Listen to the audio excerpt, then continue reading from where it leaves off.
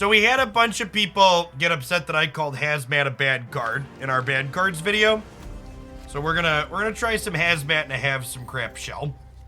This is similar to the have some crap deck I've played in the past, with the asterisk that it's got a little bit more of a destroy sub theme. Let's refresh this. No one drops here. Bar Sinister is interesting. I'll have to decide what we want to do with that. Well, I was thinking about Black Widowing Bar Sinister, but now that we have Karmitage here, I think I just snapped them on that and then widow the Karmitage. Because Bar Sinister, in a way, serves to limit their location space as well. So Black Widow, giving them 2 Widow's Bites need to play, I'll do that even further.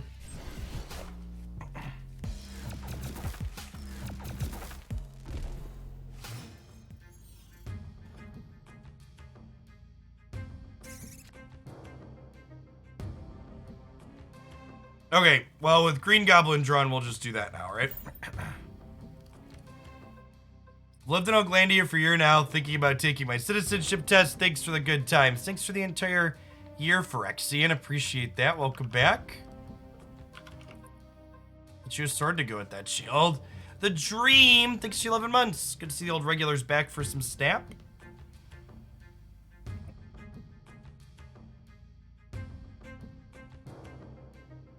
Hey, Canadian Ramen.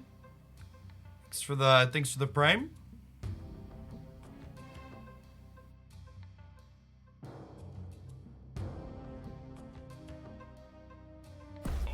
Jelly Bean. Not having priority here is rough. It means if they fill into Bar Sinister as well, my Green Goblin gets got and we lose that. We'll see here.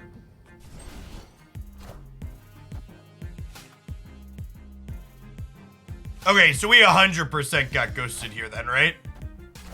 Not close. Wind, aid my hand.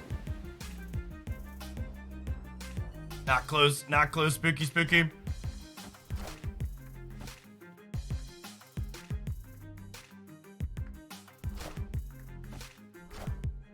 The old infinitely long tank to see what our play is into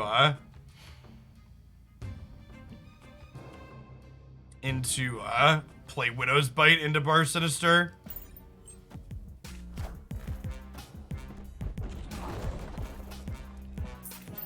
Alright, take your 4 cubes. I don't know. Ghosting is whatever. Like, if someone needs cubes that badly, they're probably in an emotional state that they can take them while being scum. My life's not in a position that we need to do that or think it's a big deal. The Prime is not auto-renew. Yeah, they don't want people setting it and forgetting it. The same username is in chat without any messages, 100% ghosting. Yeah, I mean, like, the Widow's Bite into there especially is, like, super indicative, right?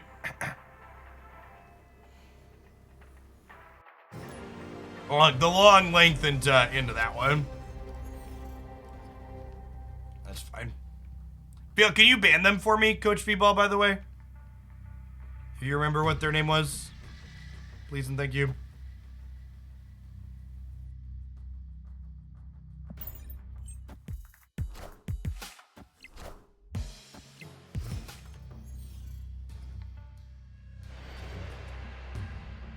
Stop and love the bomb. Thank you for the 30 months. Appreciate that. Welcome back. We're gonna do this. Then we're probably gonna Green Goblin plus into Carnage the following turn. We'll see though.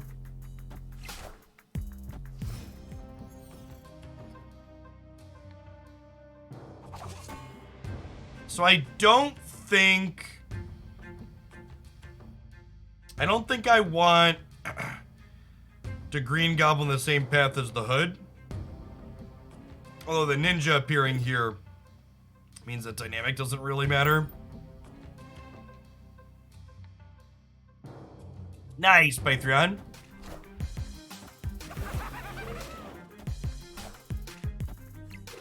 Hey, Queso. Welcome to chat. Good morning, good morning.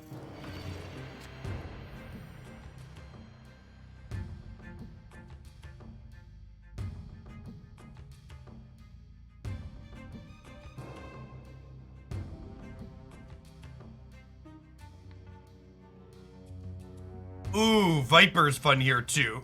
So let's go Viper into Bucky left. I think I snapped them here at this point, because they already used their Carnage.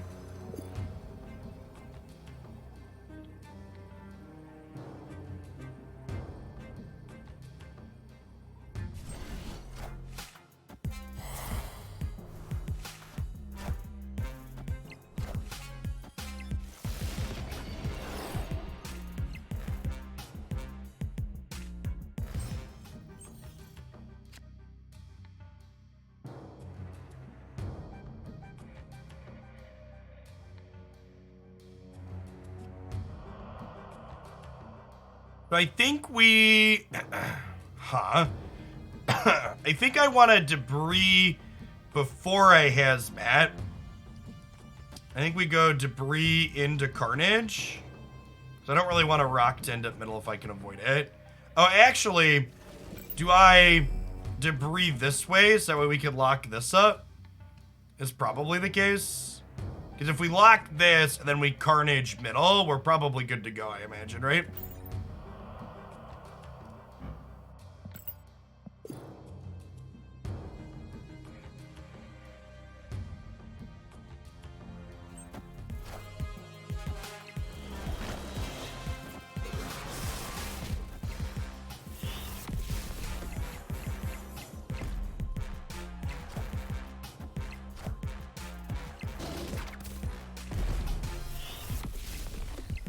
Our demon there is a big deal.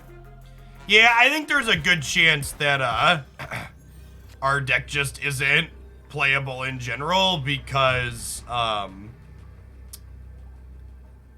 how popular the Carnage and the Killmonger decks are. That's not even hazmat related.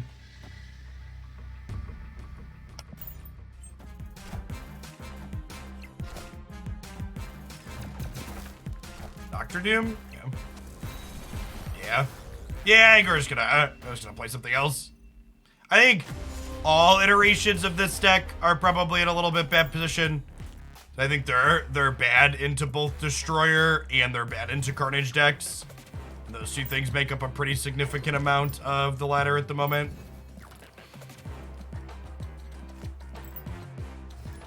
It's fun when it works, but you basically are just like have to auto concede those matchups.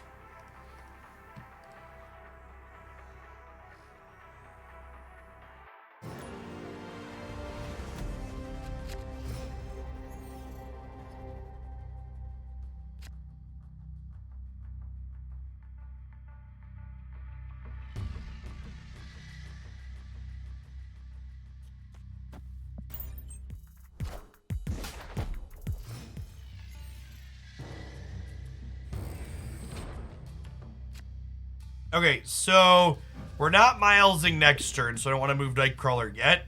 But we'll have like 3-drop into 3-drop plus Miles on 4. It's a pretty solid curve here overall.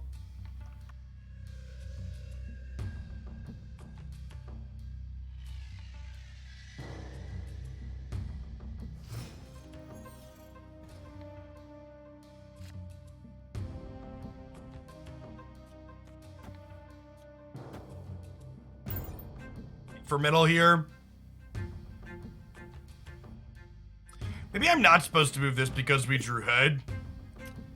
Yeah, I think I messed this up. I think I'm actually supposed to leave Nightcrawler and go Polaris Hood next turn. Fill that in.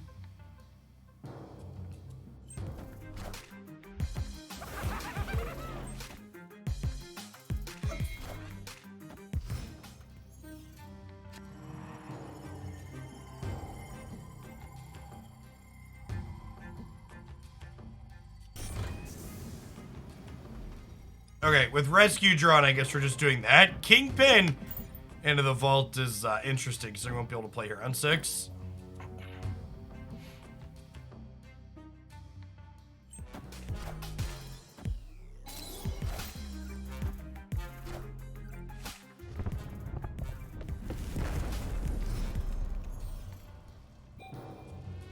Clear for takeoff. So are they planning to Killmonger here then?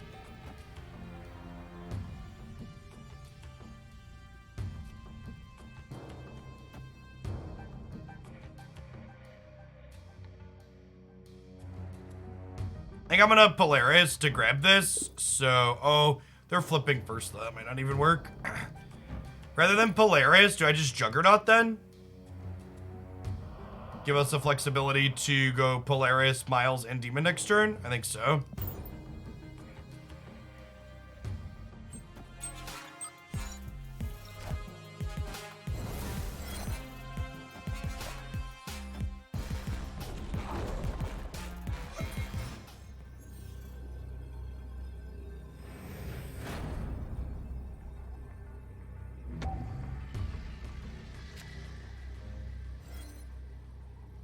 Yeah, I think we just stack all the power here, right? Probably dead. They have 5 cards and they have Sarah. I'm assuming at least one of them is Killmonger. Although I suppose if one of them is Killmonger, we don't have priorities, so Demon lives. Like, go fish for a cube and see what they have.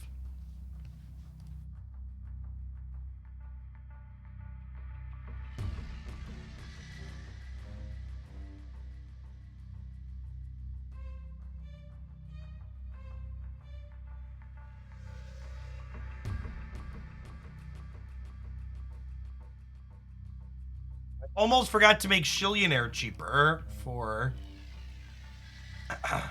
Jelly Bean.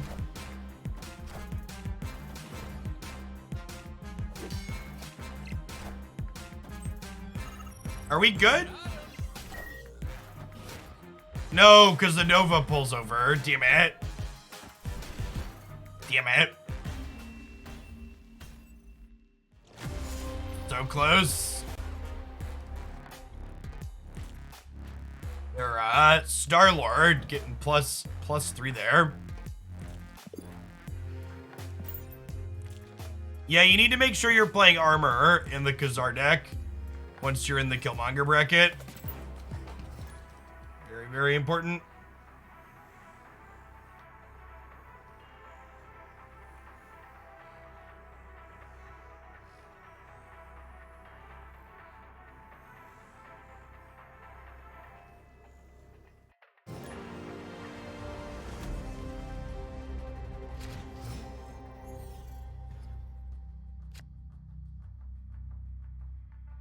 A speedrun collection guide. Well, there's some loose tips on early collection stuff in this. How did Nova move? Polaris moves one of their 1 or 2 drops. Okay, Necrosh, and this could potentially be a Necrosh as well. I think with Viper kicked the hood over, and then a Green Goblin rolled up here as well. We snap on the Necrosh flipping up.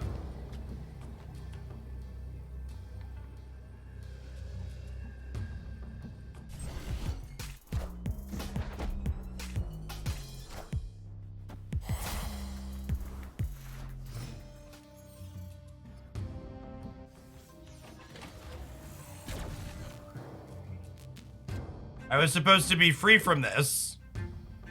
Oh, got it. We might have 5 again next turn, too. Hopefully this is Necrosh. I'm gonna arrow in the middle. Just like make sure all their stuff ends up in Necrosh, whatever they're playing here.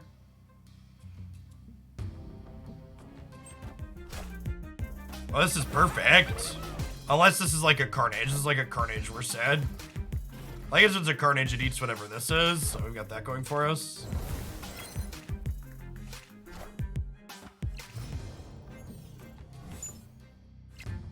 Perfect. I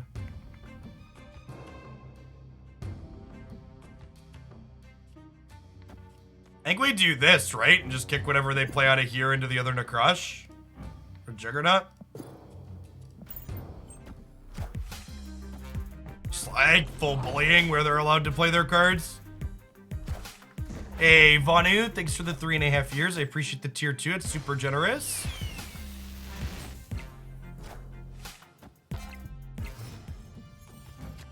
Why would you play Jubilee in your 0 deck, chat?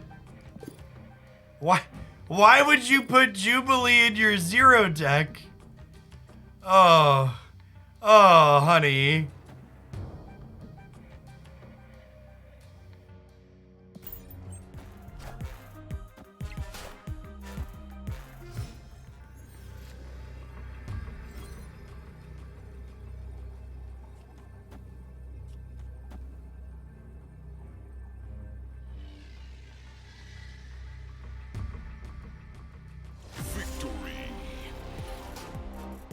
It's like when people are playing Jubilee and like their Carnage Venom decks. It's like you are just asking to get yourself into trouble.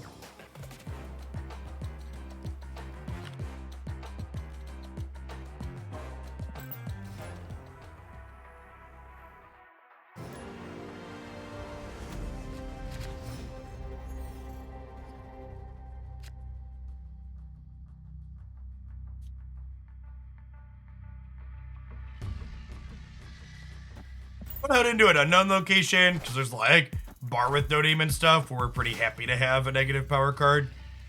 And if it's like an Acrocia or a negative zone and we Viper it across, we're also happy to have that. RLC's really strong. She's alright. I like her design a lot, but she definitely gets outstatted in a lot of games.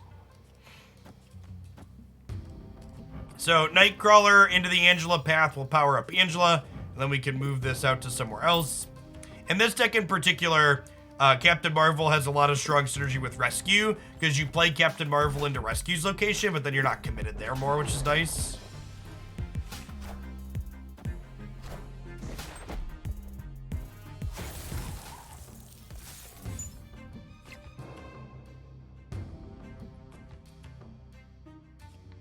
Well...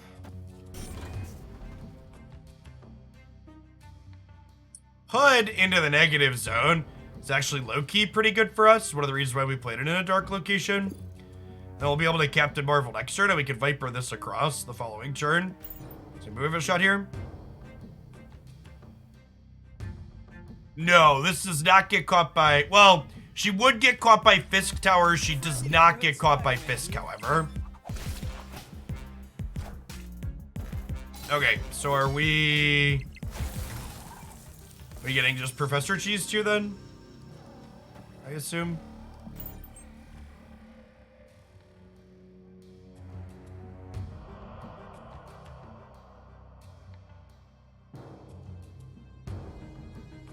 There's a good chance we could win left and then also win right, right?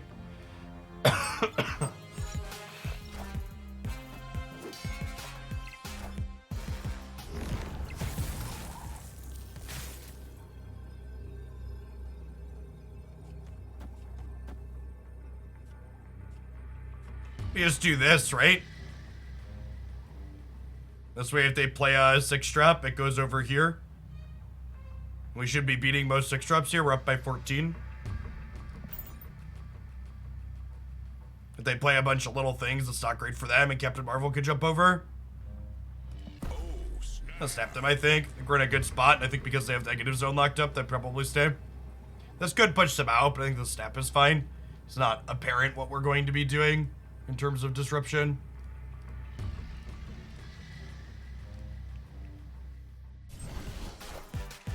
Salon Mud. Hey, Faith Age. It's for the 6 years, Tom. It's good to see ya. Glad you're snapping. Have I discussed already why I cut Storm? So, Storm is awkward with the Rescue Captain Marvel curve, is like the TLDR. Because if you Storm on 3, you're kind of committed into like Juggernauting or Jessica Jonesing her on 4. And I wanna Rescue into Captain Marvel in a lot of my games, or Rescue on 4. You can basically never play Rescue into the Storm path, right? So I think your top end just has to look pretty different to play Storm. But I've also, like, Juggernaut's just like a pretty genuinely individually good card. I've been really impressed with Juggernaut's just like indirect disruptive abilities on its own.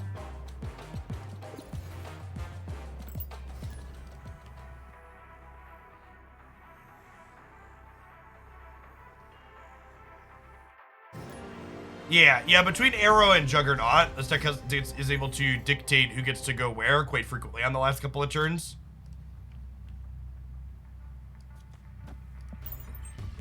How does Kingpin work? When a card moves to his location on the 6th turn, he destroys it. So if you Arrow into your Kingpin location on turn 6, it's pretty potent.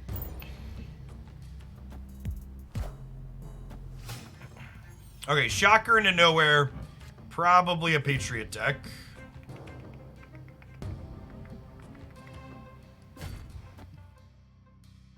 Let's Polaris, pull Shocker over into the Onslaught Citadel, I think.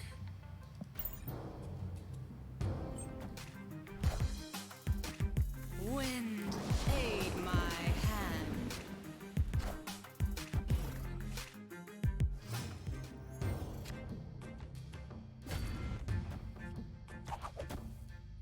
Miles is a great draw here. Get out of here, bud.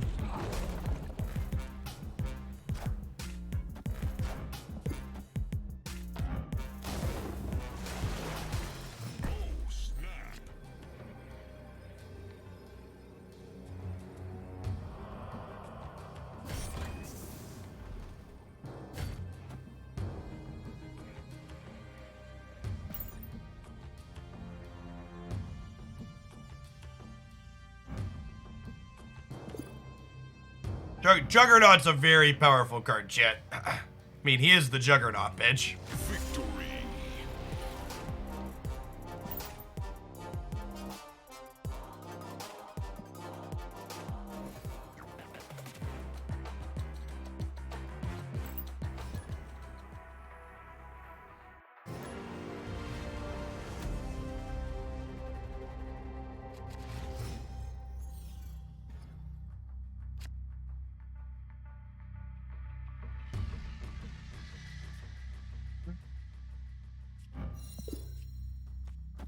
I think I played Nightcrawler out despite having Angela, because I probably want my curve to be like Angela into Jug into Rescue. What was the Miles insurance for? The opponent's deck often plays things like Doctor Doom, so I wanted extra power in the left after I Juggernaut them, just in case they have Doom on the last turn.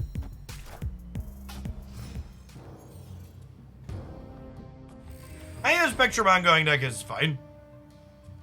It's very, very reasonable. We just play Jug here for curve purposes. I'm not moving Nightcrawler yet because I wanna rescue next turn, so we'll move Nightcrawler on 4 so we can cheap Spider-Man the turn after.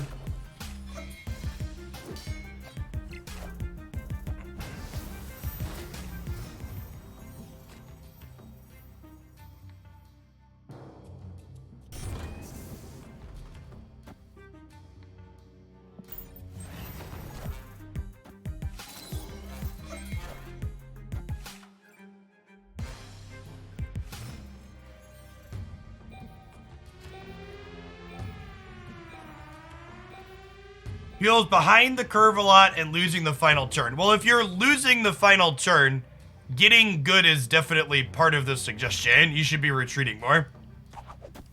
Remember, the number one suggestion I have, regardless of what deck you are playing, is you're probably not retreating enough. Most people in general don't retreat enough in this game.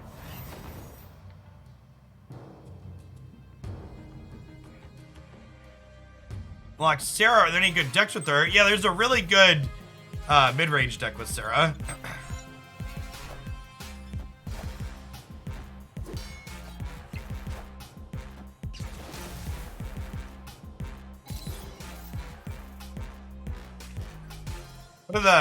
One of the things I want to put into people's heads that will really help you understand the appropriateness to climbing the ladder.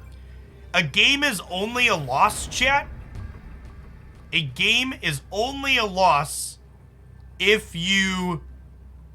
A game is only a loss if you stayed in on the last turn and didn't retreat. Which means every single loss you take is 100% in your control.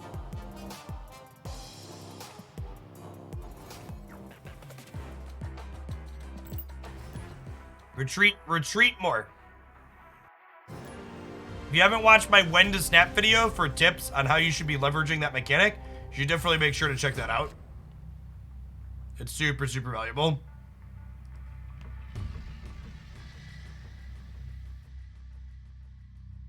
I'm really curious to see how people are going to feel about this game in 2 weeks to a month, because the number of people I've seen complaining about their pull 2 grind being slow or playing against pull 2 cards they don't have, you don't know the half of it with pull 3. Pull 3 is the same experience but magnified, and I wonder how many players they're going to lose or have drop off once they experience that.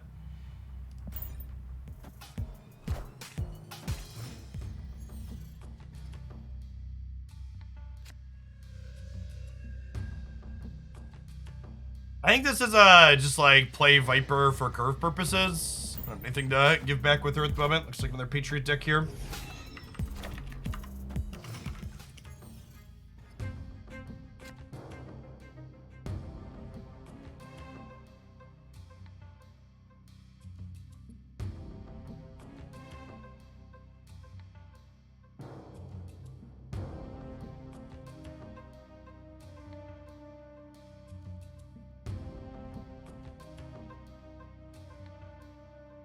Pull next video yesterday. It was good content. Appreciate it. Hey, good morning. Welcome on in, folks. Glad to hear folks are rocking the YouTube videos.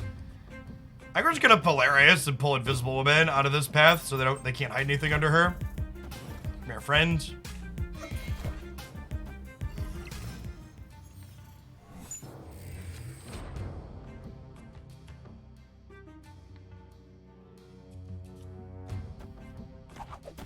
We'll just play for the left, and then we'll go, like, rescue into Marvel in the middle on 4-5.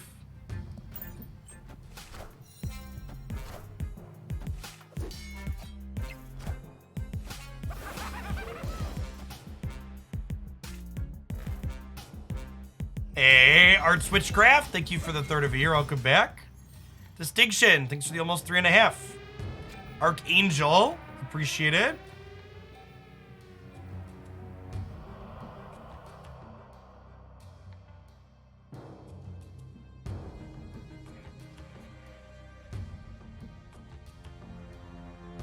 I think we just rescue into Captain Marvel, right? And we hope that that's good enough to win here or here with Captain Marvel jumping. I'm gonna snap that. I think we're in an okay spot. He says before losing to Ultron.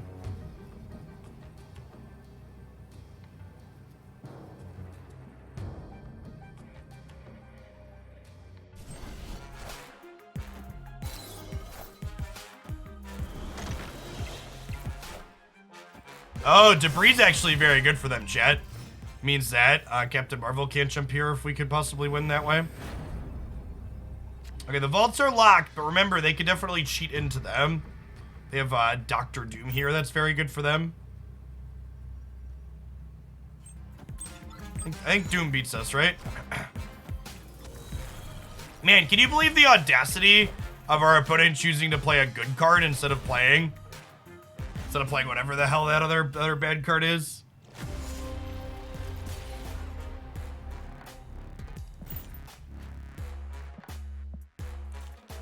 Ooh, Kingpin Split.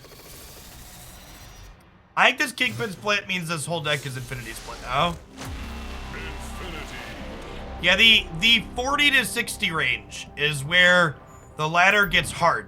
Where you start playing against people that really start understanding how the stat mechanic works, and if you don't, you're not gonna make progress. It's not, I'm telling you, chat, it's not about your deck at that point. It's about the game theory behind how you're playing. Now, look at how beautiful this is. Oh, we're missing rescue still. We're so close. I could put the Green Goblin if I wanted. I could, maybe. Always triangles. Poor rescue. I haven't played with her enough. She has lots of boosties.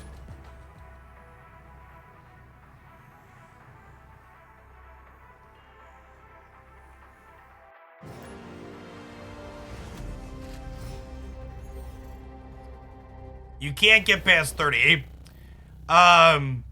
If you are struggling to get past 30, that definitely means you're missing some fundamentals to the game because it's mostly bots below 30. You start hitting some humans between 20 and 30, but it's still a bunch of bots in that range. Thanks, Danger Room. Appreciate you.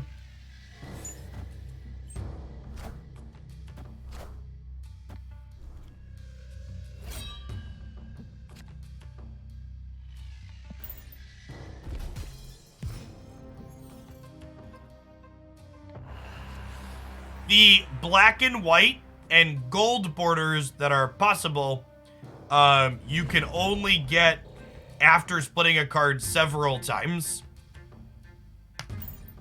So your very first split on any card is always going to be the triangles or the solid rainbow background.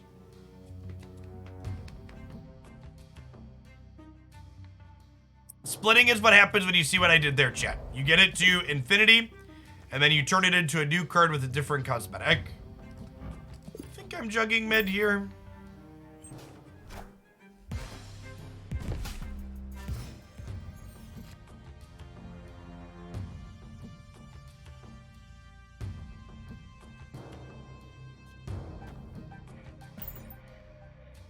Our opponent's going like pass, pass, pass, infinite.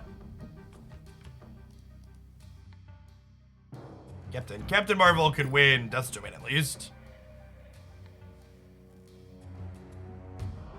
Yes. Yeah, you have to split the same card multiple times to get the rare variants on it.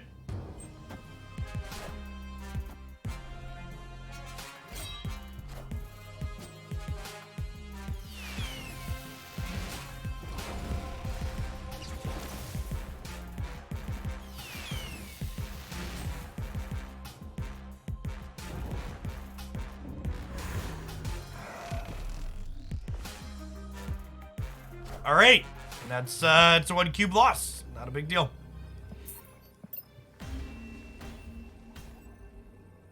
Escaped.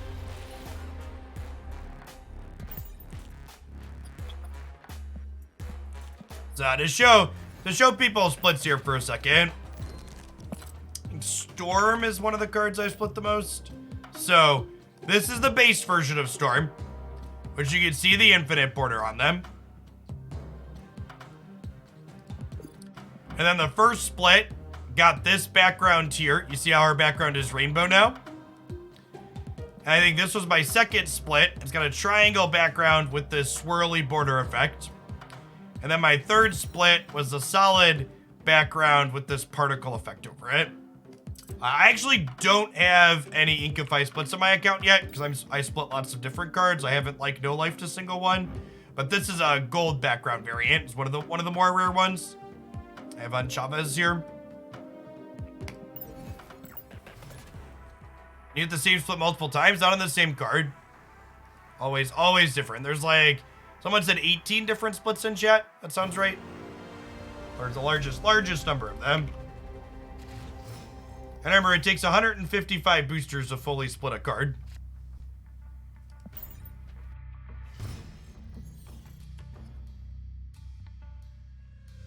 It is a really fun system. I think we snap Green Goblin into the super flow, right? It's like we get extra energy and they don't, and our Green Goblin is there. What's your opinion on Storm? Storm is great. I like Jessica Jones as a follow-up to Storm more than something like Warpath, but yeah, in general, Jessica Jones, Storm's a very good card. Being able to interface with locations is a lot of value for a lot of decks. When Magus, thank you for the 32 months. Welcome back. So, armor here actually makes the fact that we Green Goblin middle a little bit worse. There's a good chance they're a Destroyer deck, so this Green Goblin's just gonna end up doing nothing. That being said, Vipering their armor path is pretty good.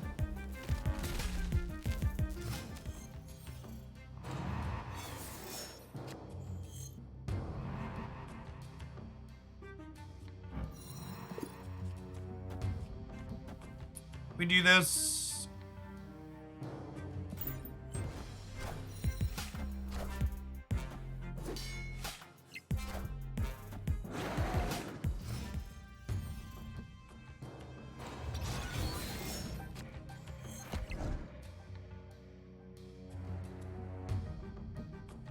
We are very dead.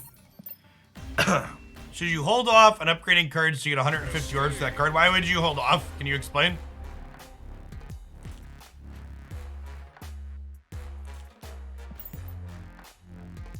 Yeah, she moves automatically after the game is over, system. So like after the last effects have happened on turn 6 and all the cards flip up, Captain Marvel looks at the board and the game goes, do you win the game if I go here, here, or here? And if winning the game happens when she moves to any of the locations, she moves for you. Is it more likely to get boosters on common and uncommon cards? Sure. I can't wait for them to get rid of that. They said they're changing that. I think it's such a shitty feature. And discouraging people from upgrading their cards is such a bad system.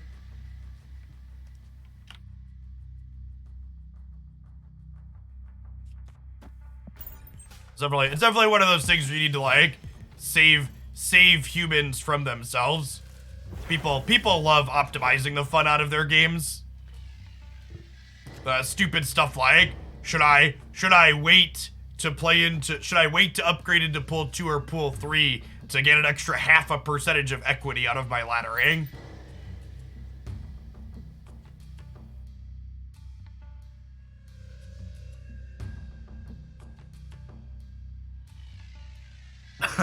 Yeah, multiple end of game effects, Coach People, are multiple end of game effects behave kind of awkwardly sometimes. All right, I'm gonna jug their Sokovia here, I think.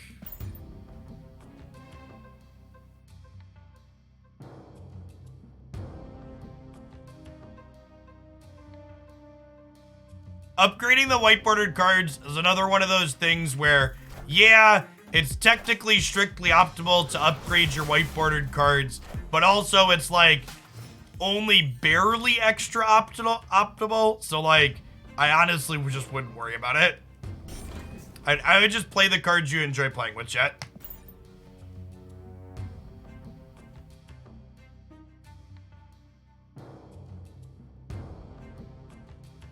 Hey, what's going on, Gearheart? It's super good. And you played a ton of poker, if I recall, right? Like, this is like literally the poker TCG. It's so good.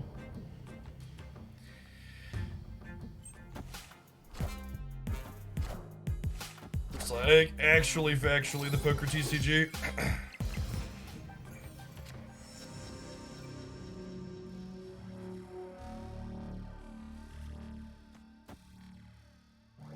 I get Professor X tier and cry silently.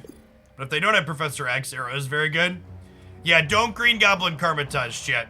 This triggering twice makes you big sad.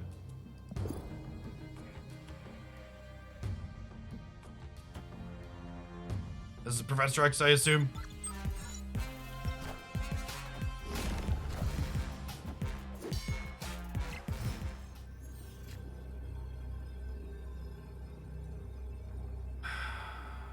Maybe I should have saved this for the last turn to dictate where they're... Yeah, I messed up. I should have played other things this turn, and I should have arrowed on the last turn to dictate where the destroyer was gonna go. Escaped. Yeah, it's a ton of fun, Duke Beard. I really hope they figure out a way to buff the movement cards optimally, because I think the have some crap, the board control deck that was featured on the YouTube channel this morning, and then the movement decks really show off the eloquence of a lot of the systems in Snap, and it's really sad that like the dedicated movement deck just isn't good enough.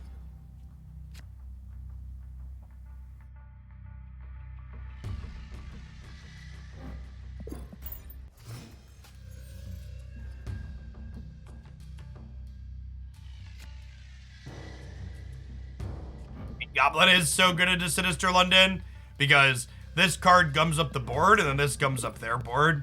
And honestly, I think I just Viper the London to get a lot of stats into here. I'm gonna step down with Green Goblin flipping up. Our poker professional since 2016. I played this while playing live poker. Brag, last year we did a fantasy draft of poker players through the World Series. I was the 17th highest drafted player. That's sick, your heart. That's unfortunate. We snapped in part because of that, so them taking it away is very heads up. Yeah, this is kind of like the perfect game to play between hands at poker. I'm sick.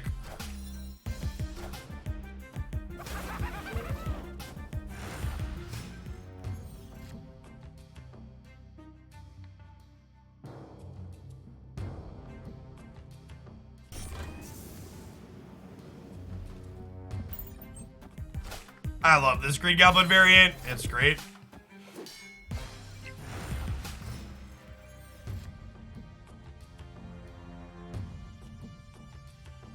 I think we go Nightcrawler mid, and then we'll Polaris, grab the Angela, slide her over here, and we have priority here, so she'll move out before their cards flip up.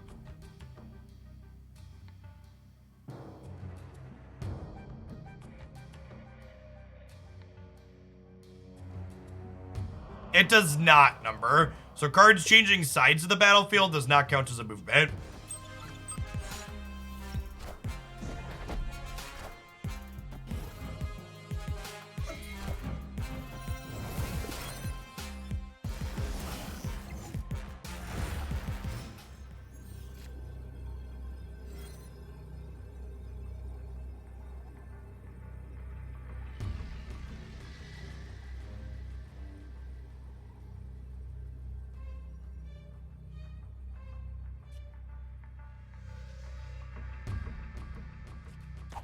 If we just do this puts us +5 over here.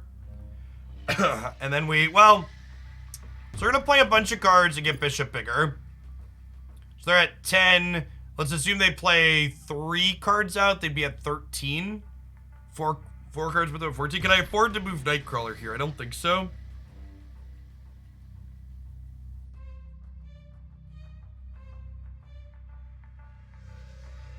You want a Kingpin plus Jug? We could lose this though, because they're gonna play into Kunlun yet.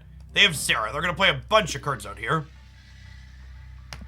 I think this is our best shot.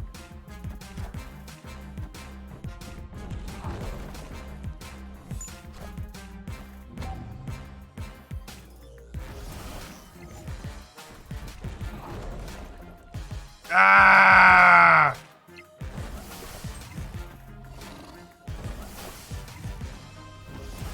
That's funny. So because they had a Juggernaut, if I'd have moved Nightcrawler left, we'd have won.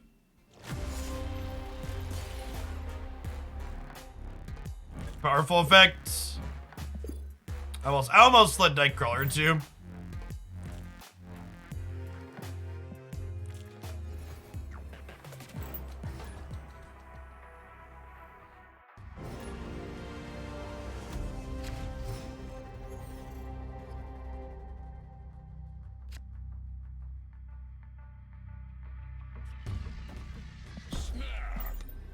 I like our hand. I'm gonna snap here. We have Hood, Mega Demon, and Viper the Hood into Angela Demon.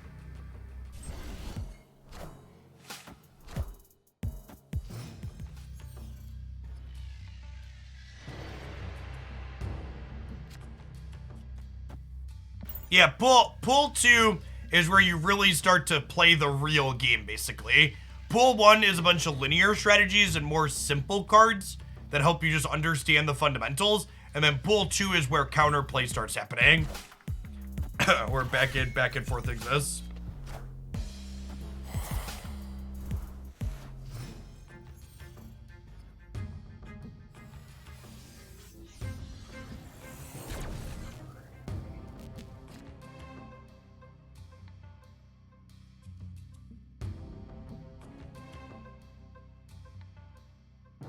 All right, so we have an extra energy this turn now. We have 4. I think I want an Angela though, right? Is it Angela Demon or do I just Green Goblin?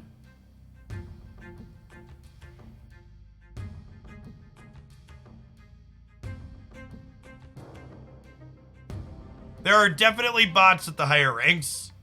They really need to get global matchmaking toggled on.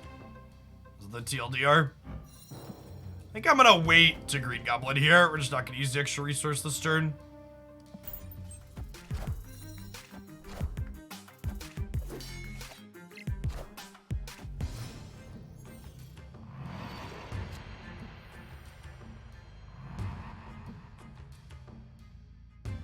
We have priority here. Do I just jug their Bifrost so they can't destroy here? I think so. After middling in the 40s for a while, A level up moment with my snapping. Yeah. 40, I feel like the 40 to 60 range is like the do you understand how to snap litmus test.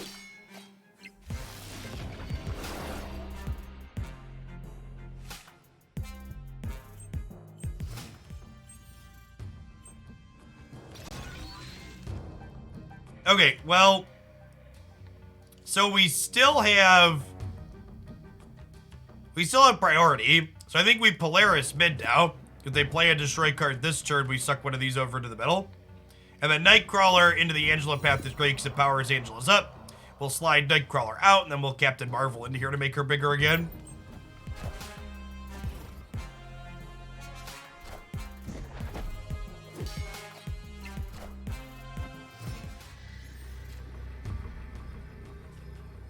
Oh, just like actually the perfect draw.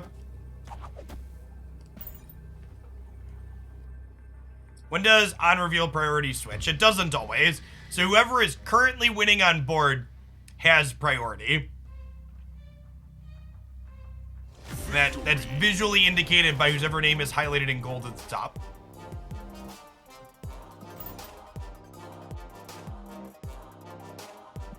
Someone asks, does Black Panther currently have a card in the game? It does not.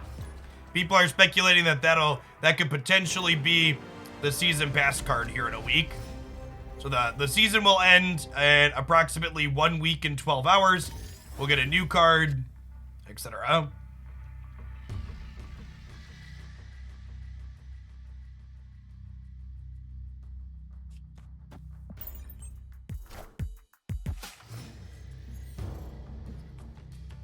Hey, morning, Game and Luke.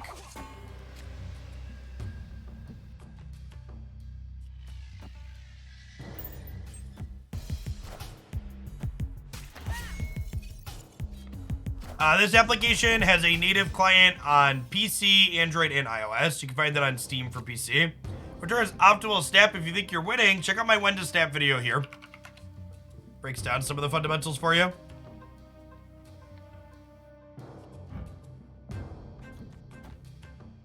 Think I want a Green Goblin before I Viper. Could go either way on that. How long is each season? 4 to 5 weeks.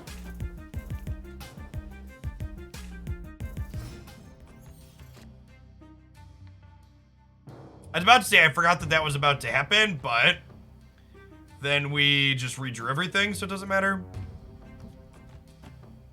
I think I'm going to move Nightcrawler here. So that way, next turn I can play Rescue and Miles out. I'm going to zap them here. I think we're in a good spot. Oh, wait. I want to put Nightcrawler in the middle, though, because I don't want Viper to have a chance to give him away. I've made that mistake before.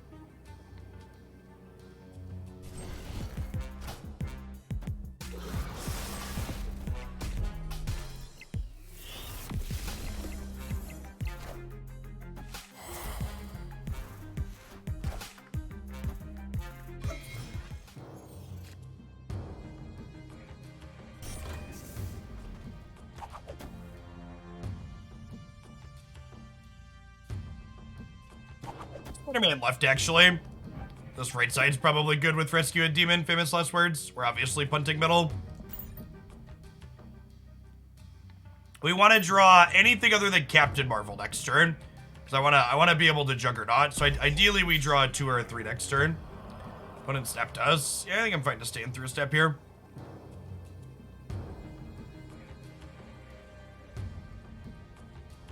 The game basically asks the question, if the game ended right now, who would be winning the game if the game ended right now? And that determines priority.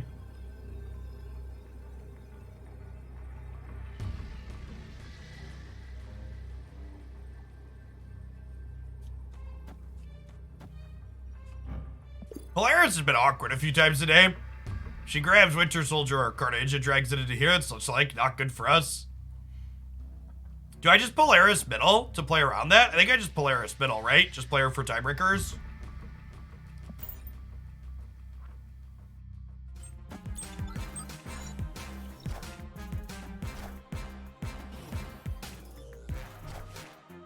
Damn it. This was a game we lost because we didn't have priority. So if I would have had priority going into this last turn, Juggernaut would have kicked over before it flipped up. But their arrow flipped up first, so my Juggernaut moved their arrow. It's unfortunate.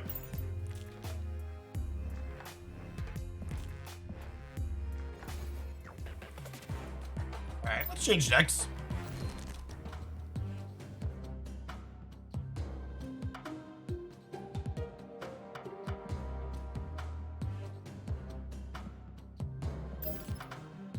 What determines who gets priority? Whoever is currently ahead on board.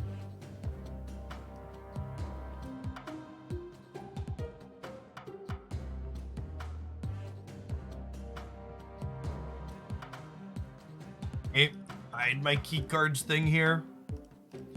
This is a scene I used to record my deck text chat.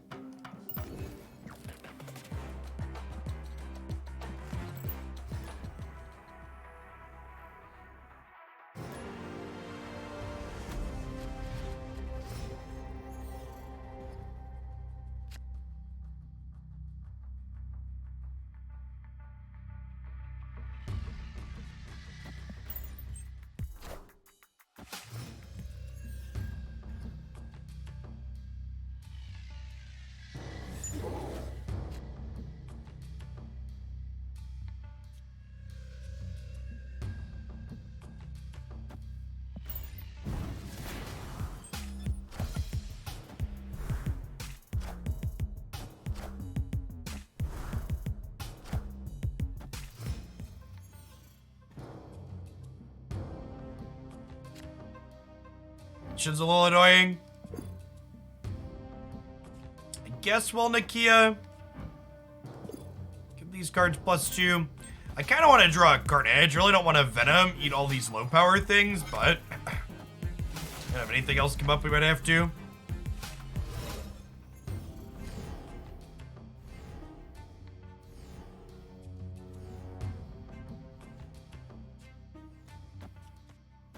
I guess we just do this. And then we'll Venom over here next turn.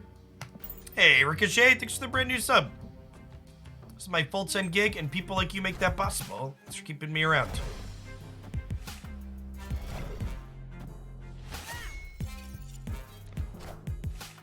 Okoye pumps up all the cards in our deck by 1.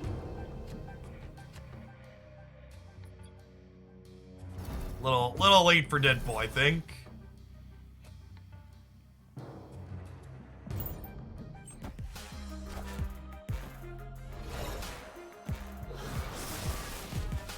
Well, they're a Carnage Collector deck. Interesting.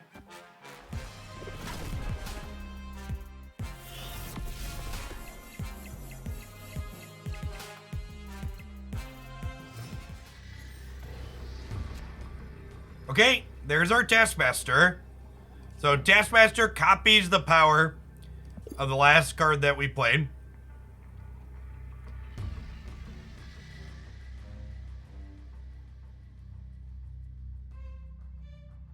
So we're +5 here in the middle, because this is the real Mysterio. I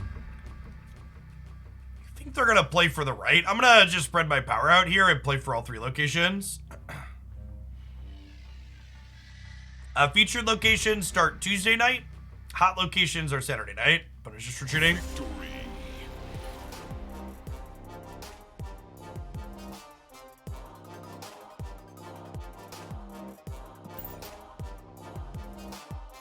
I like the have some crap deck that we posted deck highlight with this morning, but it's a little tough to play into the current metagame.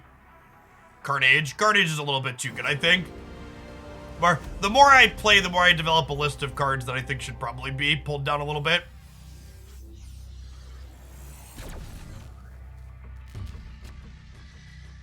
Carnage definitely being among them.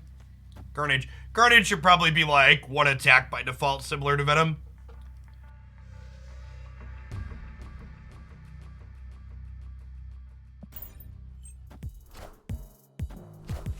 Speaking of, Carnage is our best possible draw here.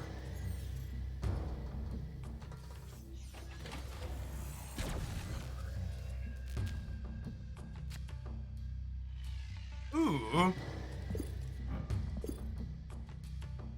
Nakia into Brood is nice, but unfortunately means I can't leverage Project Pegasus this turn. They can also give a +1 per thing killed. Yeah, that's potentially fine too, I think. There's just so much good utility in... There's just so much good utility in being able to destroy things on the board. And Professor X is the most satisfying card for you to win a lane with. I think you should consider consulting a professional. There's a good chance there's sociopathic tendencies there.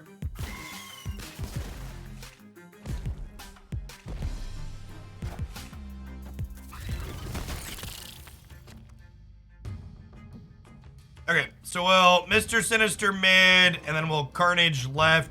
And this Carnage is gonna be huge. So it'll be 4, 6, 8, 9. We might just 9 power Taskmaster next turn.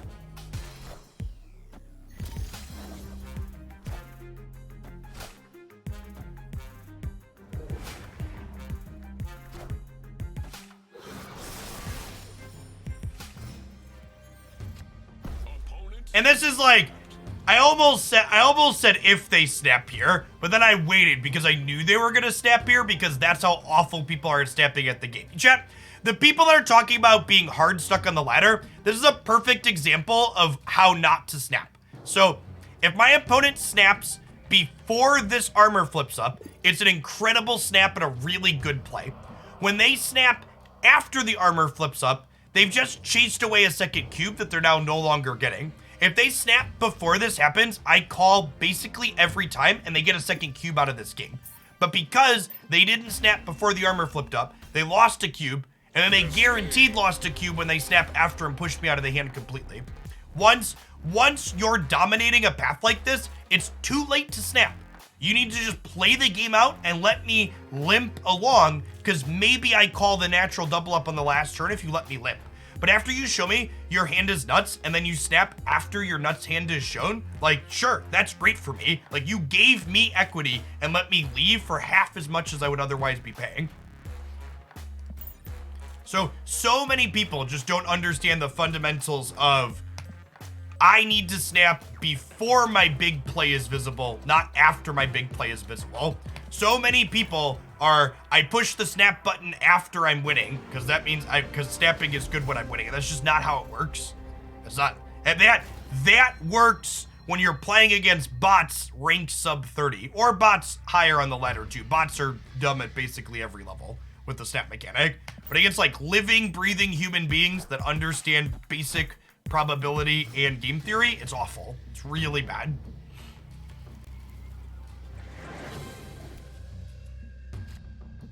The snap explanation is contained in this video, along with some deeper explanations here, covering when to and when not to snap. Tons of great tidbits on. You came into that rant and you followed the channel, you think, man, that's great. You should definitely make sure you follow my YouTube channel. So many great things up there. I have their Carnage here too, thanks to the Daily Bugle. It's lovely.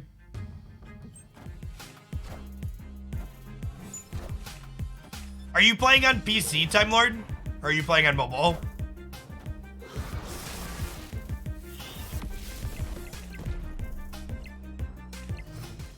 Okay, mobile, okay. Yeah, I think there is some kind of bug in this patch where it's not always giving people time to retreat appropriately, which is unfortunate.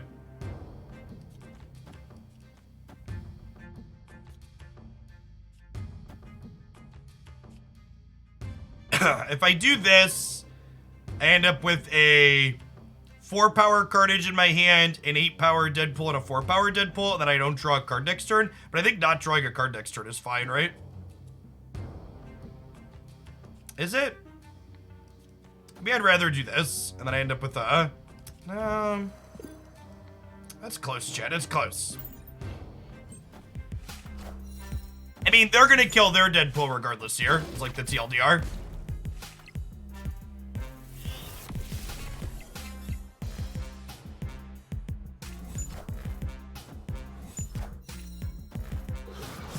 All right, chat. I'm gonna call out some card gamers and potentially help teach some people how to fish here. But the number of people who have responded to my Pool 2 decks video asking what they should replace in the Pool 2 deck with something else when there's literally a Pool 1 decks version of that video up there is like, come on. Can you just like, can you lead yourself to water just like a little bit and maybe think about, hey, if I don't have the card for the Pool 2 version of the deck, I could just look at the Pool 1 version and figure out the difference here. Stuff like that will make you a better gamer, chat. Learn to help yourself. It's definitely not just you, Magus. I have linked my Pool 1 video to probably a dozen people in the comments of the Pool 2 decks video. We're like, I don't have the cards for this. It's like, well, then you should be looking at the Pool 1 version.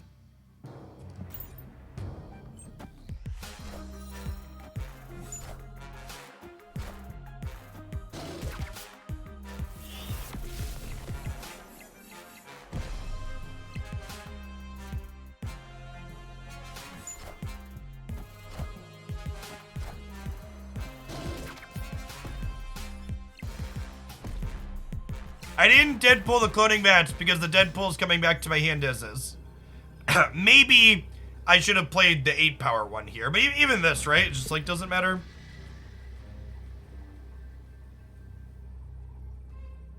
Their Deadpool's only 10, right?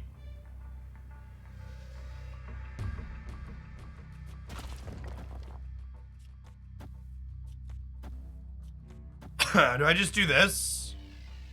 That's supposed to be 16 here, 8 here, and then I'll be 2, 4, 6, 10 here. I'm only tying. I don't know if I like only tying here. If I do this, I'll do this for a cube.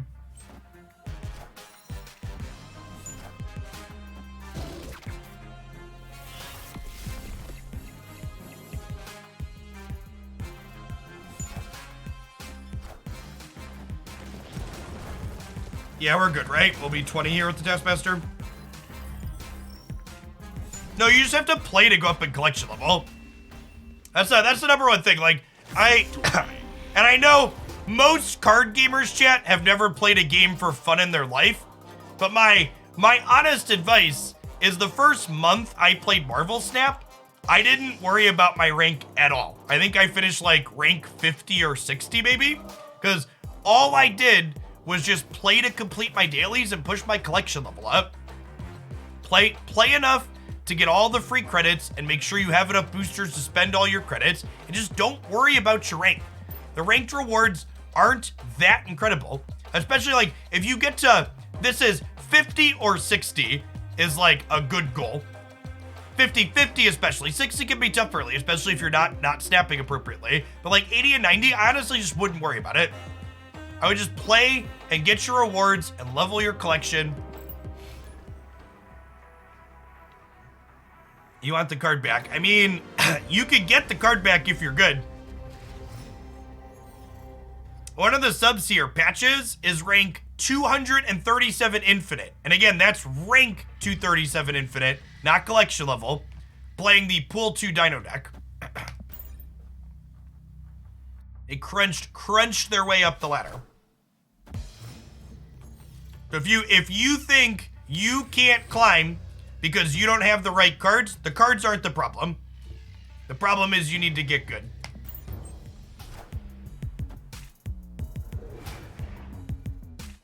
But it's also, again, and I can't say this enough. If you do not have fun grinding up the ladder and you find it frustrating, just don't worry about it, chat. It's just a made up number.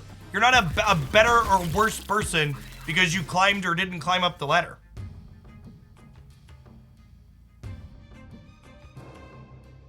Just have fun playing the game. It's fine, I promise.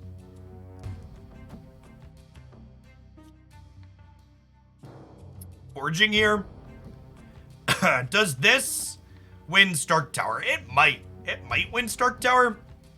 This is going to be 6, 7, 8, 9, 10, 11, and then plus 8 will be 19. This might win Stark Tower.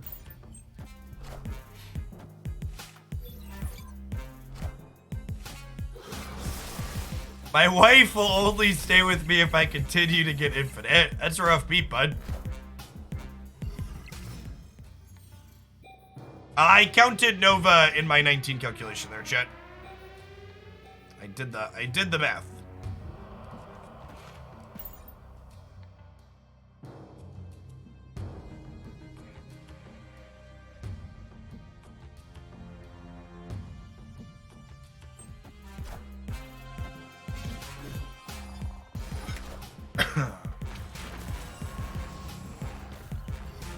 All systems go.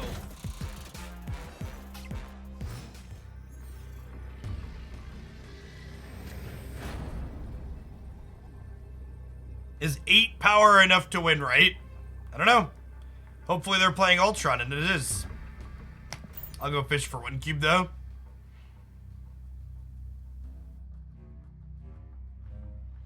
Drax!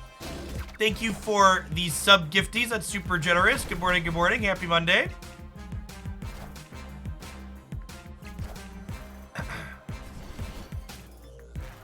Actually ended up being close because they're playing Rogue for some reason.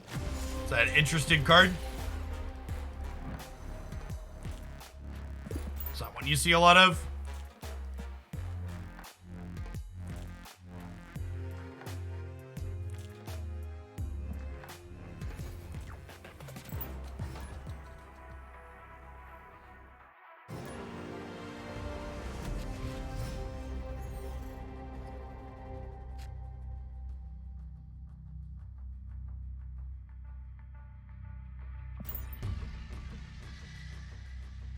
What's the most common deck you see at my current rank? Definitely, there's 2 that are really popular right now. The Destroyer variations, playing armor, and then the Sarah mid-range disruptive deck. You have a hard time with snaps with the Dino deck because the opponent often knows exactly what you're going to do the last 2 turns and concedes that they can't beat it. Okay, well, part of your problem there is you need to be snapping earlier when you know what your last 2 turns are going to be. So, like, if you have Moon Girl Dino in your opener, just snap on 1 or snap on 2 or 3. Don't wait till turn 4 to snap.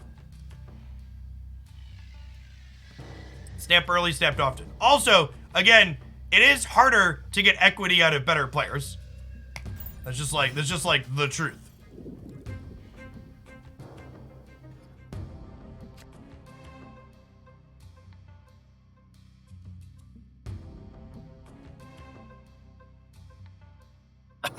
To the person who just asked for tech support in the chat, you are probably going to be shocked to learn this, so you may want to sit down.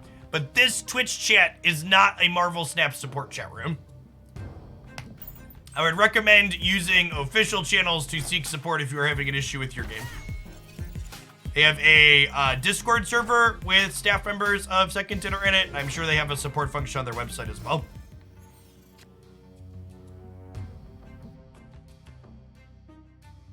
Okay, so Carnage here is 9 power. Venom here is 10 power, right? Because Nova will give it 3, and then each of these will give it 3. Then we can Taskmaster a 10 power thing next turn.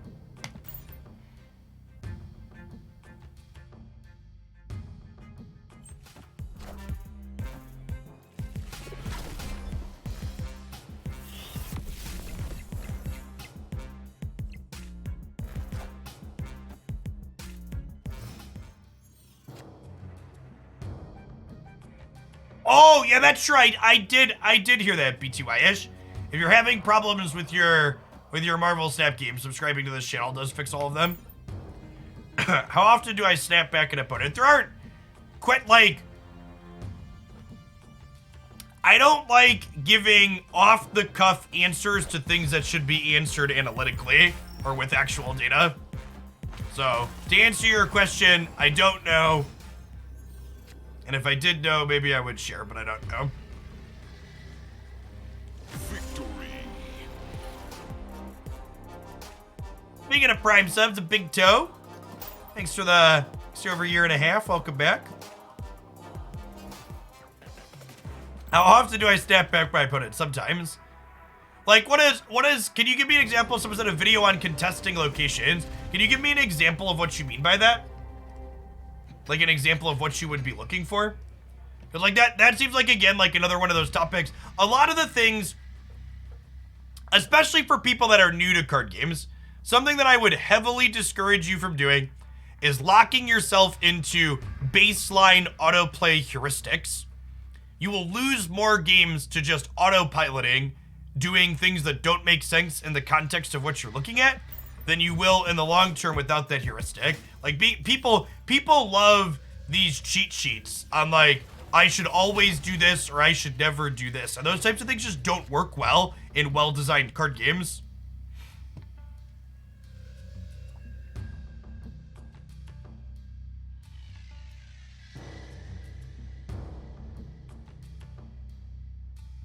Seven energy.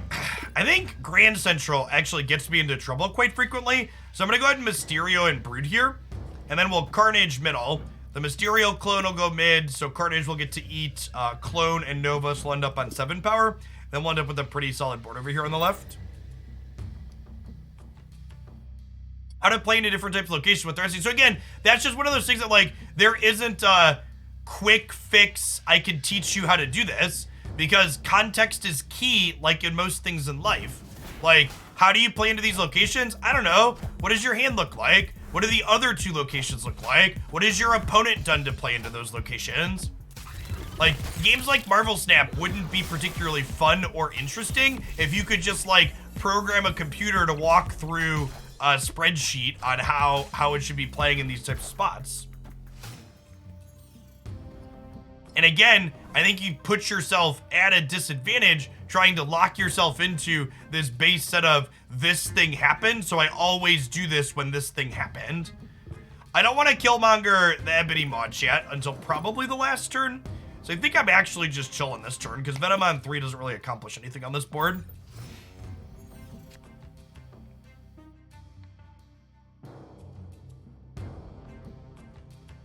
Now, I think I Venom on 4 after we drew nothing, because if I draw a Taskmaster next turn, I would like to Taskmaster for 8 power. How do they play Dracula on turn 2? Project Pegasus flipped up.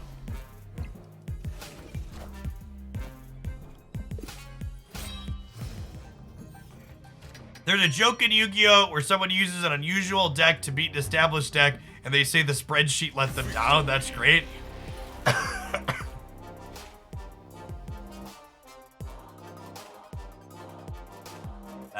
That's a hilarious.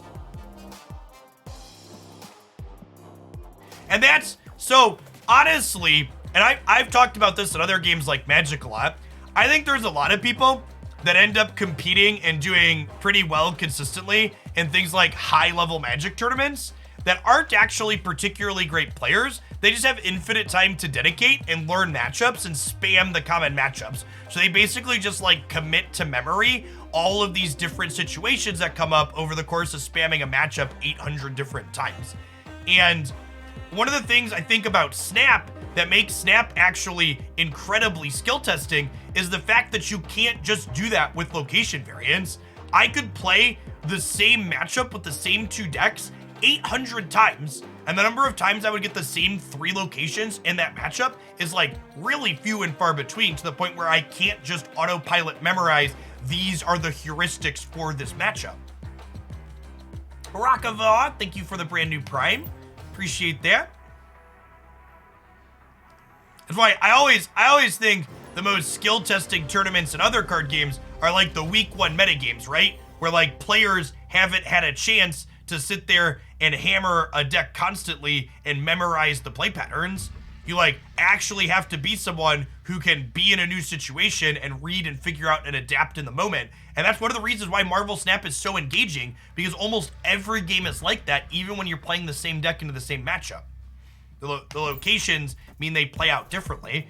Yeah, the locations in order too is another one, right? Even if you hit the same 3 locations again, there's a good chance they weren't in the same order that you played them in the last time.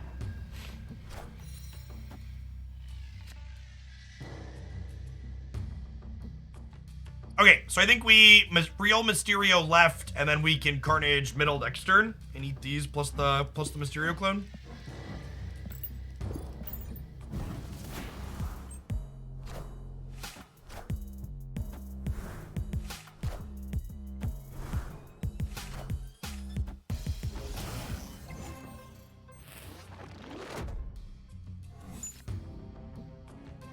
Is part of the reason the Destroyer decks feel overtuned so they thrive through location variants? No, I think the reason the Destroyer decks feel overtuned is because they get to play a bunch of main deck hate cards that enable their powerful payoff.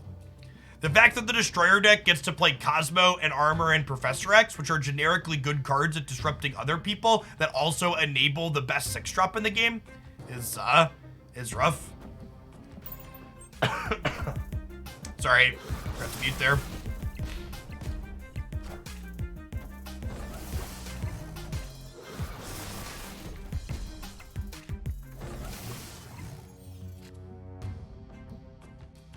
There was a guy who won a French Scrabble tournament without knowing any French. He simply memorized the French dictionary. That's kind of baller.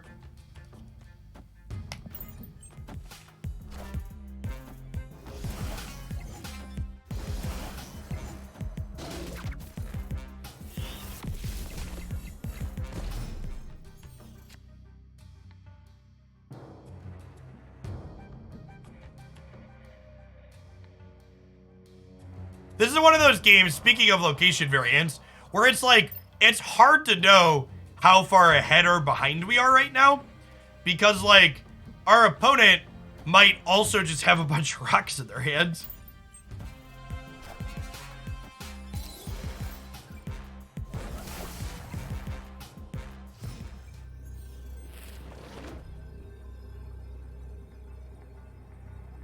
I'm gonna this is one of the rare instances where retreat later is good, because maybe my opponent's hand is also 3 rocks and they also retreat.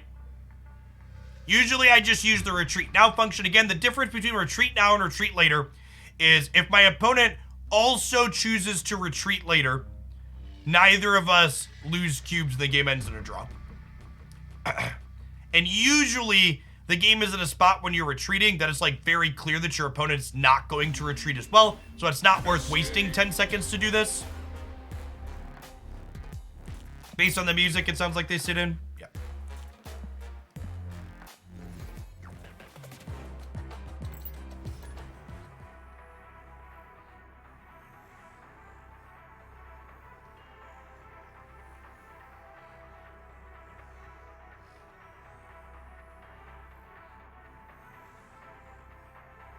To add to your locations matter point, one example, I rushed the left lane raft and I got a 0-cost Giganto that I lost because I overcommitted, got a card I couldn't use. Yeah, it was funny. I watched a lot of Mogwai stream this weekend when I was offline, and he like was playing an Electro deck and he rushed the raft, and as he finished it, he was like, oh wait, I can't play the 0-cost because of Electro.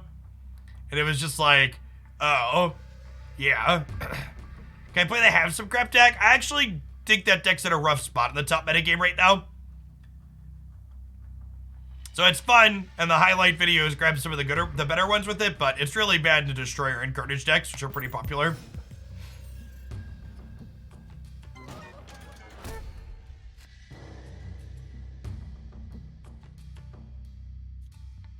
We Okoying, or are we trying to get Deadpool going? I think I'm Okoying.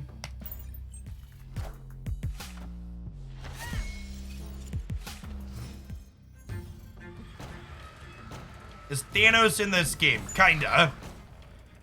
Rewarded for waiting on Deadpool. Thanos exists as a card, but you can't currently collect it. It's not collectible. Oh my god, I'm so dumb. Why didn't I play Deadpool in the middle? I didn't play Deadpool in the middle because I'm autopiloting and talking and wasn't thinking about the location. My Deadpool should be fucking massive this game, and now it's not gonna be. Yeah, I think there is a good chance Mysterio should probably be on the list of cards that. Mysterio, yeah, like the heuristic, right? Don't play into Murder World early. Well, I have a card that cares about getting blown up, so I should play into Murder World early.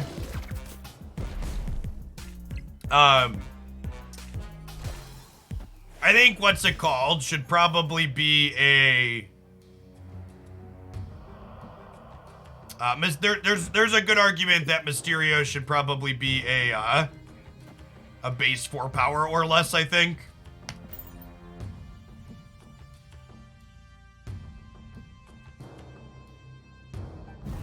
Was there a lot of drastic balancing in the beta?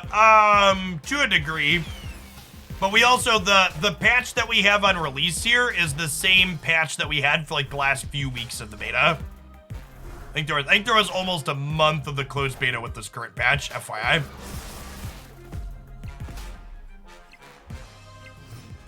Mysterio clones turn into the Hulk, chat. Mysterio clones count as a card in every way, shape, and form. A 12 power Deadpool mid, brewed right. I think we'll stay in for a cube. Oh, for fuck's sake. Get leadered.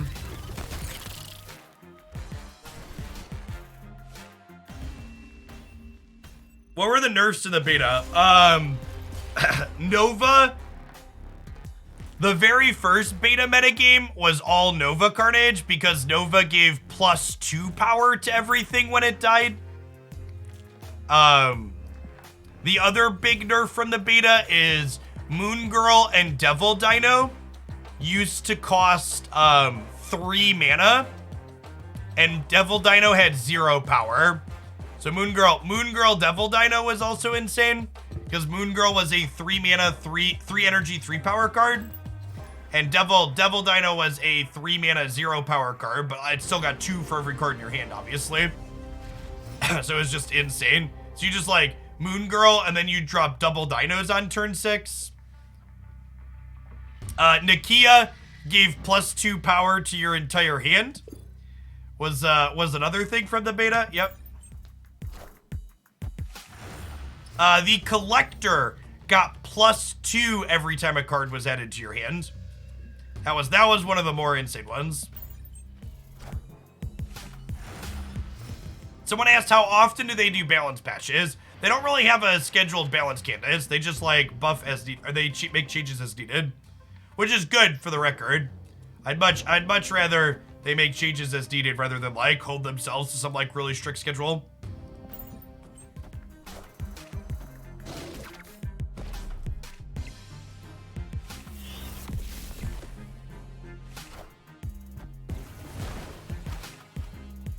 This kind of unfortunate here.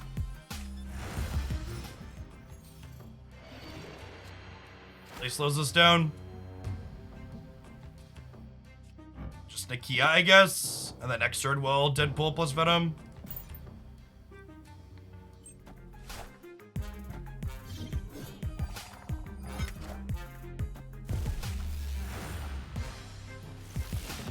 Slot, huh?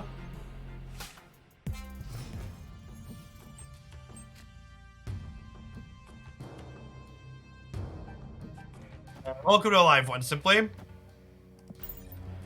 So we're looking to draw Taskmaster next turn, so we could go Deadpool Taskmaster.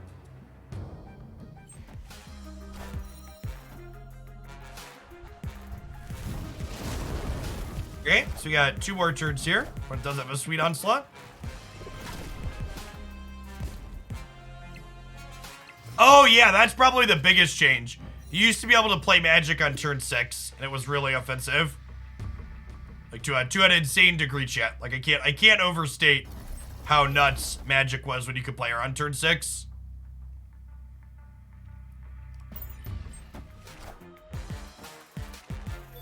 Just like a surprise, the game is gonna take longer.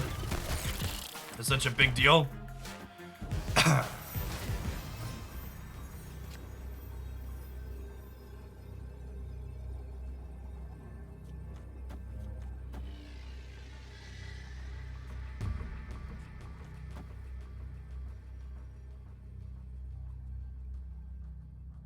Like Wongder has batted here.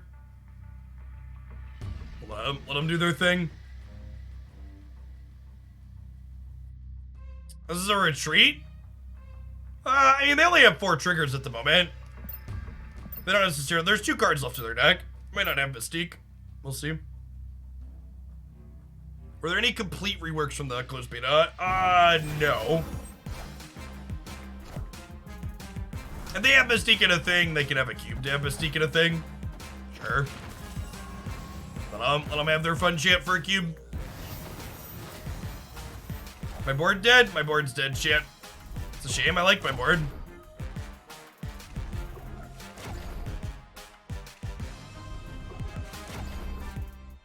Yeah, the Mysterio clone was +2 power.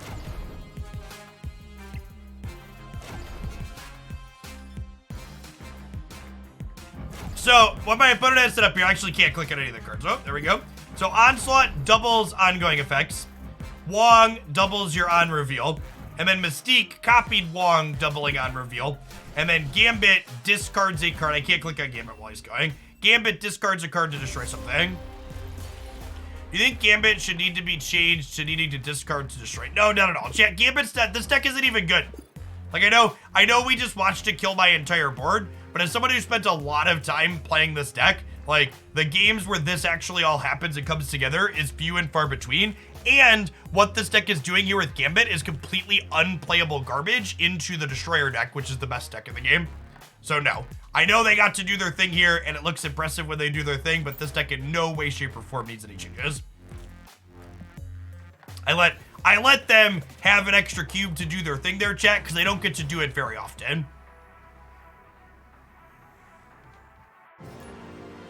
It's not something that comes together frequently for them.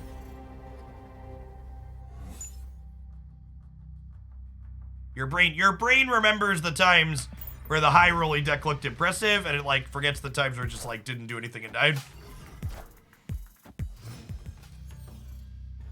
Chat after a meme combo. Balance. Yeah, exactly. Am I gonna do some deck building today? I don't know that I have any deck building to do. I feel like I'm kind of in cruise control until we get our new card next week. I have some deck highlights teed up. Maybe if someone has an idea for something that sounds interesting that I haven't done before, but I don't know that anything sounds particularly exciting that we haven't done yet. Yeah, chat, we get a new card with the season pass every month. So in 1 week, 11 hours, and 26 minutes, we'll get a new card. And hopefully, fingers crossed, they're going to start with their weekly card releases sometime soon as well. I would really like to draw our copy of Carnage so we can start cleaning this board out. Venom eats a little bit, but... Oh, that's great. So long, friends. Here to take out the trash. Do you get a card as soon as the season pass unlocks, or is there a certain level? No, you get the card right when you buy the season pass.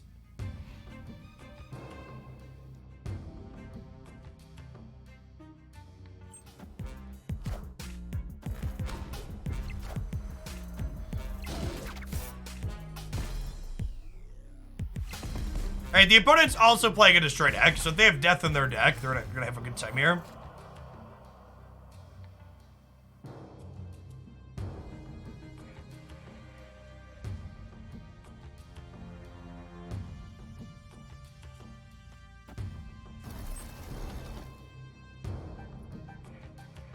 Do I want to compete on the right? This is an 18 power Brood with Forge Shear.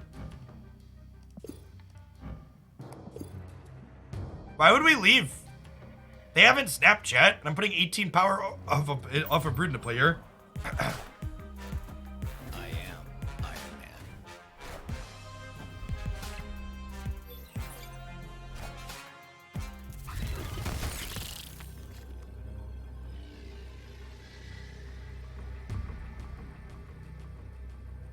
Man. We are supposed to be getting a direct challenge mode for Marvel Snap sometime this year, is my understanding.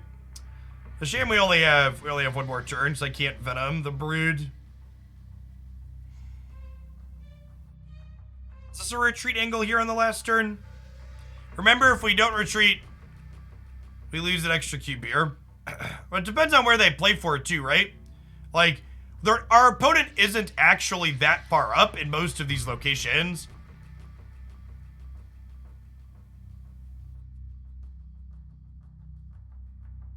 Like, if they feel safe here, we play here and they play, you know, here a little bit. I guess they're up on 2, so maybe it's just good to bounce.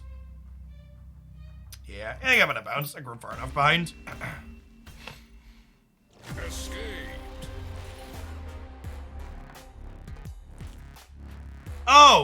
Oh yeah, I do pull 3 build arounds for people live on stream. Yeah. Oh, speaking of, Don, are you here? You should have poked me. I missed the donation came out. I really need to add an audio sound to the alert deck.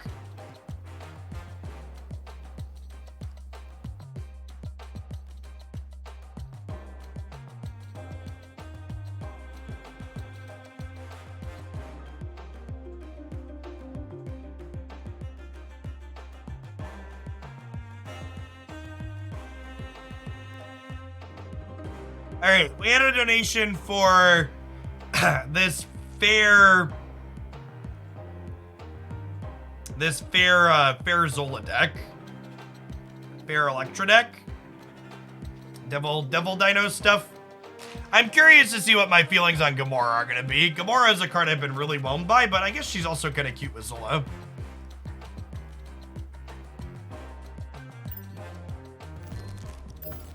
Remember, if you are new to Snap and you're wondering what the text on a card is, I pull it up too quickly and it leaves. You want to pull it back up again for yourself. You can always find that in chat by typing exclamation point in a card name. Hey, Mickey. Oh, Mickey, you're so fine. Your primate blows my mind. Oh, Mickey. Oh, Mickey. Thanks for the support. Appreciate it. Oh, we have Daredevil to go with Gamora. That's probably fine. I missed Daredevil here at the bottom. Daredevil lets us see what they're doing on turn 5. So.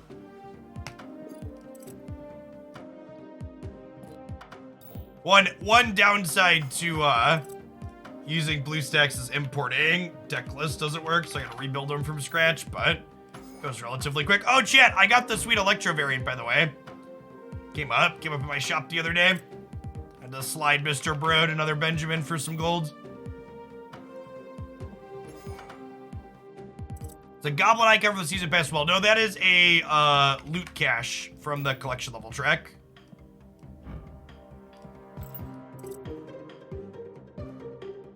Thanks for all the content for Snap. You're loving this game. You and me both. It's so good. I think I have a sweet Gamora variant too. You haven't played a lot with, right? Oh yeah, I have this one. Make her blue real quick. Why do you have 4 storms? Because when you fully upgrade a card's border all the way to infinite, it splits off into cosmetic variations. So I actually think it's one of the sweetest things about Snap.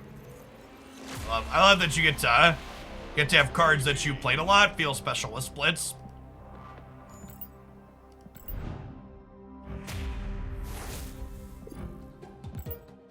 So for example, my Storm, this is the base Storm with an infinite border. The first split was this one with just a rainbow background.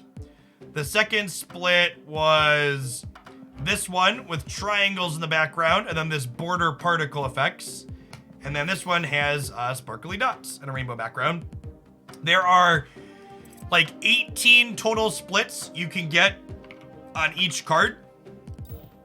And some of the splits are more rare. For example, the only split you can get on your first split are the flat rainbow background or the triangle rainbow background. You can't get border effects until your second.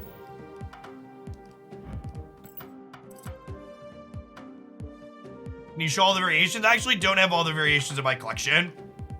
So I play a lot of different things on this channel. I have a lot of things that are infinite split once, but I haven't infinite split something a ton of times. It's the best way to use your gold. Check out my Snap guide for progression tips. Ton of new followers today too. Appreciate everybody coming in. If you're new to Snap and you're looking for tips on how to progress your collection or basic things about the game, my YouTube channel is a wealth of information. There's a playlist up there called Marvel Snap Minute that has a bunch of 5 to 15 minute videos breaking down optimal progression collection, good decks for pool 1 and pool 2, how the ladder works, how the card pools work, snap theory, when to snap, when to retreat, stuff like that. Lots of good stuff. All right, let's play some with this, huh? See how this goes.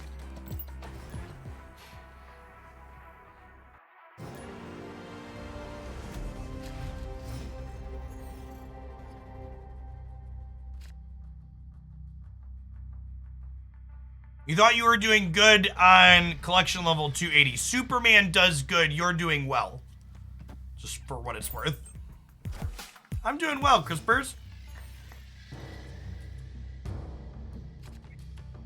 Ooh, Elysium is good for Sunspot.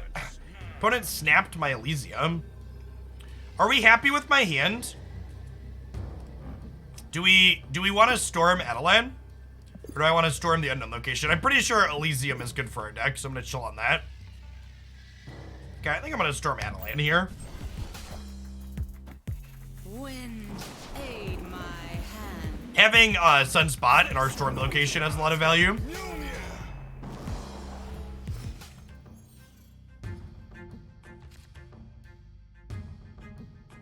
Nothing to do this turn, but that's fine. Mr. Sunspot's going to soak that unused energy up. Speaking of up, this is your reminder that if you also have a standing desk, you've probably been sitting for too long. Let's stand up together.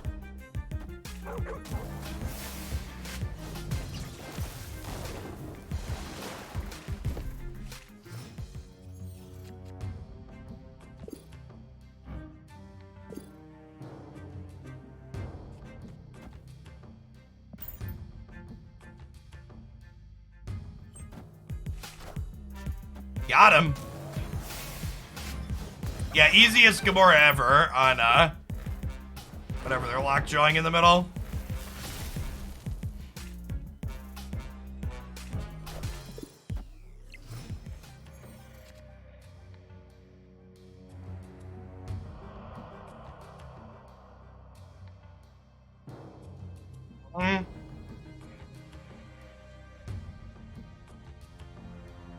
Are there mystery cards? You get the same for everyone. They are kinda sorta. Check here for explanation how the pool system works. You get cards in the same pool as everybody else. Alright, what's our permutation here, Chip? Is it just like Doom into Odin my Doom? I don't think I can reasonably Odin middle. Because if I Odin middle, the Green Goblin might not go back because they drew their 2 zeros with this. I guess if we Odin mid, Gamora gets +5 as well, so it's like playing 13 power mid. I don't know, I think I'm just gonna Doom into Odin Doom. I think it is my plan here. Oh wow, they didn't play both. We could've Odin middle.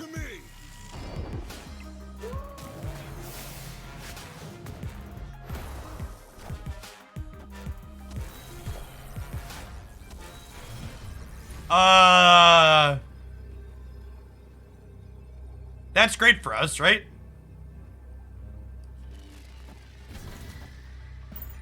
I guess if they redrew Hammer, this could be bad for us, but...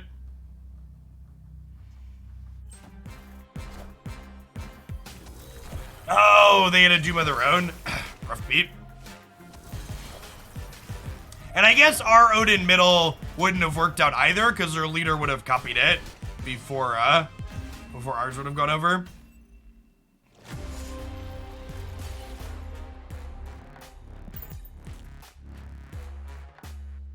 Gamora felt pretty okay there. Lockjaw is something that lets them telegraph where they're likely to play.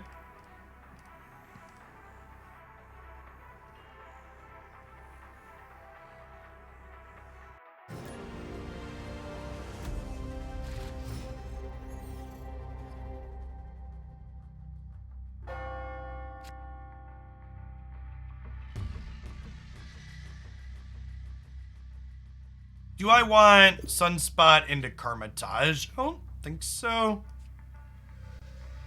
I'll play him unknown.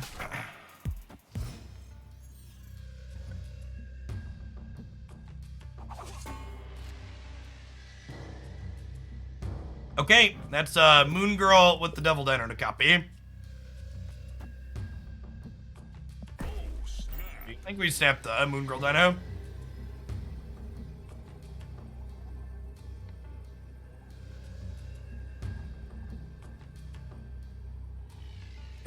just reads like a card that has to be absolutely correct. I don't know what exactly we're gonna do at that, but it doesn't seem like it'll be remotely fair.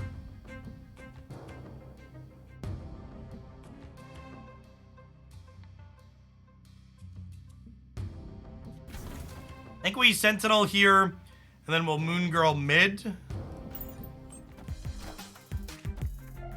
Second Dinner has not announced any plans for competitive Snap tournaments at this time. Okay, so looks like a Hella deck from the opponent. Can our dinos beat Hella?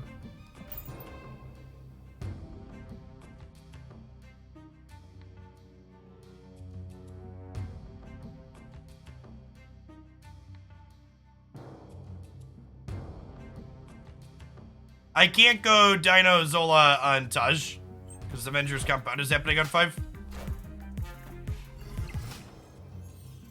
Clear for takeoff.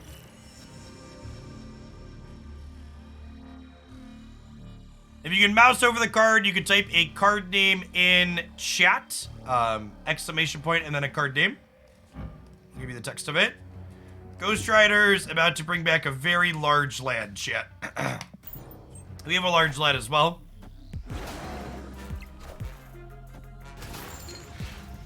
Hey, what's going on, Cash Baby? Yeah, I did some Unite casting for their first competitive season. You're looking for good Pokemon Unite content, would highly recommend checking out Spraggle's content. Because it does a lot of excellent stuff. So, they have announced a 1v1 competitive format, but they haven't announced tournaments, so the planned mode for competitive Snap will be each player will have a 10 cube pool. Did we win by 1? I think we won by 1, right? So, this location tied. We're up by 2. They're up by 1, so we win by 1. The first and only tiebreaker in Marvel Snap is total power across locations. Just look at the differences between the two that aren't tied. If you're tied on total power, if you're tied on total power, you just full time. Yes, the Sunspot buff pulled us through with the Hell on the right, which is why we stayed in.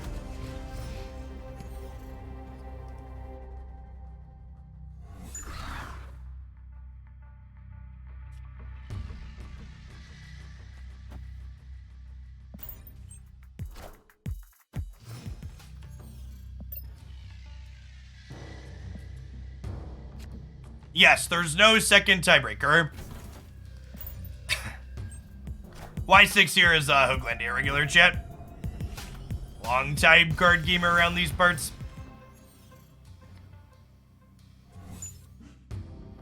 That is correct, Flip.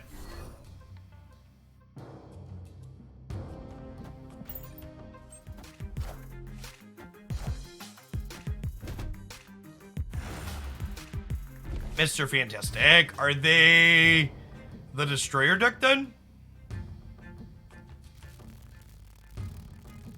Do I even want to play Electro out here? I don't know that I do. I might just want to hold it in hand for Double Dinosaur. I think I'm chilling. I'm just going to soak on Sunspot.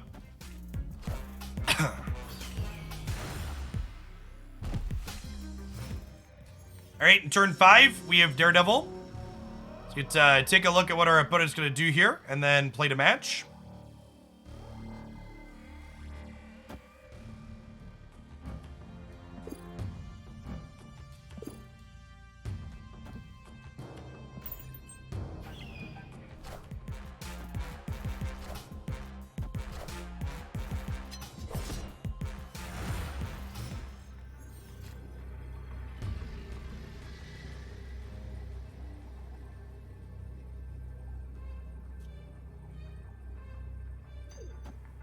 I guess we just Dino right to hedge our bets, right? Yeah, I think they're bouncing out.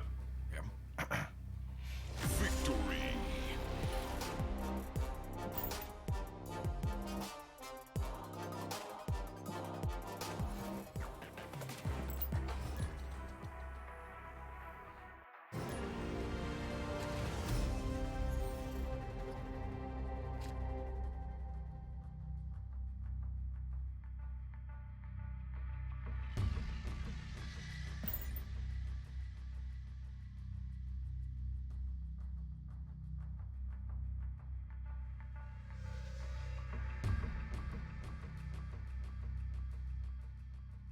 Problem set. This game only on PC. No, it's actually primarily mobile. Hey, thanks for the Prime 2. This is my full-time gig here on Twitch, and folks like you make that possible. It's a good idea. Let's link pull 1 decks to the starter command. So we have a pull 2 decks command now. Would you say this game has a meta? I mean, all card games have a meta game, yeah.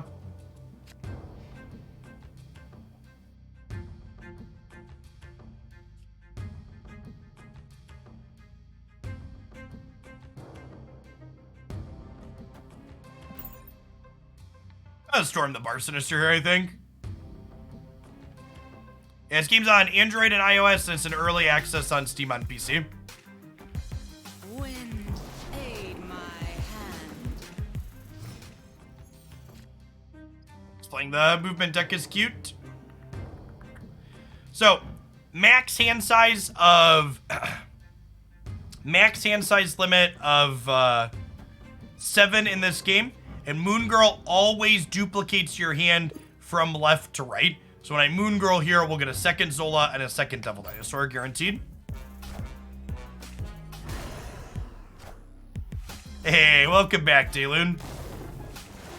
There's been a lot of Hoaglandia regulars, or the people that were Hoaglandia regulars that were like, yeah, I just fell out of Magic, but we're back with Snap. It's good to know. It's good to know I wasn't the only one feeling burned out.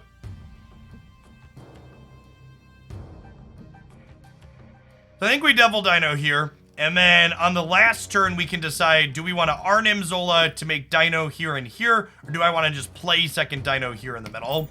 Could go either way, depending on what they do. What's going on, Manju? It's good to be playing a fun game, chat. To be honest, it's been some months since I enjoyed Magic the Gathering. And then, past just like the game parts of Magic, Wizards of the Coast, and the decisions they make as a company are pretty medium minus. I was honestly so refreshingly shocked when Second Dinner rolled back their Nexus events. Like, just kinda floored.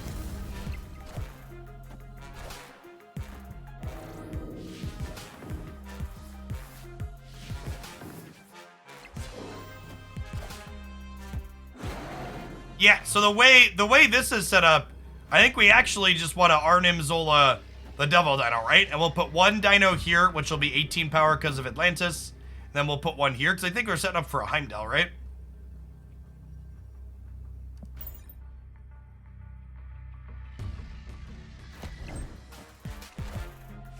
So, Heimdall slides all their stuff. Do I still lose to the Human Torch? Oh wait, the Vulture stayed mid. I forgot the Vulture was going to stay mid. I think we're dead then, right? Yeah, not quite big enough.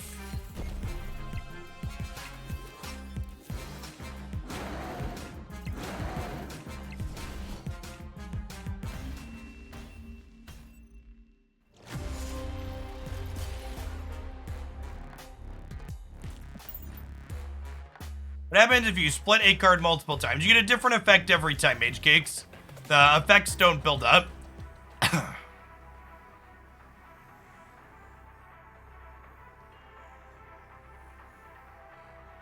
Yeah, I definitely feel like Snap's hitting the market at the right time. And honestly, like, as someone who's played tons of card games for like 2 decades and more, right? Like, Snap does so much to address some of the fundamental problems that card games have, while still keeping the good things that card games do.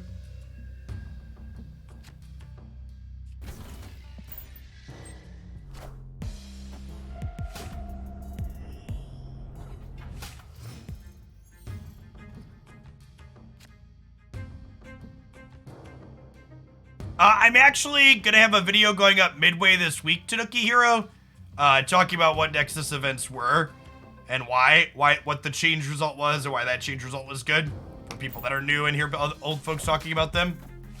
Wind. What tips do I have for a new player? You should check out this playlist here. Damn it. What was the command? Can a mod figure out what was our Snap Minute playlist command? And link that up. What's an example of a fundamental problem with card games? So, a lot of card games and designs that other players like create a feel-bad experience for the person sitting across the table for them. And the short gameplay timer in Marvel Snap does an incredible amount to mitigate the feel-bad variance that other card games lean into.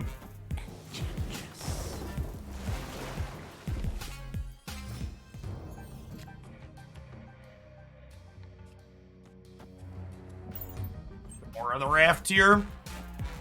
It's +5. It's a very big dino, chat. And then Dr. Doom just hedges all 3 here nicely. So let's just do that. I'm gonna snap them. I think we're in a good spot. He says before getting leadered.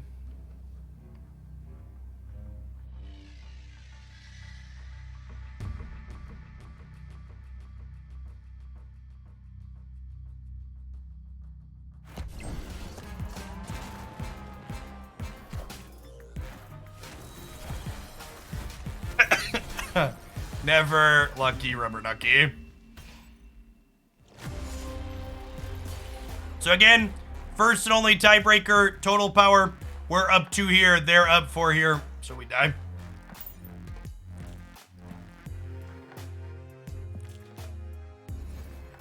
Snap doesn't have any stakes at the moment. It never fails to amaze me how competitive card gamers think they're the center of the fucking universe. Chat, Magic the Gathering effectively killed off all of its organized play and competitive high-level stuff.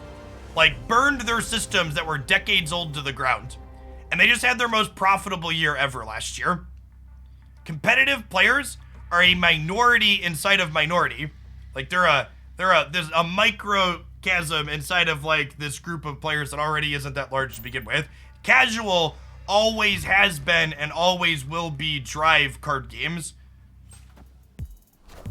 Remember, the number of people that reach the top rank on a ladder or whatever every season is much smaller than the people that are playing the game casually.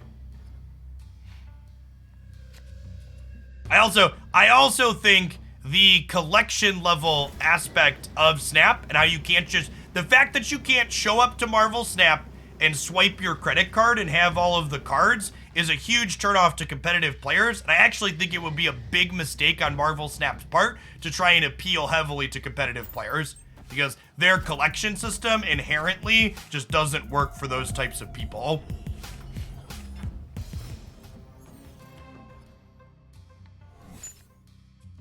Sorry, competitive card gamers have never played a game for fun in their life, Martian.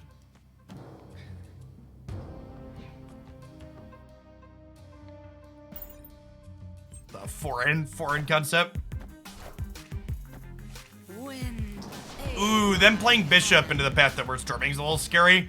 That scales in power, we can't just lock in there. That's kind of good though.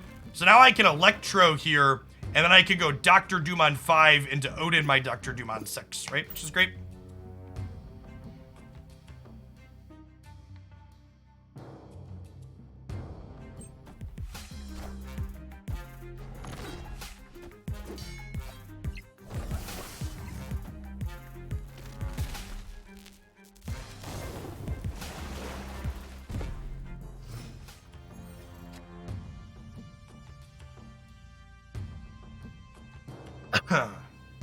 Huh. So, with the Gamora draw here, would I rather Gamora mid and then Arnim Gamora the following turn? I think so, right? I think we're losing center regardless.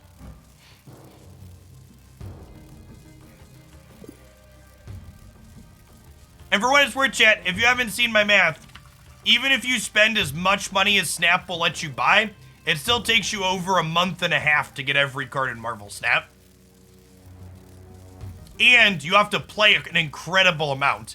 Everyone who gets a full collection in Marvel Snap, regardless of if they are spending money, I snapped too late there, regardless of if they are spending money or not, has to collect 15,000 boosters to get there. Oh, they're a beast bounce deck. Interesting. Whoa.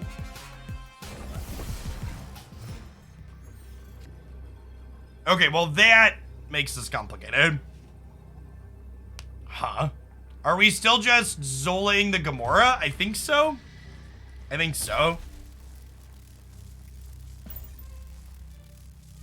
This'll put 12 power here, and it likely puts 16, 17 with the extra Sunspot power there.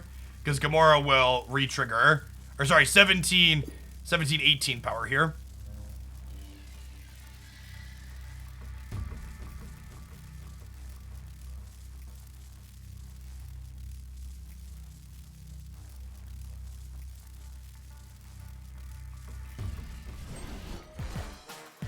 Alright, is plus 18 enough to win the left?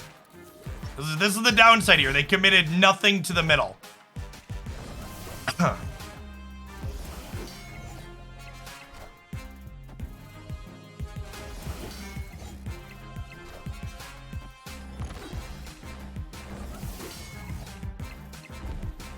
Yeah, I don't know about this deck, Chip.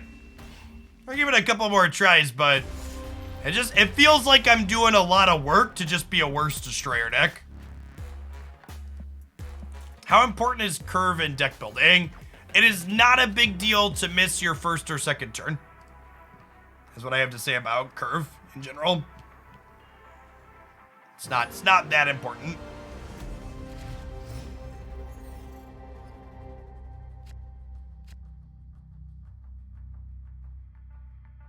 So, I think your perspective there, Weens, is a bad perspective to have. So I'm not interested in, did my original curve win the game there? The question I'm interested in asking is, am I supposed to take the original line over the line that I took with the information that I have? So for the people that are like, oh, you should have done the other line using hindsight, that's a shitty way to be a card game player, and you're never gonna get better with that attitude. That's not the, you can't be results based in a moment like we had there. So why am I supposed to play around them beasting their Angela back to their hand is the question you need to answer for me in the moment. And it wasn't even just beasting the Angela, it was specifically beast plus Falcon, right?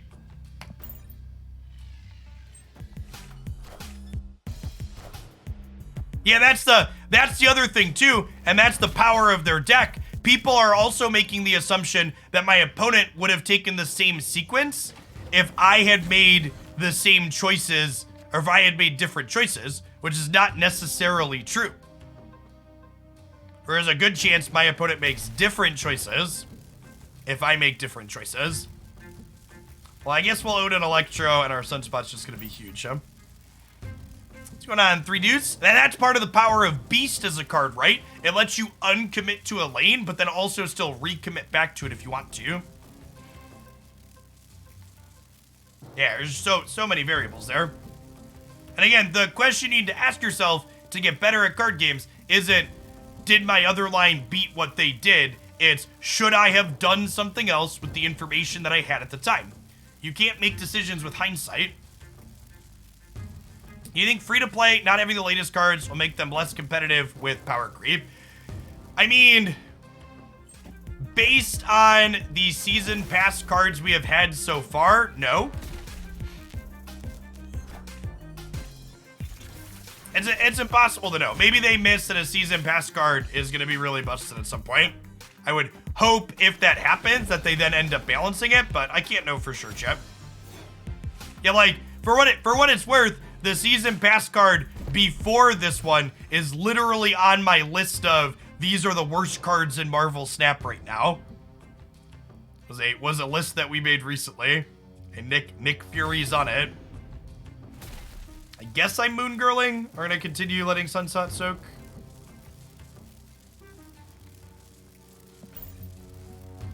So Wave has been the best season pass card so far to date.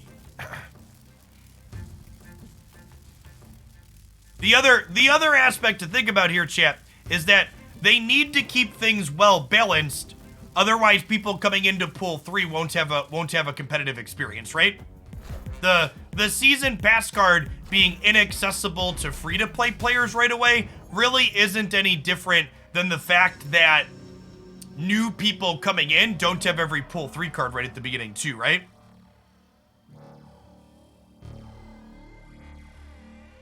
Yeah, like, the last few season pass cards, other than Nick, have been, like, in really good spots, right? Like, in general, I think Snap is pretty good balance. Like, people keep poking me, asking me for what cards I think they should change, but, like, the game is pretty well balanced. Even the things that I think could maybe stand to be adjusted aren't that strong. Like, it's not like oh, I feel obligated to play this or I'm never going to win a game.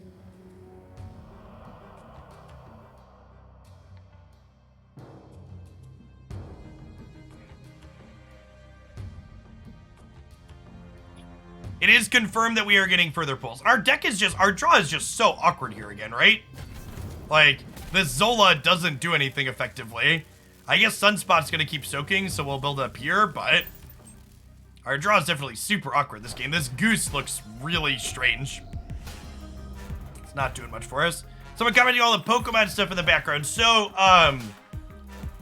before Marvel Snap, I played a variety of different games. And one of the games I still stream occasionally in the evenings on a different YouTube channel is Pokemon Unite, Pokemon's competitive MOBA game. And I was a part of the broadcast team for their World Championship, so I've worked with the Pokemon Company a few times in the past, and they regularly send me stuff. There are lots of boxes of Pokemon cards in my office.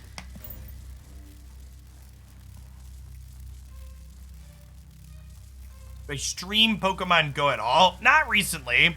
I streamed some of their PvP stuff in the past. I like Pogo PvP. I've hit their second highest rank, never quite what their top was, but second highest.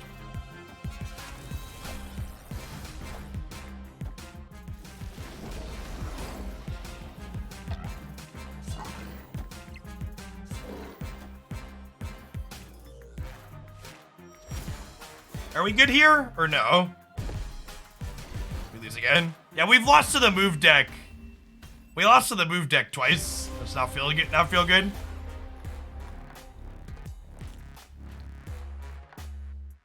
I've got like, I don't know, like 8 more cubes in me for this deck, but this has not felt great.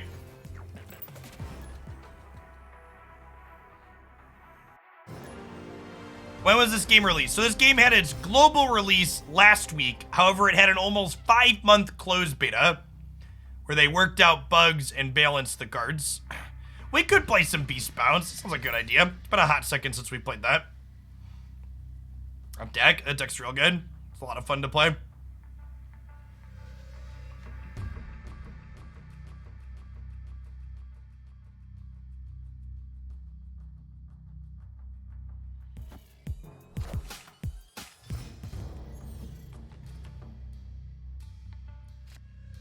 Oh, you know, I actually don't have highlight games queued up for that one. So yeah, Beast Bounce would be a good one to play so we can get a YouTube highlight with it at some point. Is there a Devil Dino deck you think is competitive in the current meta? Yeah, definitely. The Pull 2 decks video I just posted has a Devil Dino variation in it that's recommended. You're quite sad to hear Wave is a Season Pass only card. Well, okay, you don't understand how Season Passes work then. So chat, all of the Season Pass cards are added to the Pool 3 card pool 4 weeks after the Season Pass ends. So the only cards you can't currently get in Marvel Snap free-to-play are Nick Fury and Miles Morales, and both of those cards will come to Pool 3 eventually as well. You can get all of the actual game pieces in this game without spending $1. You'll just be time delayed on some of them. Now, the cosmetics in the Season Pass, starting with this current Season Pass, are going to be exclusively locked. So if you like the idea of any of the alt arts or avatars in the current Season Pass, you need to throw a Ben Bro to $10 bill or you're not going to get them. Now, the cosmetics from the Season Passes inside of the closed beta, those will get repeats. We're told that nothing from the closed beta will be exclusive, which is a good thing.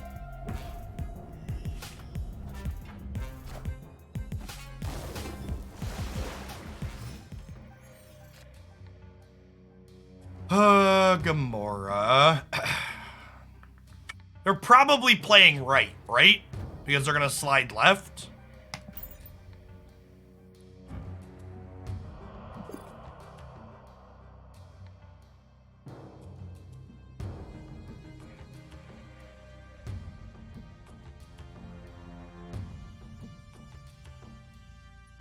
They haven't told us season pass cards in advance in the past. It's just like the season rolls over Monday night and we figure out what it is. We find out what it is then. The cosmetics aren't time gated, chat. The people saying cosmetics are time gated, that's incorrect. The cosmetics are exclusive. You will not be able to get the cosmetics if you don't pay for them. That's it. They're done. They're out. Have you tried a Thanos deck? Thanos and Galactus are not collectible cards. I just lose again here, right? Like we're actually just in a can't beat Heimdall spot. Because Dagger goes left and gets +8.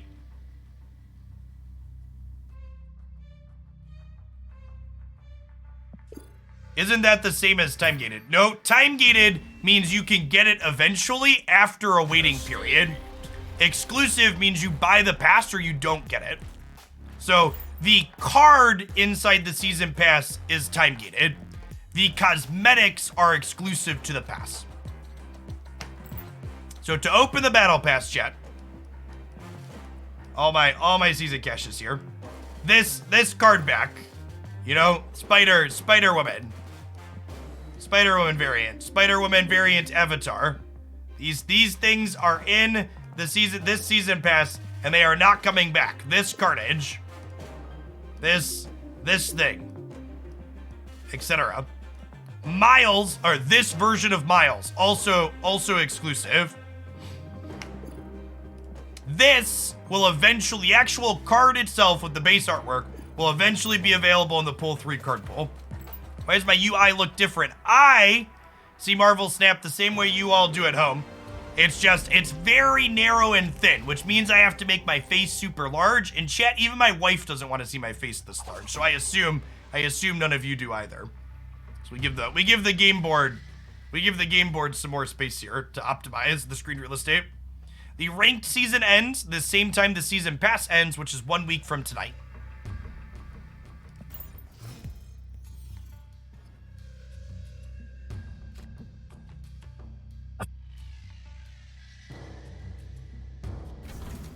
I want a Sentinel in my hands.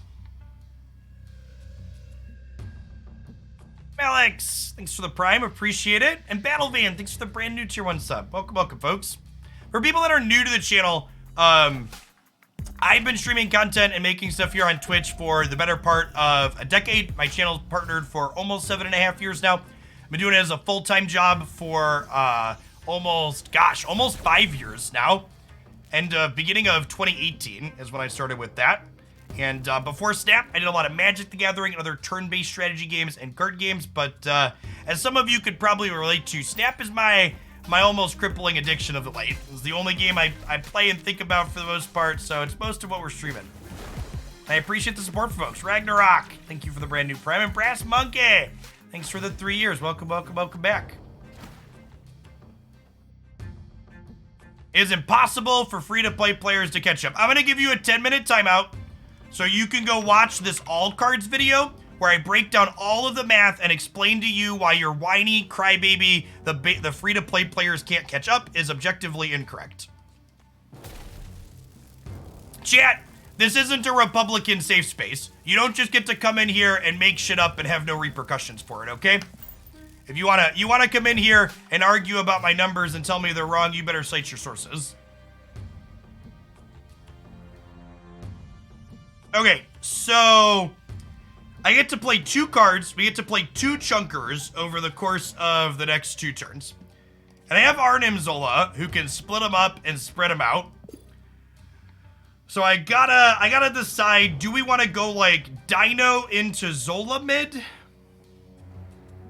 I think I like Dino Zola mid, chat. The Dino's gonna end up being 3 plus 10, 13 power, and we're up by 3 on the left already, so putting another 13 here is probably good enough. Let's do it. Ooh, we're gonna get to play a third card because they believe in magic, chat. On turn, can't play on turn 6, make Limbo. Okay, wait, that's fun. So I get to go Zola here, and then we get to go Odin the Zola, so Zola will eat Odin after the fact and put Odins on the left and right as well. This is gasoline. I'm gonna snap them here, I think. I think this is good for us. The variants in the store are based on cards in your collection. So you always see 6 cards that you currently own there. Wind, aid my hand.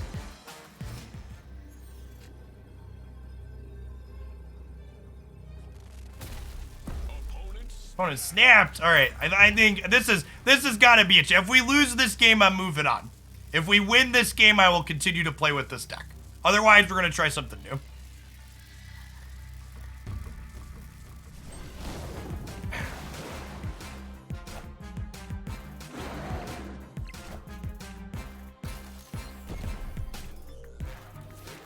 Oh wait, and the Odin going left actually re-triggers Sentinel to give me bigger dinos. You're confident, okay? Are you about to get like Wong comboed here? This could be like Wong combo, chat.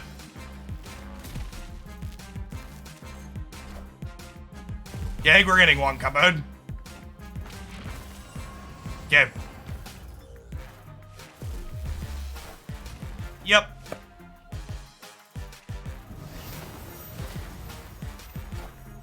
Okay, we're done with this one, chat.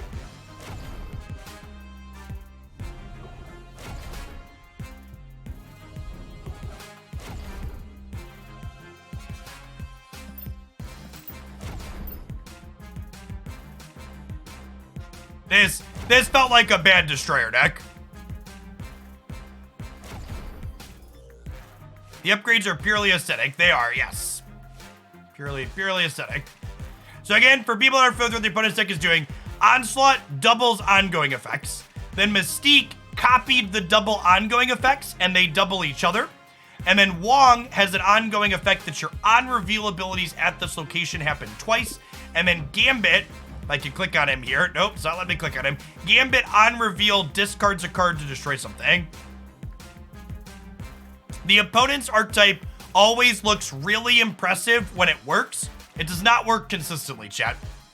You have to play a 6-drop, and then a 3-drop, and then a 4-drop, and then a Gambit. And the amount of times that comes together is pretty few and far between. It's really sweet and impressive when it goes off, but from a consistency, can you climb with this deck standpoint? The answer is no. And a big part of that why, too, is the only reason they got 8 cubes out of us, chat, is because of the Dream Dimension, right? Like, most of the time, it is painfully obvious when your opponent has assembled this combo, and you get to just leave for 1 cube.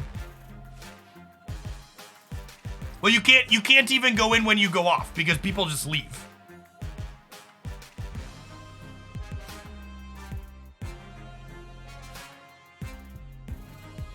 For people that can't see it, by the way, Gambit is sitting here triggering a bunch, saying nothing to destroy. Because he's out of things to blow up.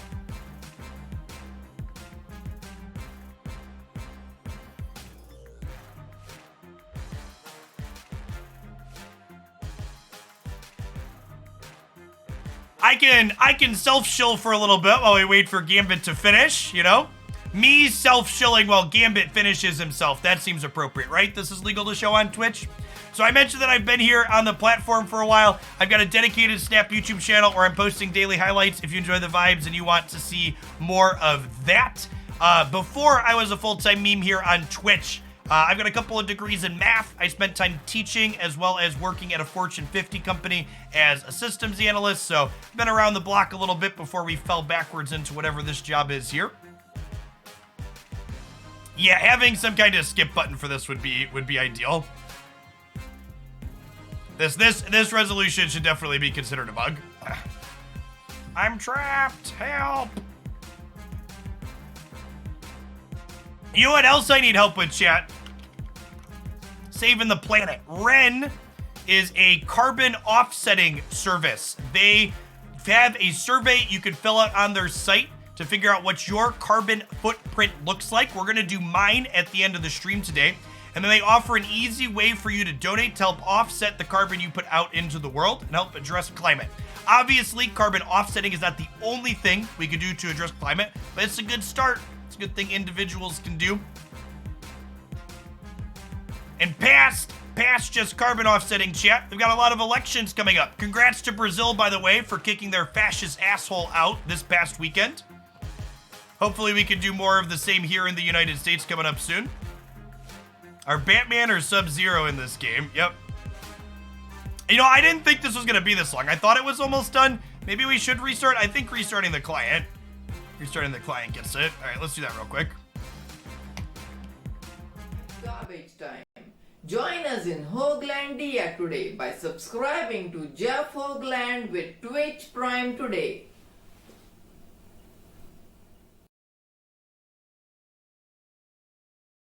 That was a Prime commercial for the old Hoaglandians. So throw it back. Let's get this reloaded here.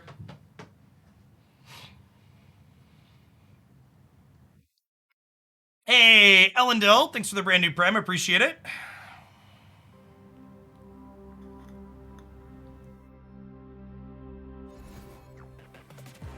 All right. The Electrozola deck chat. That was not where it's at. All right, someone asked if we could play the Beast Bounce deck. Let's do a quick deck tech here for people that are new and haven't seen it. Oh wait, I have to reconnect to the game really quick. Hold on. I believe I reconnected, then it says you lose, right?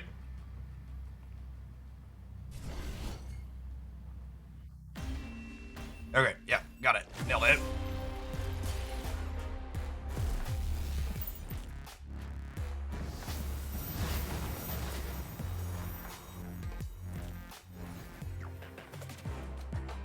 Hey, Tomo, welcome to a live one. Glad you're enjoying it. All right, Beastly Slide chat. I think this is the best movement deck in the game. And by best movement deck, I mean we slide Human Torch around a lot and he gets very big. It is not uncommon for this deck to have a double-digit Human Torch. So, Human Torch pairs very nicely with Iron Fist. On reveal, move the next card that you play. And then we reutilize these two cards by using Beast to return them to our hand, making them free, or Falcon to pick up them and all the rest of our 1-drops. We also have Cloak. One of the ways in which you can get the torch very large is you'll go Iron Fist, move the torch over, then move the torch to the Cloak path, and then pick up Iron Fist, Torch, and Cloak with the Beast. Now, because we're bouncing things all back and forth to our hand, the collector gets bigger every time that happens. This deck also has other ways to generate cards to its hand, such as Hood, making a demon, as well as Agent 13, generating a random card. And then because we have a movement sub-theme, we have Miles here as a cheap card to play out for 5 additional power. Chavez is a card that I like to point out at the top end of our deck here. Chavez is not only a stat stick that we are guaranteed to draw on the 6th turn with her ability, but the most important thing about this card is when you play Chavez in your deck, it means you're drawing from an 11-card deck for the first 5 turns of the game, which means when you're kind of playing an engine deck like what we're playing with a lot of moving pieces that you need multiple cards to come together, drawing from an 11-card deck makes those pieces come together a lot more consistently. So let's pop on and let's engage with this one and see how it goes. I am also sitting on a few hundred. I have a few hundred magic boosters waiting on a good one. Yeah, Chavez is a sweet consistency tool for sure.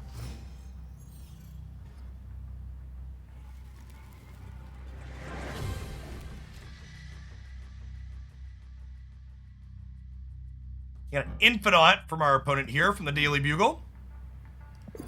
How is it 11 cards? I don't get it. Chavez doesn't get drawn until the 6th turn of the game guaranteed. Meaning you can only draw from the other 11 cards for the first 5 turns. Sorry, hold on. I'm a child and I have to play with the Human Torch here for a second.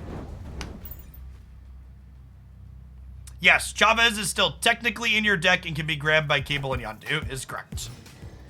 In fact, during the closed beta, when Chavez was exceptionally popular, you regularly, what's the word I'm searching for? You regularly played her Yondu to tag Chavez.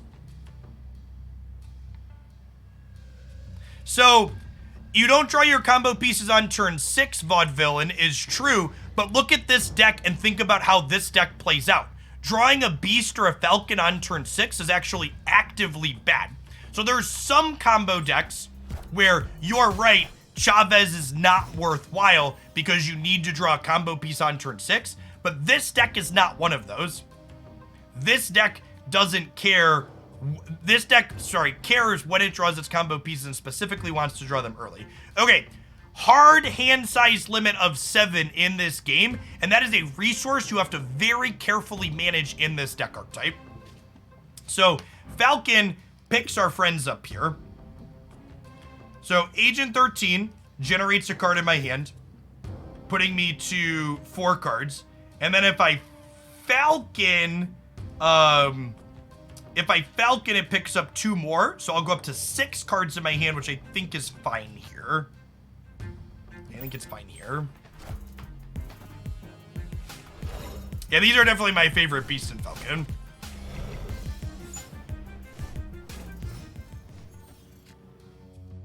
Okay. Turn 4, I can go Agent into Human Torch into Beast here. And now I have to make a decision. The way this plays out now, if I do this, I'm going to go pick up all 3 of these. Oh, actually, I can't even do that, right? Because Agent 13 is going to be... Agent 13 generates a card too. Yeah, we don't pick up Torch this way, actually. I think we just do this, actually. And then this will put Agent 13 a card in my hand, and then I'll pick up Falcon and Agent 13. You want to grab Collector and Sinistrum? I don't know that I have time for that. That sounds kind of slow. Can you please explain the math behind this game? I mean, it's a very long topic. There's a lot of numbers. If you're asking how do you play the game is won by having the most power in 2 of the 3 locations at the end of turn 6. 6 turns in the game.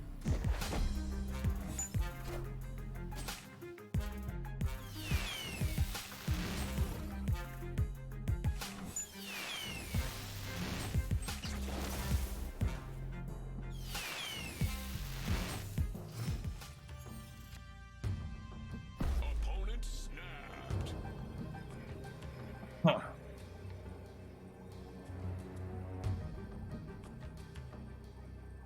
I don't know that I can beat them passing and then them having Infinite, right? Because their Jubilee kind of went insane here.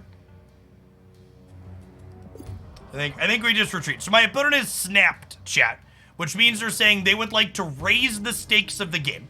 So I have a decision.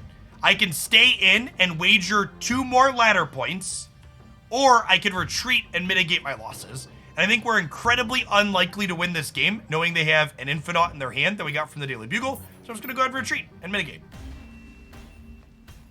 Cadaverous Dancer. I'm still addicted to magic, but I dropped this off anyways. Have you tried Snap?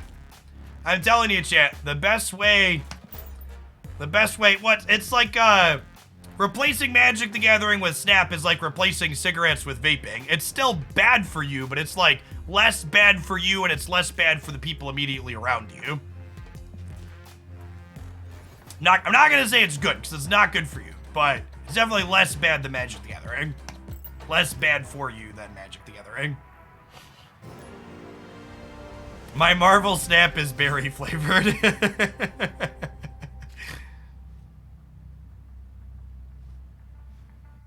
Alright, play Mr. Hood out over here. Make us a demon. Yes, Cable and Mantis remove the card from the opponent's deck. Read White Queen for a comparison White Queen for a comparison who... Am I just Nightcrawlering? I think I might just be Nightcrawlering here. Guess I could probably wait on that. Our deck is not good into this location. We do not have anything that really leverage it.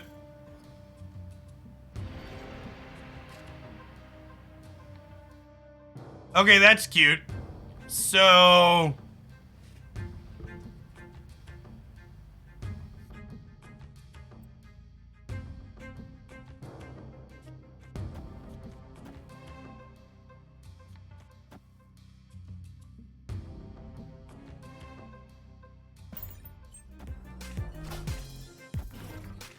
Alright, this might be another retreat.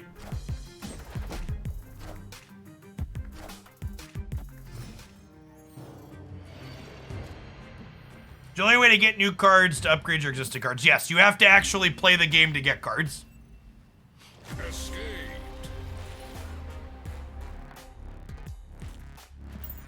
So, that video, Aiko, doesn't count card styles as new cards. It's only collecting the actual individually mechanically unique cards from the game. That video answers your question. At no point did I talk about variants or card styles in that video, because that video has nothing to do with them.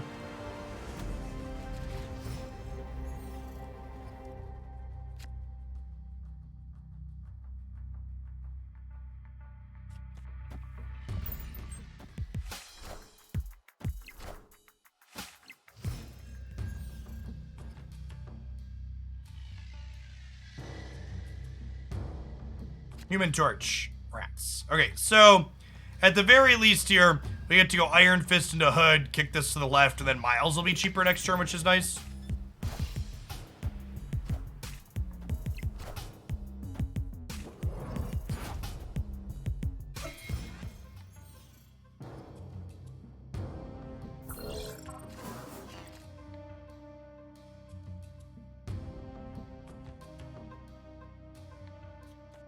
But how is that different, Isaac, for anybody that's coming in 5 months from now?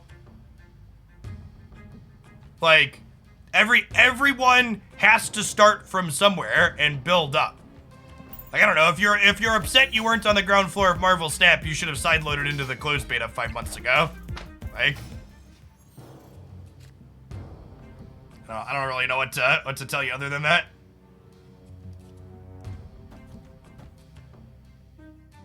So Beast will pick up Hood, which will give us another Demon. I guess there's a question of, do I want to play Demon into here anyways? Every time someone starts the game, everybody's previous accounts get wiped. Yeah, exactly, right? Like, what's the end goal here? What would make you happy?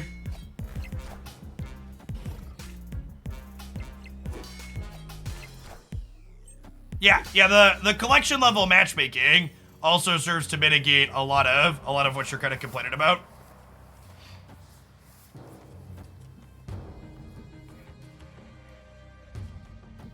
All of these cards are gonna end up to the left here. We're probably dead here. I don't know that we can win the hub, and we're drawing Chavez next turn.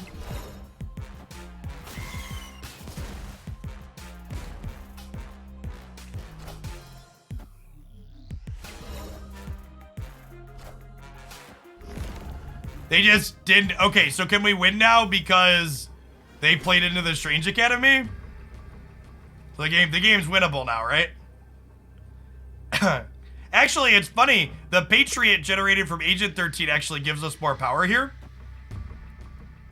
Gives us more power on both sides. I'm not gonna snap because I think they'll retreat because they cheese themselves out of the center.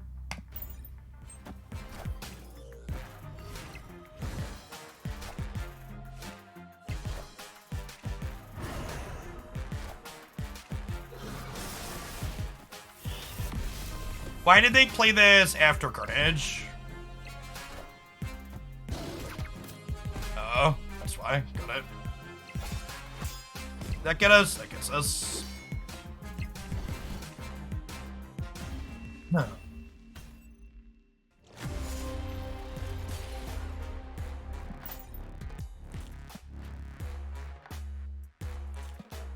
If Second Dinner told them, here's a perspective, chat. If Second Dinner told closed beta players that they were gonna reset progress after the closed beta, Why would anybody invest a bunch of time and money too? A bunch of us spent money to get collections during the closed beta. Like this, the resets after closed beta make sense in card games where you can swipe your credit card and get all the cards back right away. But people weren't just investing their money, right, during the closed beta and getting their gems reset or whatever, like that happened in like Hearthstone or Magic Arena. Like, they invested a lot of time and played extra because they wanted to build their collections up. And second, realistically, second dinner probably wouldn't have had as many people playing in the closed beta if they were going to reset collections on people. I think Killmonger is too strong as he is. Not at all. I think if you don't want to lose to Killmonger, you shouldn't play a deck like this that loses to Killmonger. Your agency with a card like that's hilarious. Your agency with a card like Killmonger is based in just like choosing not to play into it.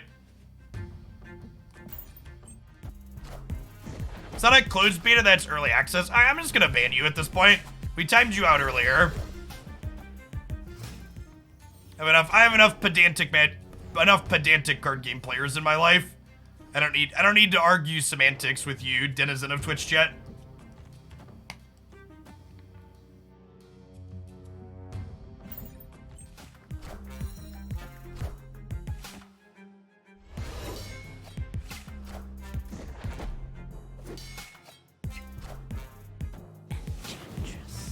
You could definitely play something like Armor in this deck if you wanted to hedge.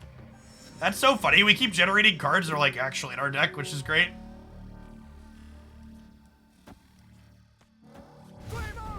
Game on! Huh. The second Falcon and the Human Torch came from Agent 13, which is hilarious.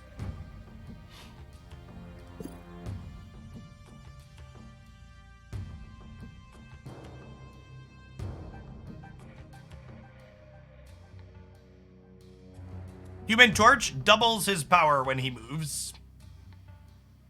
Oh wait, the Human Torch was this one? No, I just drew those. Oh, Patriot was my other Agent 13 card. We just draw that. Oh. Victory. We'll probably play some of the Destroyer deck today, but I actually think the Destroyer deck is actually like powerful to the point of being kind of dry.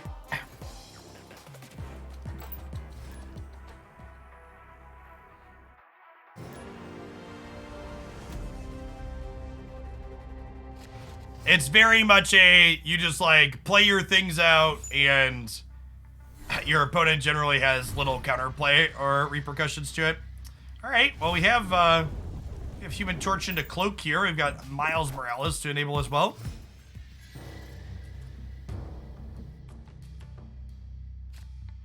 The Spectrum Destroyer deck is phenomenal, chat. It's very, very good.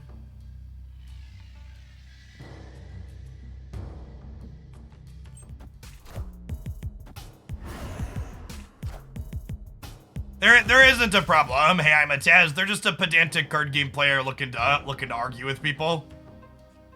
Because that's how card gamers are. Is there a trick for getting boosters for specific cards I want? Cards that are green and white have a slightly increased chance of getting boosters.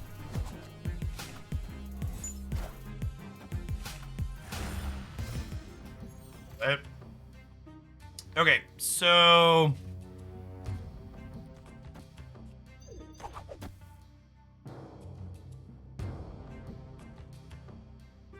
I kind of just want to deploy a bunch of stuff here to let it get bigger.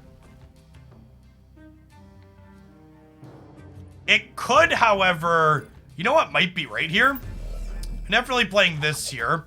What if I do this? Oh, I can't do both.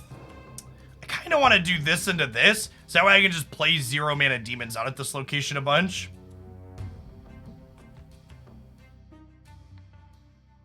I'm gonna do that.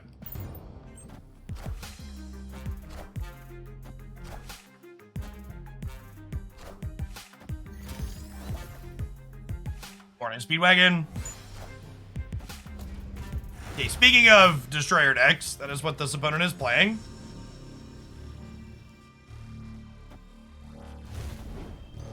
If I play these out, I add 6 here, going up to 19. And then if they Professor X, they lose. They lose the mid.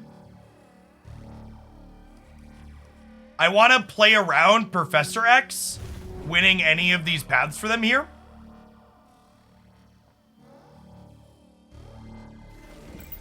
Which means I want to do this first, and then we demon, and then we do this. And now Professor X cannot win them any of these paths. Which is good. And I'm going to have a 0 mana demon in my hand, plus a Chavez next turn to play out. Oh, I should play Hood first. The Hood doesn't really matter, because we're drawing Chavez next turn, and my next turn is Chavez. Free demon anyways.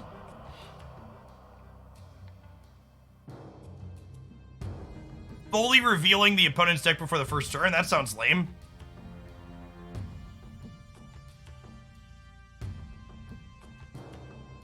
Comments. And technically, for bluff equity, playing the Hood out first is optimal, but in actuality, it just doesn't matter.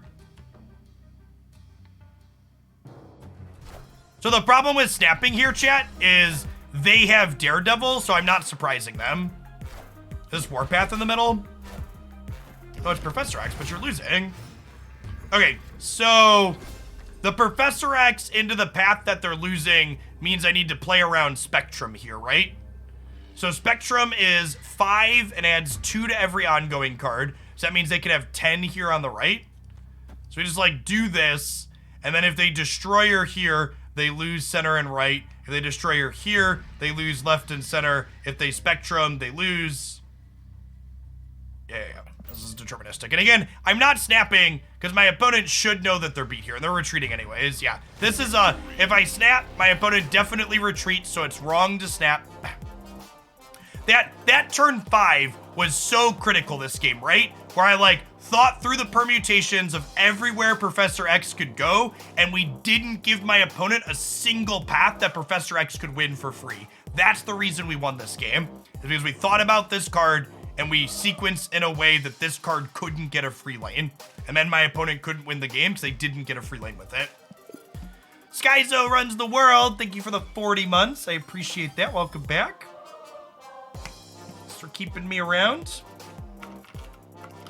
All right, I'm going to write that one down. That feels like a very teachable game to highlight at some point.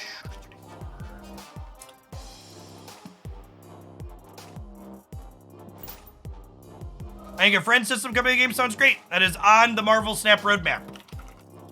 Hey, Sockman, thanks for the Prime. Appreciate it.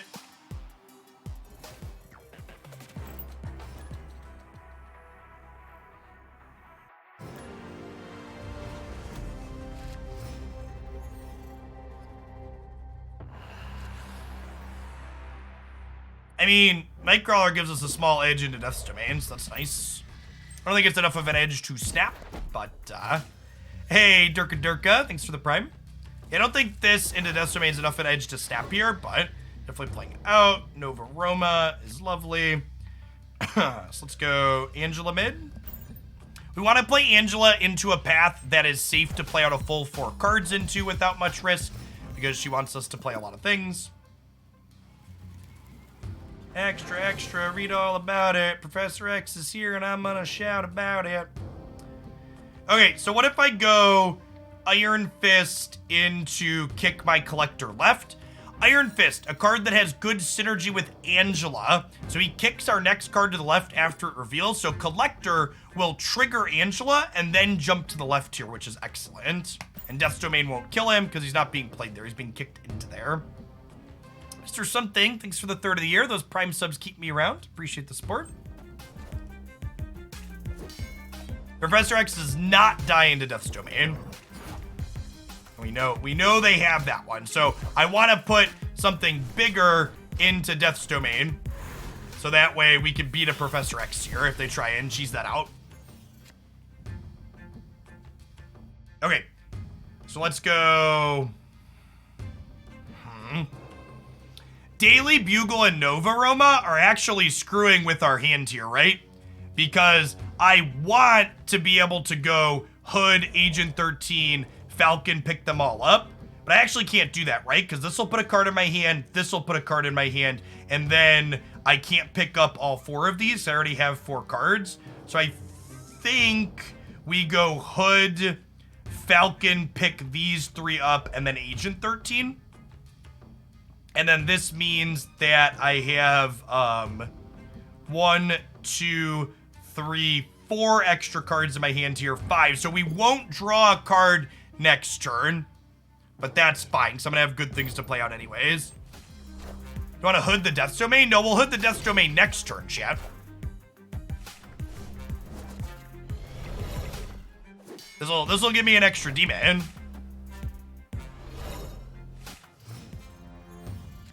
Yeah. So like now I get to go Hood here, and then we get to go Nightcrawler. I probably want to hedge the Professor X again here, right? Because we know that's coming.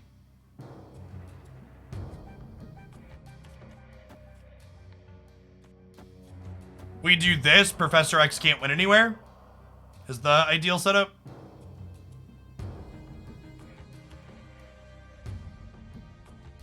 Oh, you know what though? I want to, if I'm going to Blade, I want to Blade after I Hood though. Or before I Hood, so that way I don't discard the demon. Yeah. So this is secret. The permutations with this deck on turns 4, 5, and sometimes 6 are really complicated because of accounting for just the ordering mattering a lot of the time. They played 1 card. Is this the Professor? Did they Gamba? I feel like it's got to be something not Professor, right? Wow, they did try and Gamba there. Sure.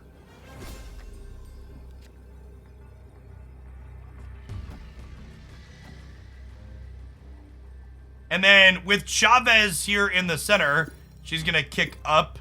We don't even die to Shang-Chi, right? Because we're... Oh, they're at 7. I guess I should have played Demon here to play around this. I forgot their domino was bigger. We could get Shang-Chi in the middle and lose this. If I'm worried about Shang-Chi, do I actually just play second Demon? Because if they Killmonger, I probably still win, right? Because this will be 15, so I'll have 18 in the middle. I guess I could Cloak. Cloak hedges Killmonger and Shang-Chi, right? Well, does it? Because this is only 10, 13. No, that doesn't. So if they Shang-Chi this...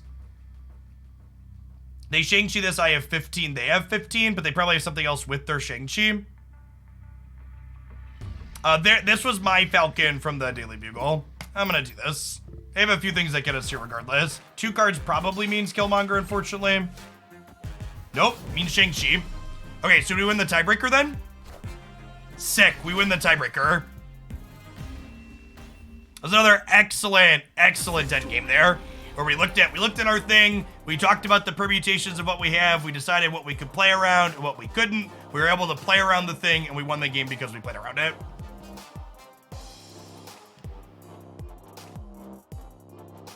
This deck has some games where you just die to Killmonger and those kind of suck, but outside of those games, this deck has some of the highest player agency in Marvel Snap, I think. And by that, I mean the decisions that you make when you sequence here really tend to matter. Would Cloak also have won over Demon here in this instance?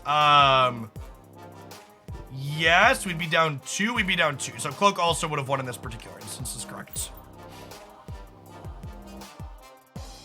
Yeah, so when I first saw Marvel Snap and I saw the 12 card decks, I wasn't expecting this, but the deck building in Marvel Snap feels more deep and interesting than any other card game I've ever touched.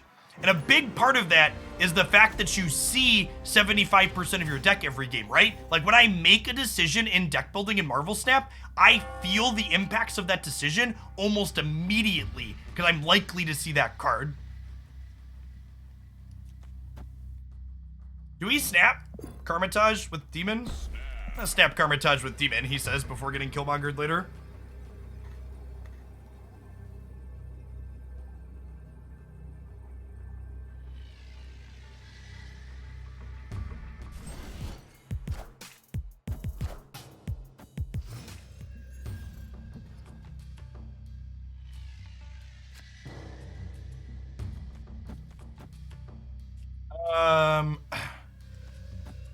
I think we just do this, right? We just get a bunch of demon tokens.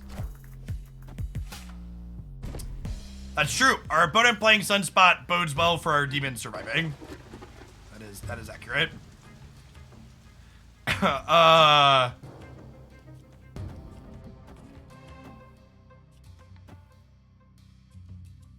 already snapped. All right.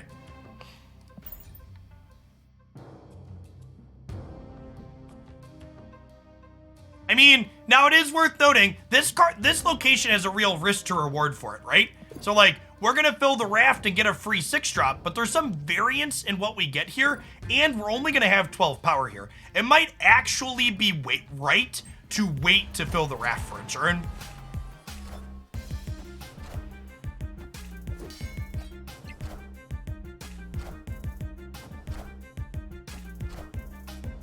Oh, that's true. We do have Cloak. That changes that dynamic. That's super true. Okay, so... Oh, and this is actually gas. So, I go Iron Fist into Human Torch into Cloak middle. And then the Human Torch is going to kick up to 4 when the Iron Fist moves it. And then it's going to slide back into the middle for Cloak, going to 8.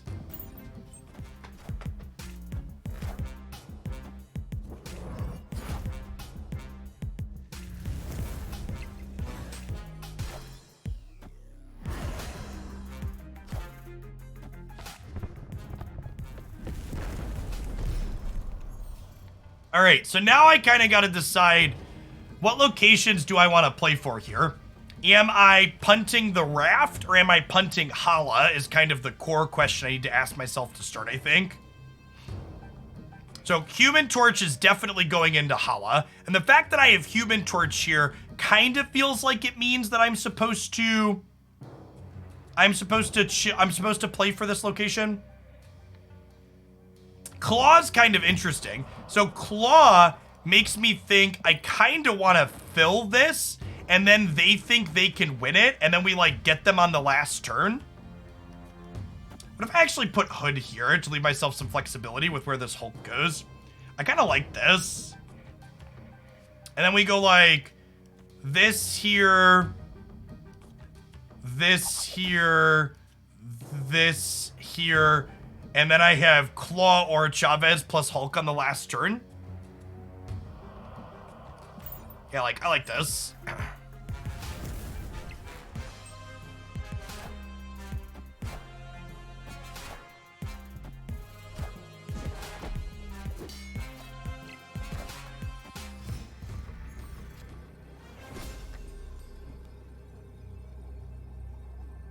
Dracula is kind of scary.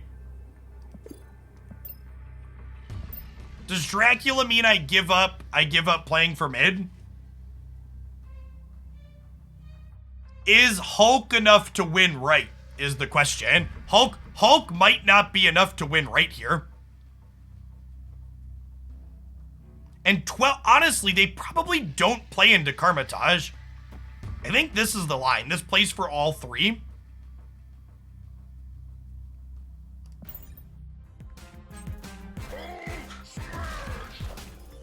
Yeah, I need to win one of these two. They just didn't play for the left.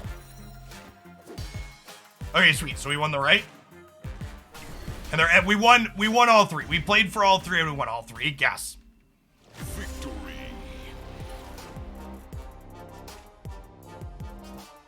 Tech produces such good games of Snap.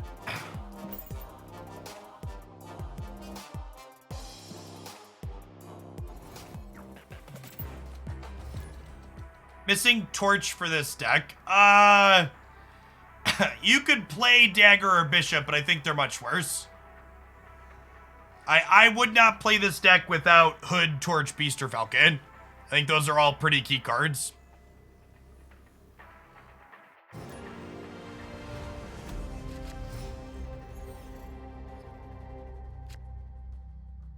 This is a deck you kind of got to be deep into it to have work, unfortunately.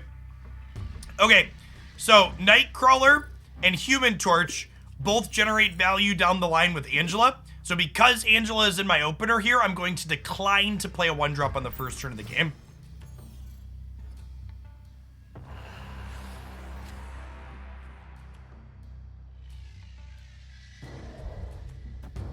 I'm going to hope that whatever this right location here is decent to play Angela into, I think.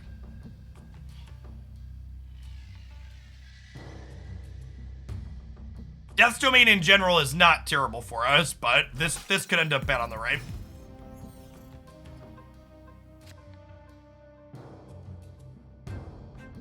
Yep. Yep. By the way, Bruce Kale, you subbed like 10 minutes ago. I think I missed that because we were running through a line. Appreciate it. And honestly, chat, this is just one of those games where you just do this. I'm just gonna bounce. This is one of my favorite decks in stat. Once we get 6 more boosters on Cloak, this whole deck will be infinite split. Just need a few more. I'm waiting on a hood variant, chat. As soon as we get a good hood variant in the shop, we got boosters to burn. Hey, Arvin R, thanks for the 3rd of a year. Someone asked how long have we been a full-time Snap stream since Snap released. I've been playing Snap off and on since the closed beta happened, and it took off a little bit. I've been playing a bunch, and I'm glad to see other people excited to be playing a bunch.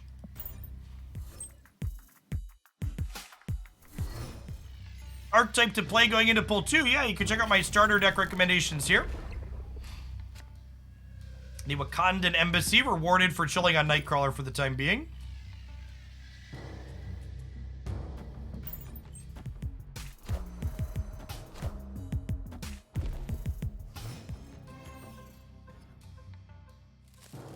Angela, please. Angela, please. Beast is not terrible. Hood's not terrible. Okay, so let's go Hood, Agent, Nightcrawler, and then we can beast this group back next turn.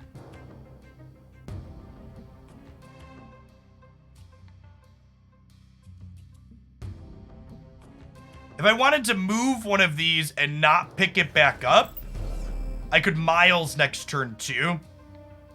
Yeah, I think I'm actually gonna do this. Let's do this. So Iron Fist kicks Agent into the middle, and then next turn we can beast Miles and Nightcrawler, or beast Demon Nightcrawler, one of the two.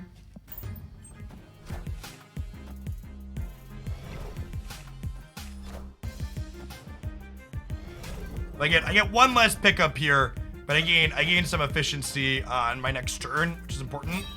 Discard an Infidauts, probably a Hella deck.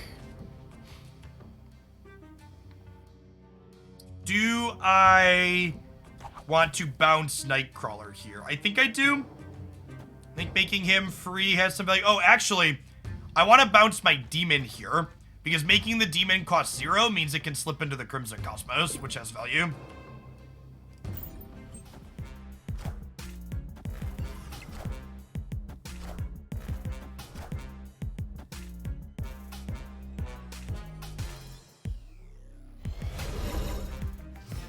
ECR Collector continues to get massive here. Nice, so we can go Demon. Okay, so I gotta think, how do I want to sequence this for next turn? Because next turn we're guaranteed to draw Chavez, chat. I think we go Hood into Falcon, pick up these two.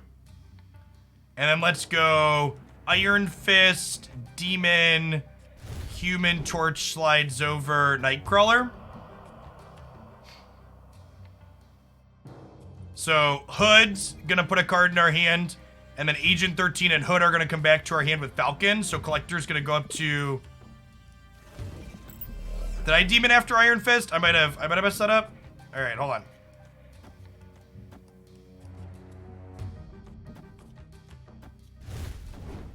Thank you, chat. Thank you, chat. Sorry, talking and clicking. The permutations here there's a lot. You gotta, like, count it out, and then you gotta make sure you click through it correctly. There's a lot to care for.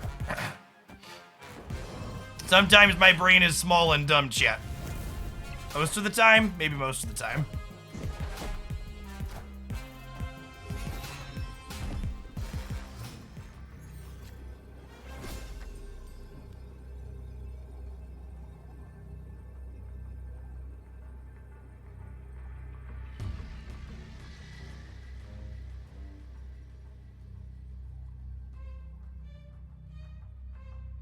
And were we supposed to just windmill slam Chavez here? Or am I supposed to hedge all 3 paths? I almost feel like I'm supposed to hedge all 3 paths.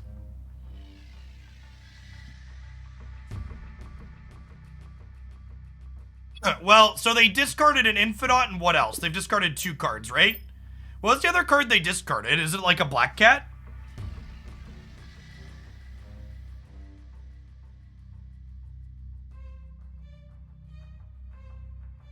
Yeah, it was a Black Cat. Okay. I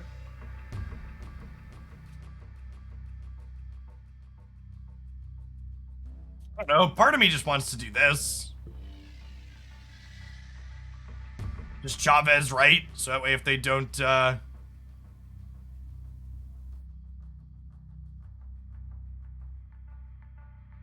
if they don't play here, they lose it. Hood left because going to 13 here doesn't change any of the permutations, and Hood gives Collector an extra point in the middle.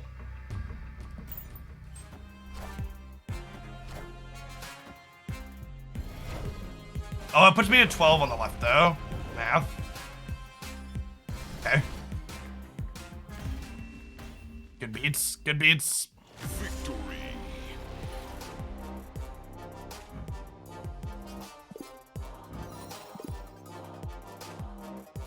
So if Infinite would have gone to either location, we would have lost with them playing middle.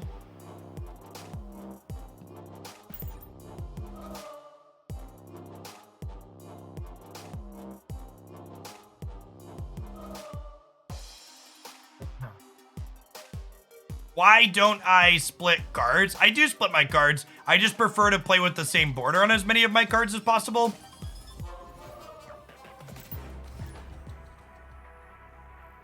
Also, on certain cards, I'm waiting, like, on my Hood, for example, I'm waiting on a variant that I like. JP Wildcats, thanks for the Prime. I have every card in the game, chat, so I don't really have an incentive to keep leveling up my collection level, unless it's a card that I want to make prettier. LeCarp, by the way, 41 months. Thank you. Almost into pool 3. Exciting.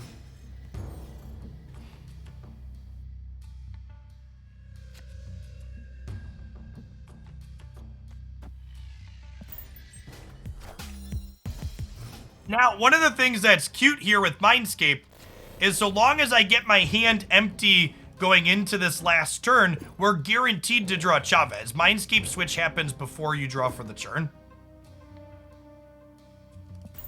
Which is nice.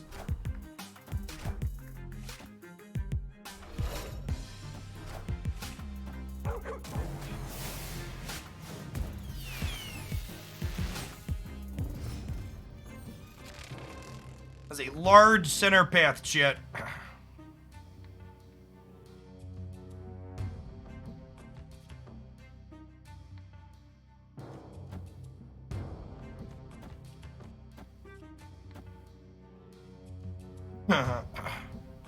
I guess if I'm gonna bounce stuff, I kind of need to bounce it this turn.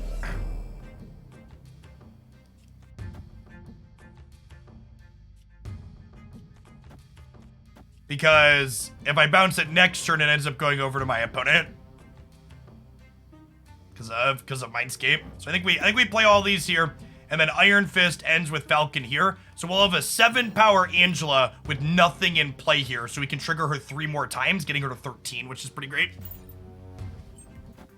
Face the might of Asgard. Mjolnir.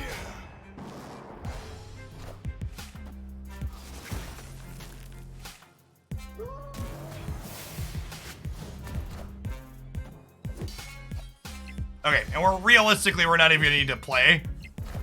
Why is Mindscape rough for us, chat? Like we get to play around Mindscape like perfectly here. It's like not a big deal in the slightest. Why are we concerned about the Mindscape?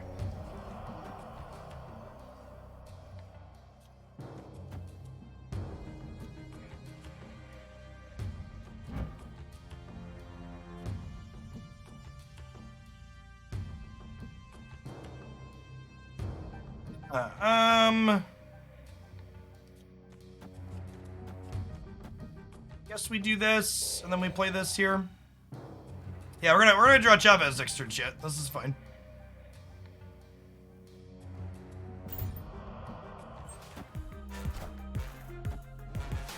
Congratulations, you have made my hand worse and more expensive.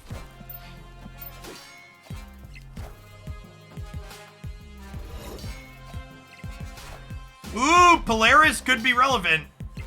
Agent 13 could bite us. Systems go. Polaris could yank my Angela over to the left. It's pretty unlikely, but it's something to consider.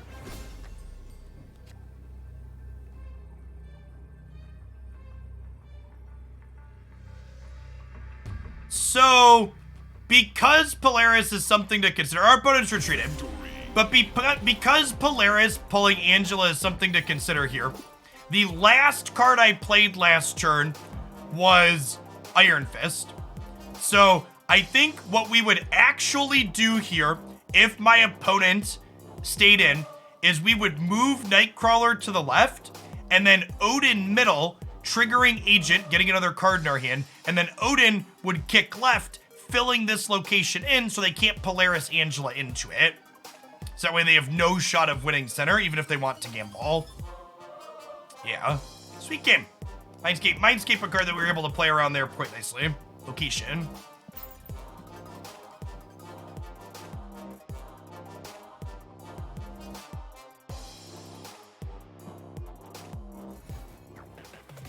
Hey, Haishin, glad it was useful to you. Yes, I got Polaris from Agent 13, and then Mindscape passed it to my opponent. So we need to think around that. And Zarstar, thanks for the prime. I'm glad you're enjoying the explanations.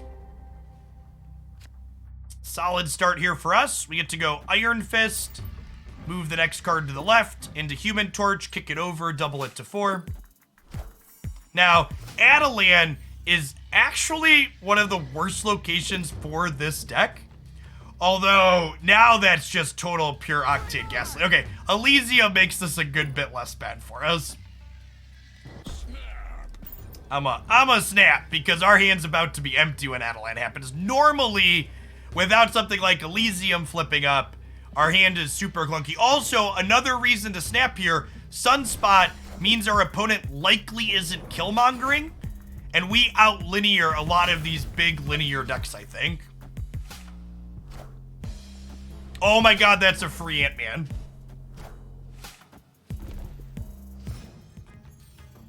That's a free Ant-Man. Okay, well, we actually just get to play out our entire hand here, and the only thing we're shuffling back is an Agent 13, so that's just actually gasoline.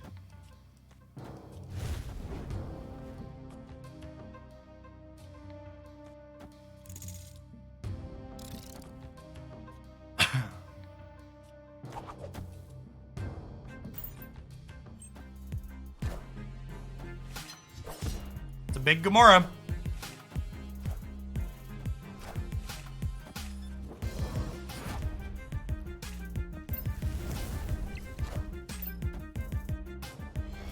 That was Falcon that returned all of our 1-drops to our hands. Okay, now yeah, and then now the fun just continues, right? So I get to go.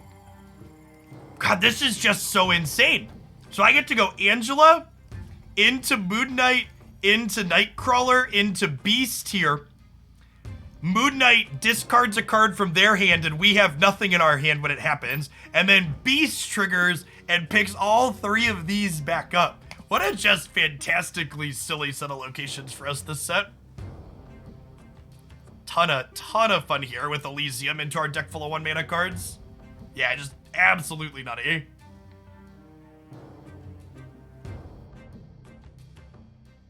I can like feel my brain melting as I make decisions.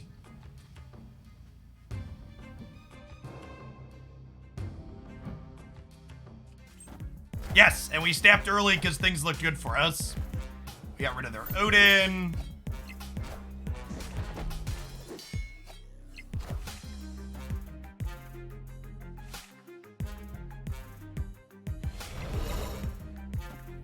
Wind, aid my hand.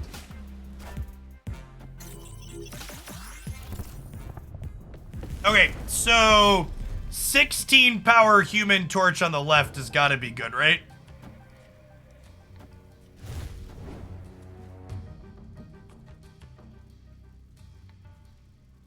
And next turn, I'm just drawing Chavez, so there's no real reason to play out either of these right now.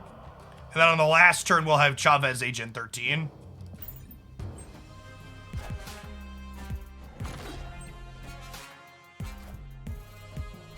Okay, I mean, they could soak with this Sunspot. They're gonna need to soak a good bit here.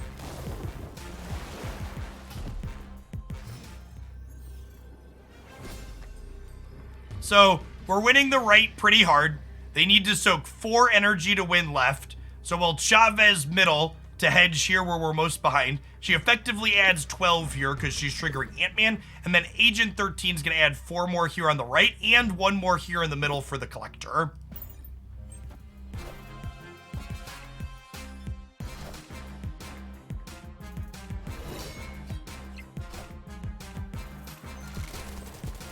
That was actually really close. We need a big play here in the middle. This is another reason why, again, Chavez is not just good in this deck because she adds consistency. A stat stick on turn 6 is so good at the end of everything this deck is doing.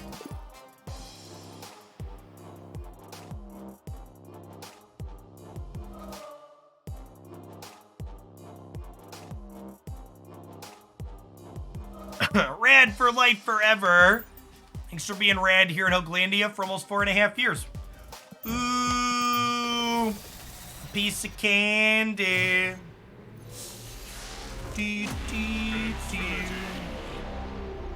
I think this is my first deck I have an infinity split for every card.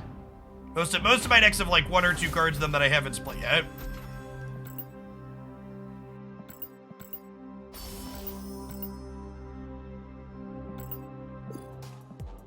Let's double check. I'm pretty sure that's all of them, though.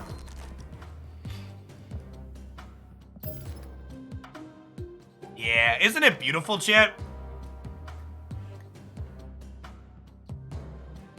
It's gorgeous. So, like, I have other splits for some of these cards in the deck. Like, I have another Beast variant here with the border effect. And, like, this'll be one once we get 50 boosters on here. We'll upgrade this one to infinity and use the fancier one, but I really like having all of the borders be the same. I think it looks good and clean here. I wonder if Chavez is generically too good. Definitely not. I think Chavez is in a really healthy spot.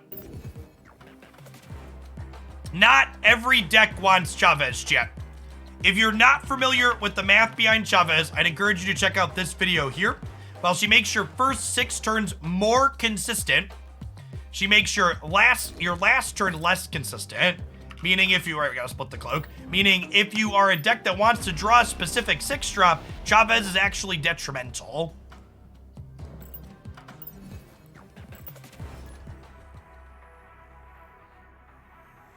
Yeah, I honestly agree with you, Pally. I think they could probably put Chavez back to a 6-10, like she was in the closed beta. She'd be less nice, though, rather than being a 6-9. Yes, I agree. Her increased stats were a symptom of our Jubilee interaction. Accurate.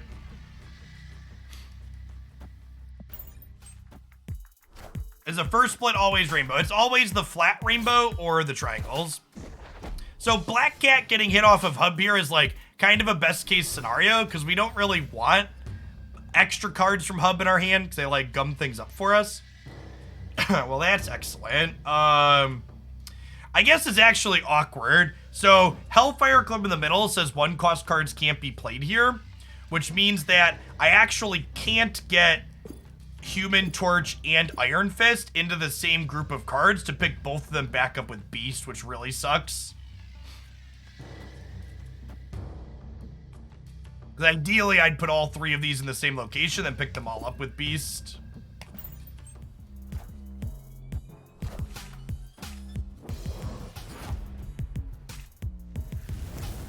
Do you have any pull 2 decks on YouTube? I tried to look, but I couldn't find any. You must not have looked particularly hard, because my most viewed video I published over the weekend has got like 25,000 views at this point. Is literally top 3 pull 2 decks. But there's a Lingsky Poo for you. Oh, I can't Elysium. I can't Beast into the Hellfire Club. Well, that's super awkward.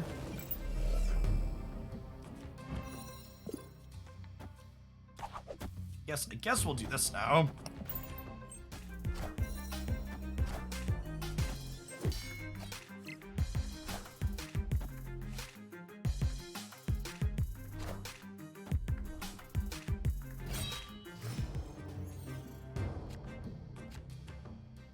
I mean, I think Chavez generates some pretty interesting and fun gameplay. I like her a lot.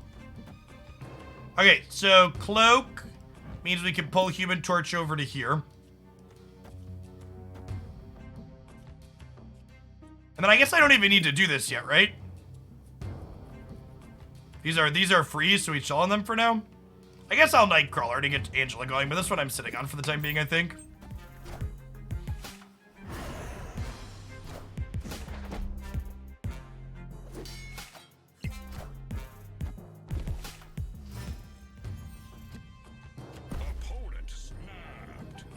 Nah, I think you just suck it up for 1 cube. Escaped. Elysium does not affect Falcon, which is interesting / weird.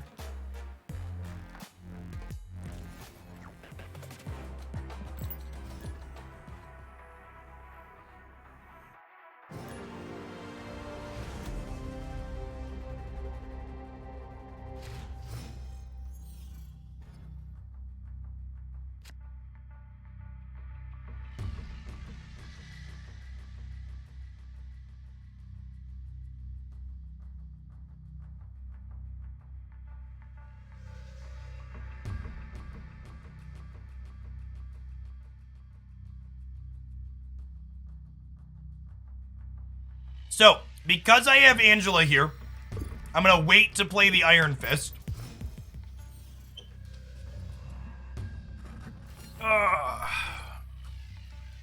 These locations are a little awkward for us again, though. I guess I'm collecting the miniaturized lab before that closes up.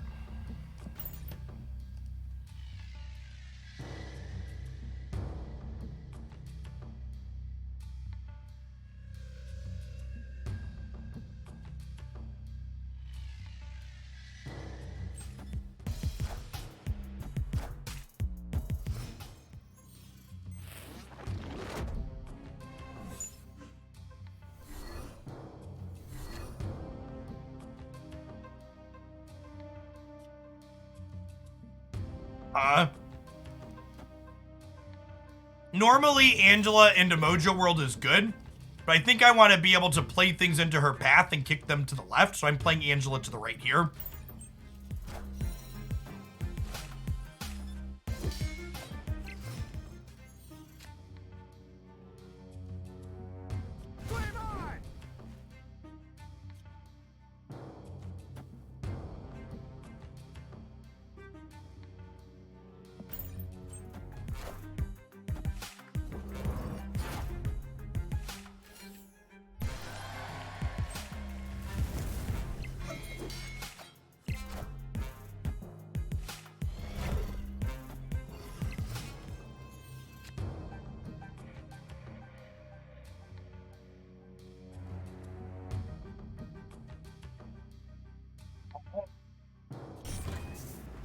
Rescue's a good random one. Was it I that you just played against? I mean, if you just played against a user named Jeff Hoagland, then yes.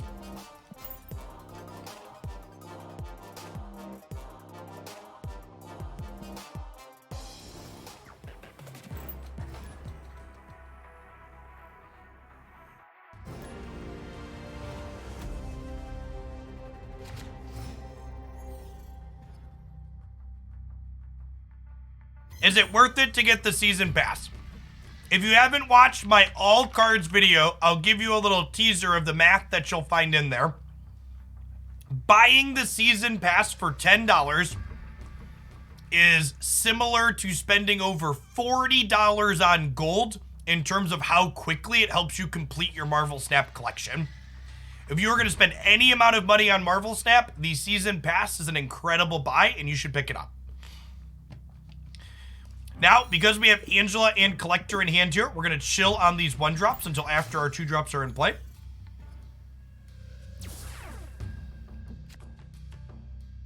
He says before the Gamma Lab flips up.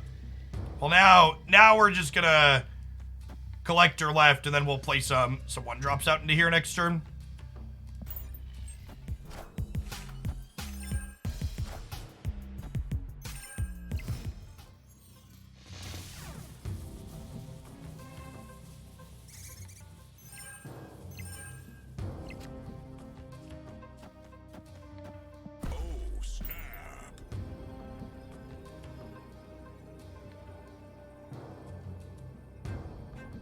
Feeling a little green this morning, chat. You do not need any pull 3 cards to climb to infinite. Check out my pull 2 decks here.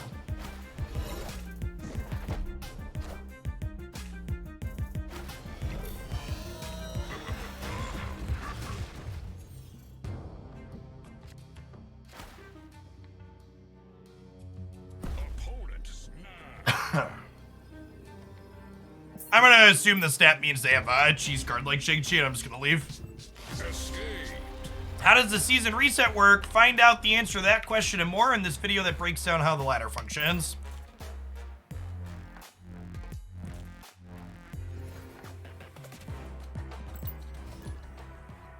My number one thing to point out to players, this is very different than other card games.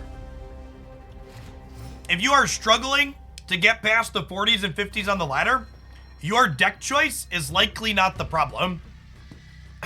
More important than your deck choice is how you're leveraging snapping and retreating. A new card is added every season, yes. Play Nightcrawler into the unknown on the right over here.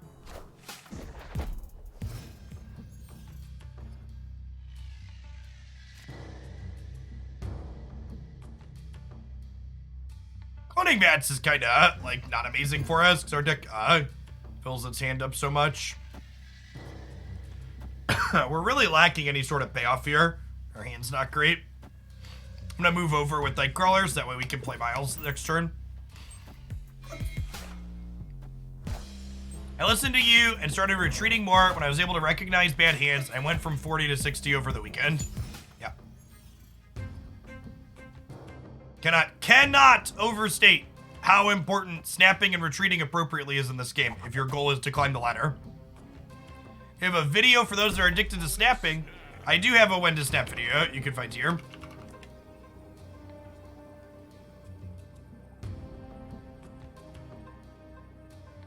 So since I've been paying attention on when you snap or retreat, went from 50 to 70. Yep. Love to hear it.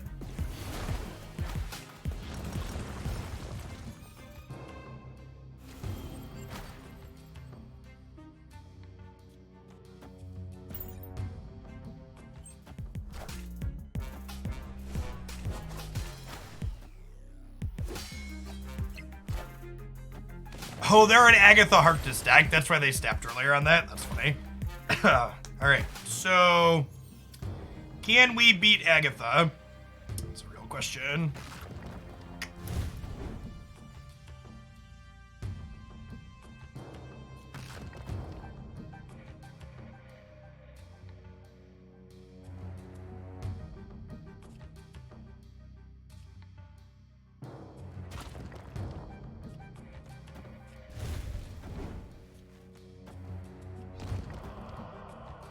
So this will create an Iron Fist in my hand. Human Torch will come over. It'll create these two in my hand. And then I'll have a Beast. But I won't draw Chavez next turn. I think we could win Cloning Vats and Asgard. We'll see though. Let's go. This could go either way.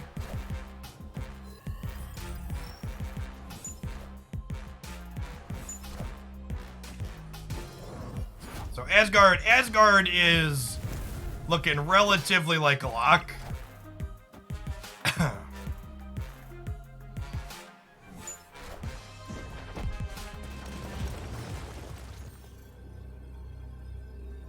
Can we win either of these?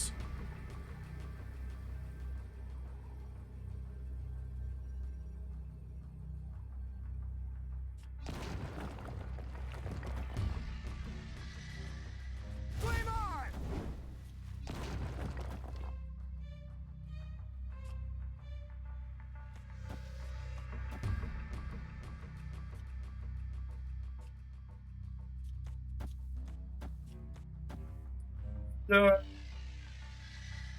this ends up with Human Torch here as 8. And then Iron Agent 13 is this one. And then she moves here from the Iron Fist. And the Beast picks up 1, 2, 3. So I'll have 8. And this will be +4. 8 plus 4 is 12. Then I'm adding 2 more, so I'm adding 14. So I can only get to 16 here on the left, right? So we need to retreat here.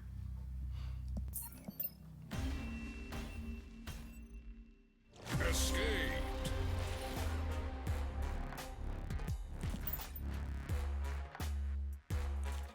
He does not count as 5 power for Hala, no, Zal.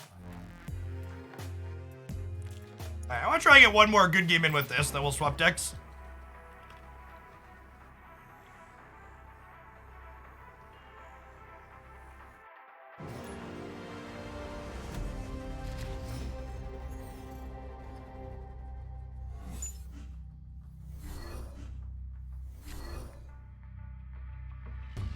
Can you compare Sentinel and Cable? Yes, some percentage of the time, Cable draws you their best card, letting you know that you don't need to play around it, and that information is super invaluable. That being said, Sentinel is a card that fills your curve better. Quite frequently, decks that want Cable or Sentinel generally want both, like the Devil Dino deck, for example. So it's usually not a one or the other, it's you play both.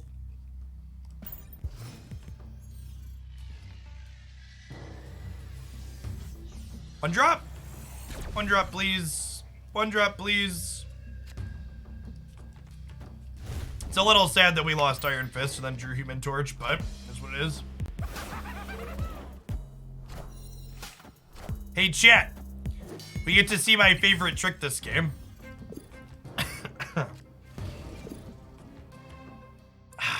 Elysium.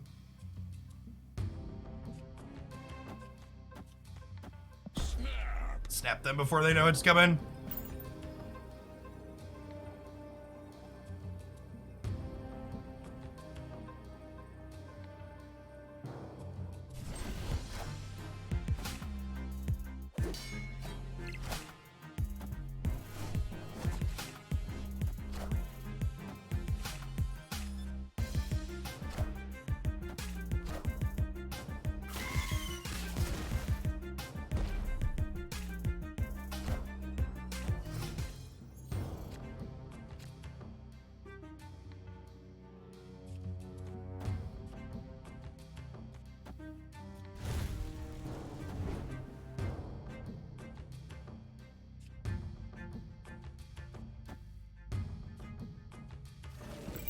I probably don't want a Green Goblin the same path I'm... I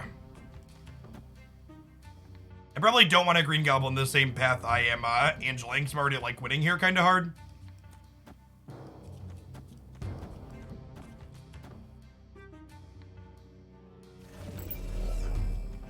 I think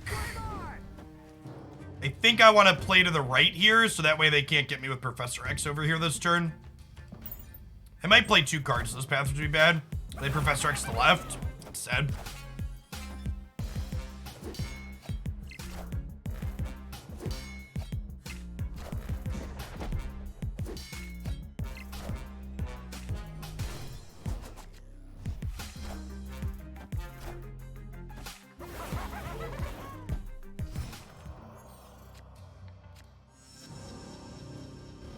Just a Hobgoblin, eh? Okay, so I think we're punting left at this point, right? And there's no real reason to play these out in advance because they're going to be 0-cost cards next turn, right? There's no reason to let them know where these are going to be. We do want to play Collector out and Hood, though. And I want to play this because it plays to Angela, and then we might move it and play more to Angela, depending on what they do. Actually, I think I'd rather Collector mid, right? Because I might want to go Demon Chavez over here, actually.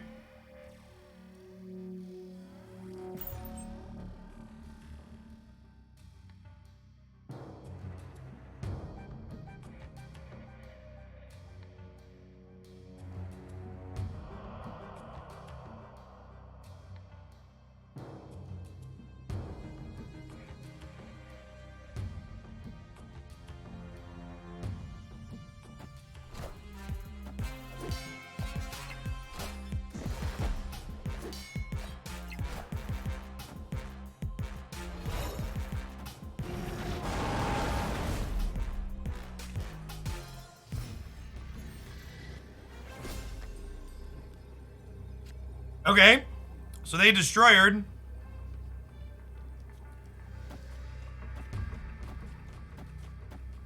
We just do this and we like beat a Taskmaster even, right?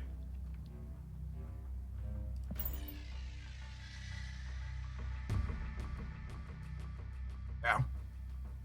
Nice deck. This deck probably has a decent Destroyer matchup because we just, our deck like makes big numbers better than they do. Ott, thanks for the almost 3 years. Good to see the old regulars enjoying some Snap. Welcome, welcome.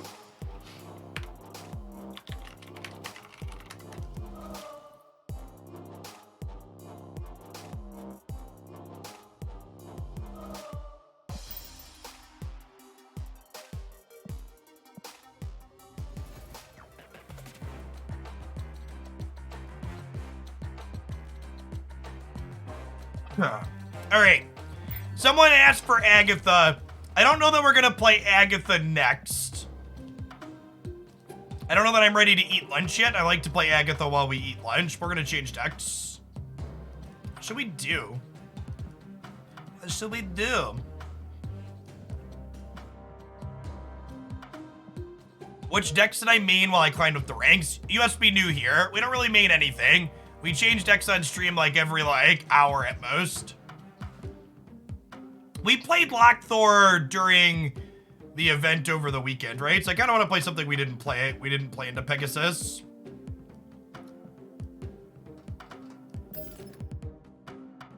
I think this deck is super good right now. I've seen a few people playing different variations of this. It seems really cracked every time we do.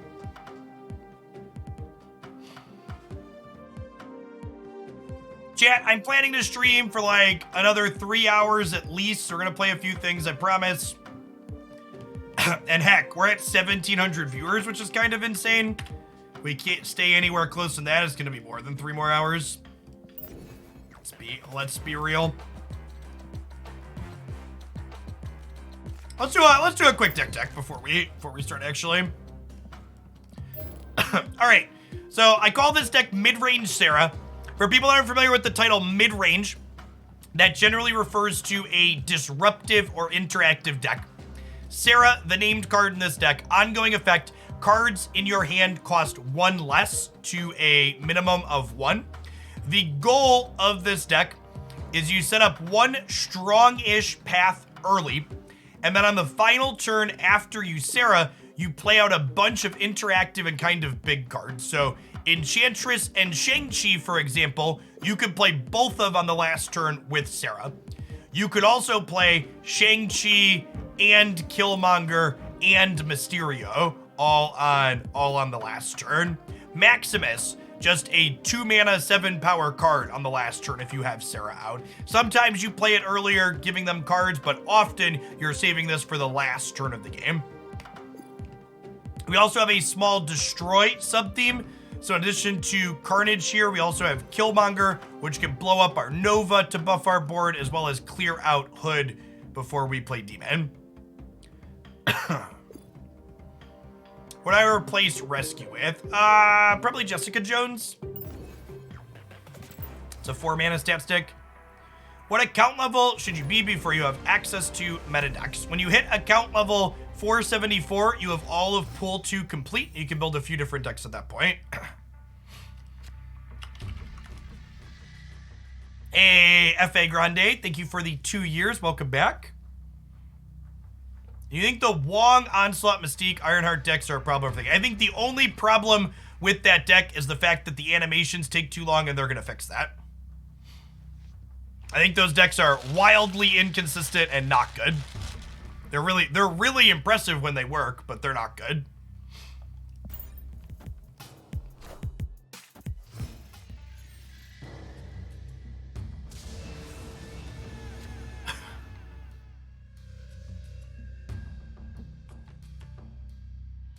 Mysterio, when we play him out, he plays illusionary copies with 0 power to other locations. Those also have no abilities though, so the Mysterio clone in DC is a 3 power card, which is nice. Mysterio, for all intents and purposes, counts as playing out 3 cards. Chat, stop optimizing the ever-loving fun out of your fucking video games. Don't hold your credits. Playing fun cards is fun. Upgrade your shit and get new cards to play with. You're gonna have to figure out how to play against Pool 3 cards at some point in your tiny lives, okay? Figure it out sooner rather than later. I think I snapped them here with the hood draw because the demon is also gonna be big into DC. I promise you, you could build competitive decks into full collections with just Pool 2 cards. That's what the Pool 2 decks video is about. Getting new cards to play with is the most fun and sweet thing in this game. All right, important sequencing bit here, chat. You want to Killmonger. You want to Killmonger before you play your demon, or you'll be very sad. You're holding on Pool 2 till you have 5k. I have a question for you, Bear Flips. Are you currently having success climbing up the ladder while you sit where you are at, or are you stuck?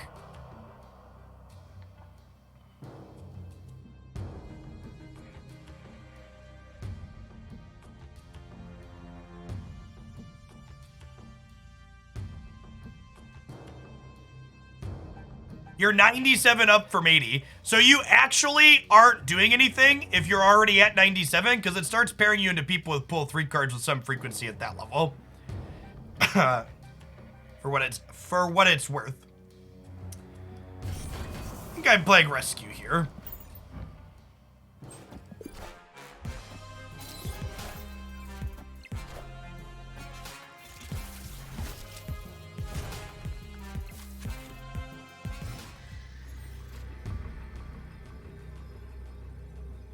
Okay, so we Angela here to trigger Rescue. We Maximus in the middle. I think I'd rather Maximus here than Shang-Chi here. Actually, I guess we're like pretty guaranteed to win there. We're losing this side though. I think I need the extra stats in the middle. That's close. No, I'm gonna do this actually. Let's hedge all 3 locations. This wins the left by a lot. It puts us up 1 here, and we're at 6 in the middle because the real Mysterio's in the middle. Opponent snapped. And snapped. I plan to do viewer-submitted decks like I do for Magic. Yeah, we already do viewer-submitted decks, I should. Usually I have 1 or 2 that we do per stream. They're $10 donations. I also do what I call pool build-arounds. So for people that are in Pool 3, you can send me your list of Pool 3 cards, and I'll pull up your collection list on stream, and I'll build what I think is the best deck out of your current collection. That is only a service I offer for people that are like, I don't know, let's say 10 or so cards into Pool 3, because if you don't have Pool 3 cards to build with, you might as well just look at my videos.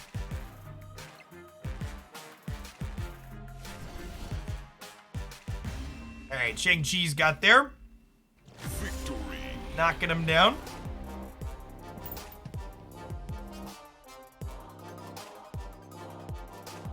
Okay, chat. I don't have a Facebook, so you have to suffer through my family photos, okay? But they're adorable, I promise. These are the girls before Christy took Haley to school this morning. And I promise we'll have trick-or-treating pictures tomorrow on stream. But they're great. She was super excited to have a pumpkin shirt. And the ribbons in her hair are adorable.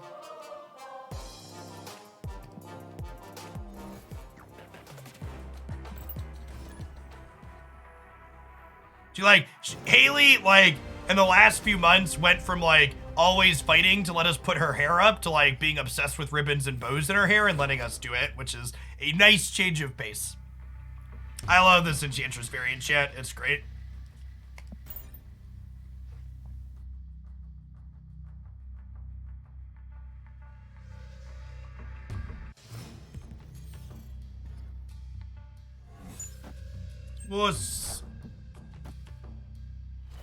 Dressing up my 4-month-old as Baby Groot. That's great. That is the energy we could all use more of in the world.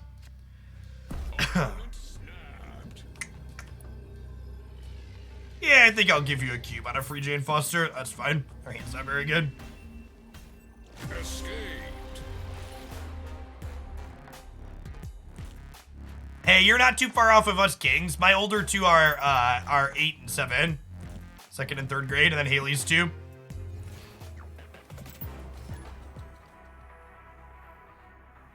It's good to feel excited playing a card game again, Lauren. They aren't actually hippity. I really hope we get flavor text and artist accreditation on the cards. There's no reason why I shouldn't be able to double click on this when it's in full screen and flip it over to see artist accreditation. It'd be a nice addition to the game.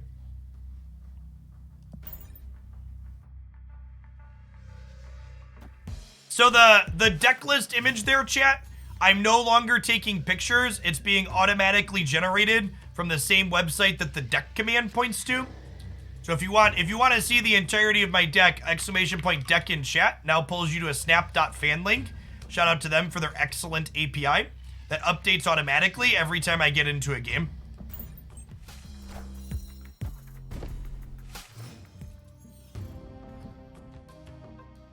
I have more than 10 pull 3 cards unlocked. For Twitch subscribers, it is a $10 donation, yes.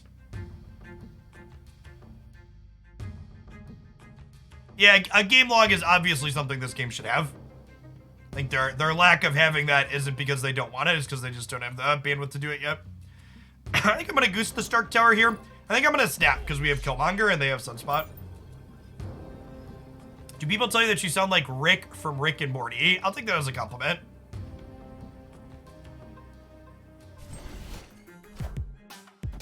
It's better than I'm actually a little bit more Rick than usual, I would venture to guess right now, because I have a little bit of a cold. Or getting over the end of a cold. Downloaded Slap last night, and the game is awesome. Having a hell of a time. You love to see it, Yogi. Thanks for the 1.5 years. Welcome back. And this is actually a sick curve for us. So we get to rescue here, and then Mysterio Clone counts as playing to rescue, and then we get to Killmonger here as well. Just totally dominates Stark Tower also.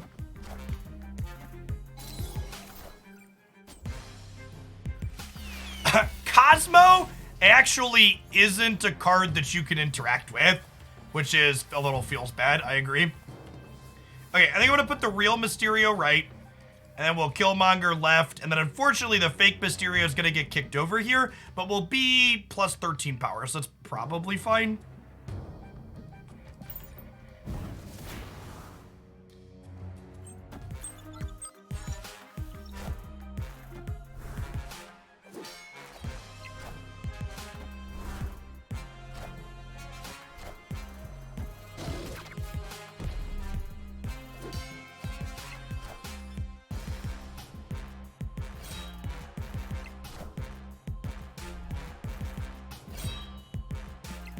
Systems go.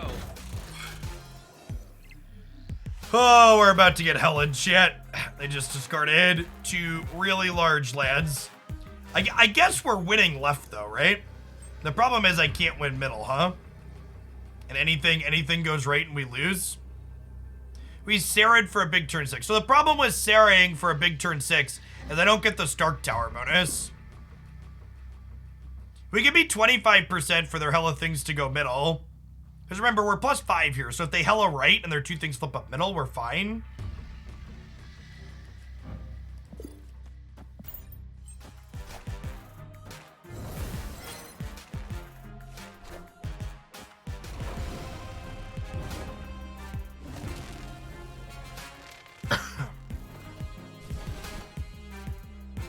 The Snap.fan people have a Discord bot. Oh, a Slack channel. Yeah, sometimes you lose the coin flip. Was it Carnage plus Enchantress 6? Sure. That didn't matter, Heplicity. Oh, wait, did it? No, we still lose the tiebreaker, right? You're right. We could have tied the Hella Middle, but we still lose the tiebreaker rate by a lot. Hey, Thorium Light. Thanks for the brand new tier 1 sub. Speaking of Discord, we got a bunch of really awesome new subs today. If you're someone that uses Discord and you're a new sub to the channel, you should make sure you pop into our supporter Discord server. We got a super active channel in there for Marvel Snap and Magic and Pokemon Unite and Genshin and politics and sports and food. All sorts of great topics going on there with myself and other members of the community. I think Cosmo has to be ongoing. Is it random when you unlock a mystery card? You unlock a mystery card from a particular card pool based on your collection level. If you're not familiar with what card pools are, check out this guide here.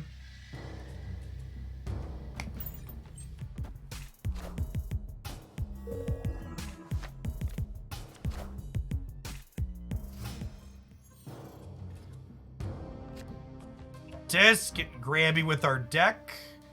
A 1-drop into Mojo World when our deck has Killmonger in it is kind of great for us, though. So we'll chill on that for now.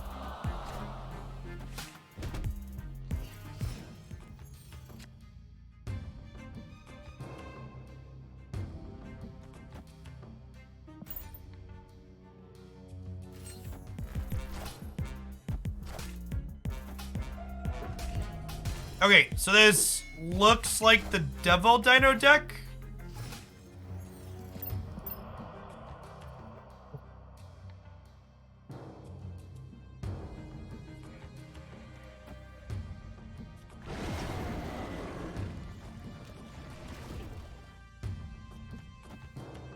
I just play Enchantress here for the play to the path. Make sure they play something there.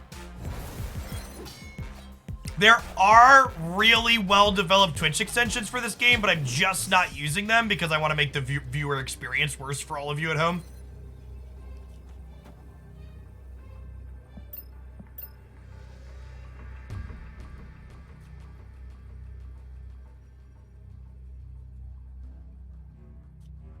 I think we're dead here. I'm going to play Go Fish in case they can't play into Crimson Cosmos, though.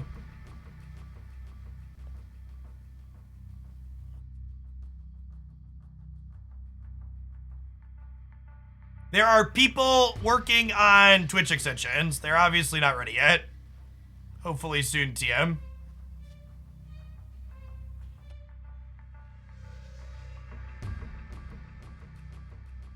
Yeah, I want my Magic players to feel at home when it regards to poor user experience. That's not totally fair to Arena, though. The untapped extension for Arena is really good. That's not a Wizards product. They just didn't play right. Okay, yes. Watch one of these be Dr. Doom. Losing coin flips like a professional, chip. Feels bad, man.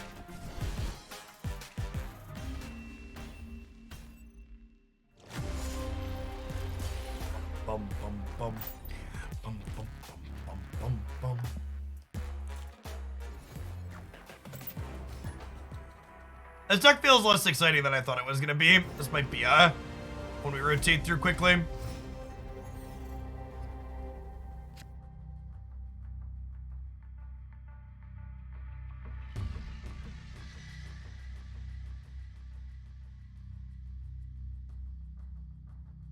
Oh, there's a good one from YouTube chat. I don't sound like Rick and Morty. I sound like someone who's been smoking for years.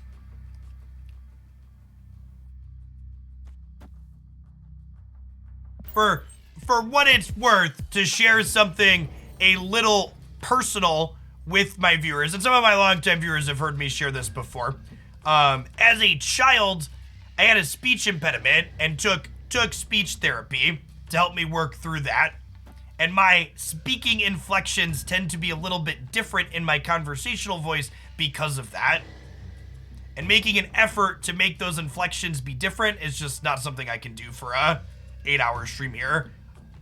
People often comment that my voice is different in my intros versus my gameplay, and that's because my intros are a more teacher lecturer voice. That's isn't something I really stay in character for a sustained period of time. Whereas when we're just chilling on stream, this is me conversational.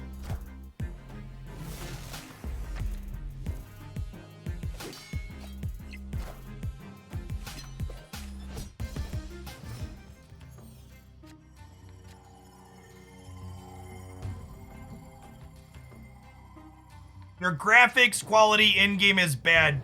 You should probably make sure you have 60 FPS and stuff turned on. This demon's probably gonna end up right. Probably punting mid here.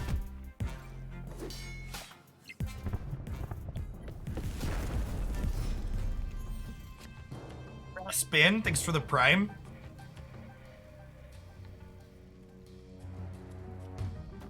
So we Mysterio. The Mysterio clones trigger rescue. And I think we're killmongering here, right? I guess, do I want to killmonger here or do I want to killmonger here? I think I want to killmonger right. And then, because the Mysterio clone counts as playing a card for triggering rescue purposes. It's my favorite snap card. I really love Captain Marvel. She is one of my favorite variants in the game too. Oh, they have Sarah on Onslaught Citadel. We're really not great at drawing Sarah, chat. We should get better at that.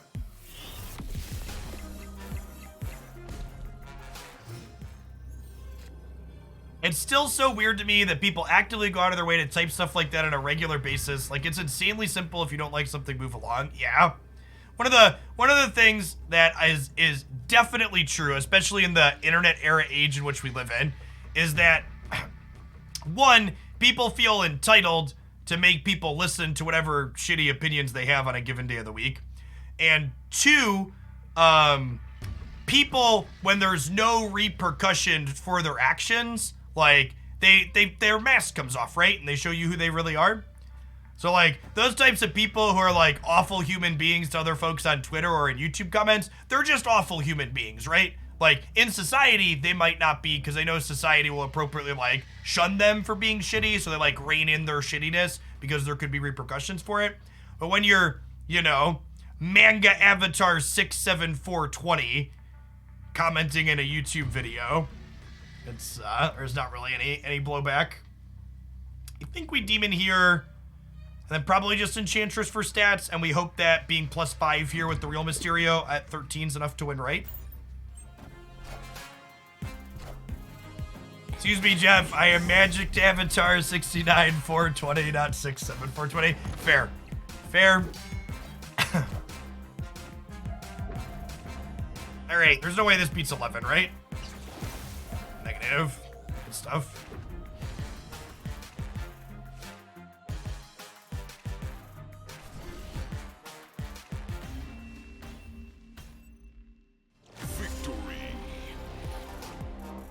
Alright, the person that just posted not so thinly veiled racism in my chat. Fuck off. Like, what, like, didn't we not just get done talking about people being crappy and, like, what is wrong with you? Get some help. Come on. Alright, how many boosters do we need to split Shang-Chi, chat? I need 20 for the next upgrade, so I need 20 plus 30. I need 140. So we need 7 more boosties on Shang-Chi to infinite split him. I've had a dream or two involving Snap. I'm getting addicted. Thanks for the 1.5 year Bleach. Welcome back. It's the best advice for someone starting Snap. I've got a whole bunch of advice here up in this playlist. Check out this Marvel Snap Minutes playlist on YouTube. It is all videos that range from 5 minutes to 15 minutes with different tips and tricks for ranging lots of things. How does splitting work? When you take a card up to the infinite border, it infinite splits at the top end into different cosmetic effects. Well, this board just got a lot more awkward for our opponent with the Ebony Maw on the right. I'm gonna snap them. How did I get most of my variants? My variants are probably about 30-70. Like 30% purchase, 70% for free. on the collection level track, you eventually start getting variants pretty consistently. I do check the store every day though for variants that I want. Like I'm missing a Patriot variant still, but I don't really like the chibi ones.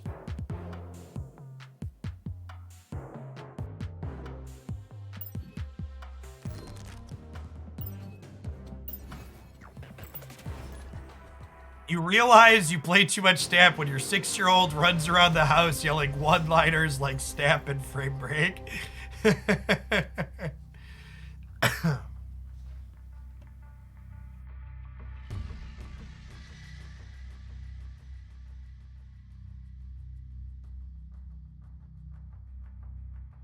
Jaded with competitive Magic, still play EDH with friends. Sad about where Wizards has gone. Snap has been excellent. I'm glad that ended on a happy note. Thanks so 14 months, Earth Jordan.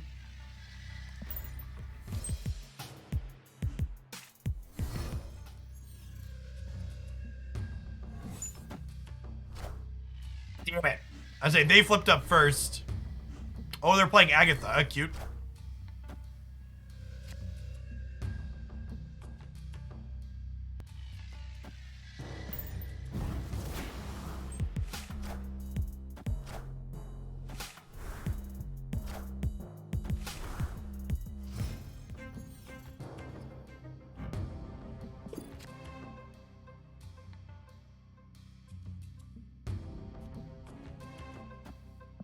Just Angela here. There is no current hot location. Hot locations are only Saturday into Sunday, as well as they're Saturday into Sunday, as well as Tuesday through Thursday.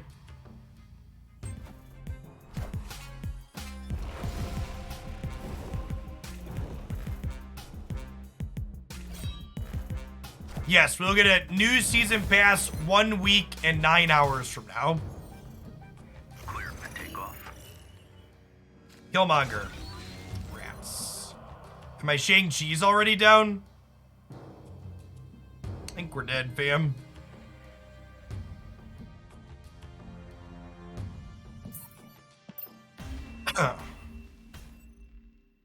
Escaped.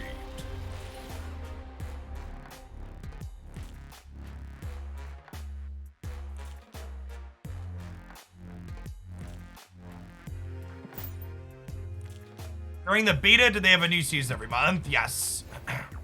We had, what, 4 season passes in the beta? Wave, Daredevil, what was it? Wave, Daredevil, Thor, and Nick Fury. Our season cash is infinite once you finish the season. Yeah, essentially, close enough. We haven't played a Venom deck today, huh? Oh, we played Wakanda Forever earlier. I can never decide if I like Zola or Taskmaster better in this deck. Could anyone have played in June if they signed up? So, to get an official invite, you needed an invite, but you could have sideloaded in. Are those cards not available anymore? Those cards are all available in the Pool 3 general card pool. No actual content is locked behind the season pass. Let's do this Venom deck.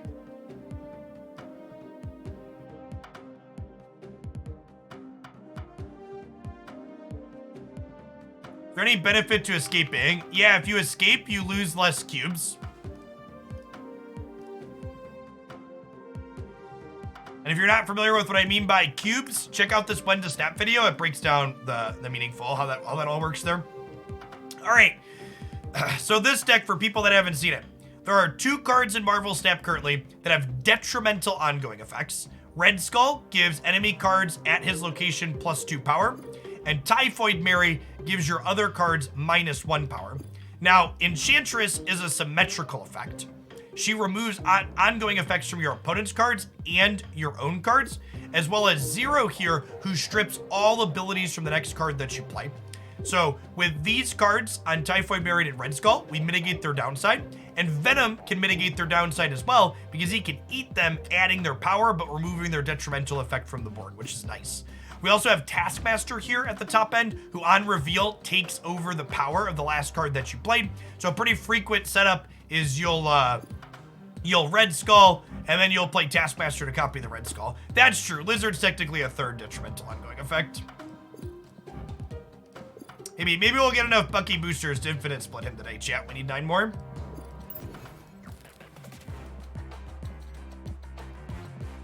Let's play Bucky decks until we get Bucky boosters. It's a good pull 2 deck besides Dino. I posted a pull 2 decks video yesterday on the YouTube channel. Check it out. Not only does it have 3 different pull 2 decks in it, but it also contains suggestions on upgrade them into pull 3. This deck pull 2, no. Basically, all of the decks that I play on stream are pull 3, chat. An infinite split is like Carnage here. So you can see Carnage has a rainbow background. So this is a card that I got to infinite once, split it into the rainbow background, and got it to infinite a second time.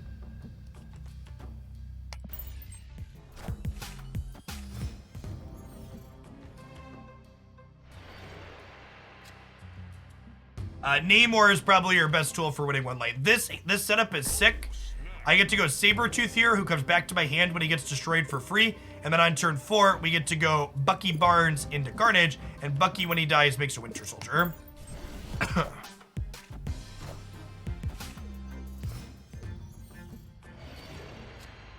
Well, that's unfortunate. Guess we're just dead then.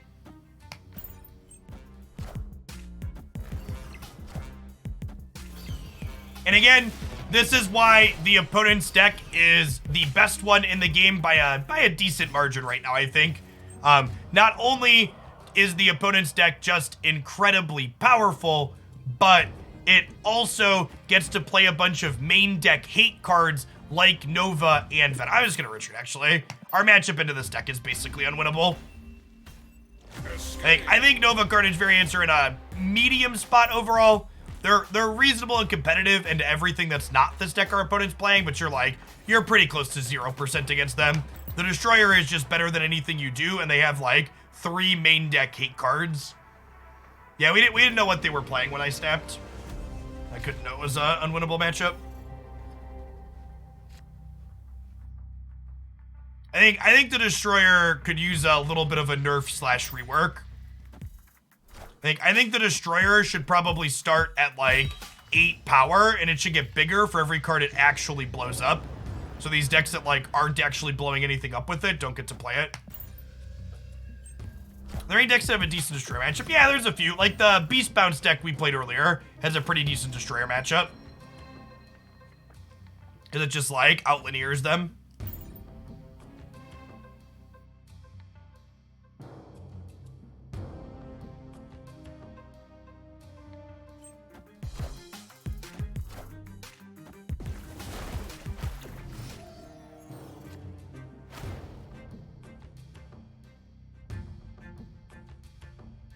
Well, that's great for us, right? So now we Red Skull here, and then we'll Venom here next turn, eat all of this, and then Taskmaster the Venom the turn after. I'll snap them on that.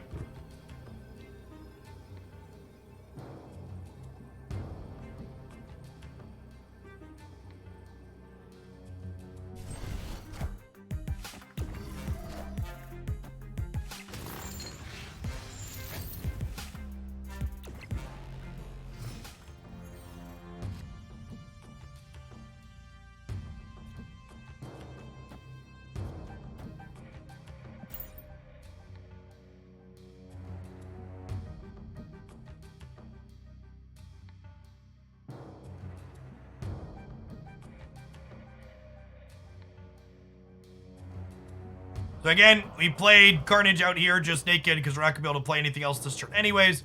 Venom is going to eat this, this, and this, so he's going to be a total of 20 points of power in the middle.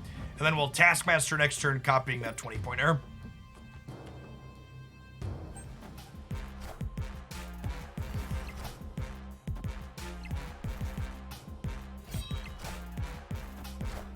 We could get Helen here, though. See where Wolverine ends up at. Okay, he stayed mid.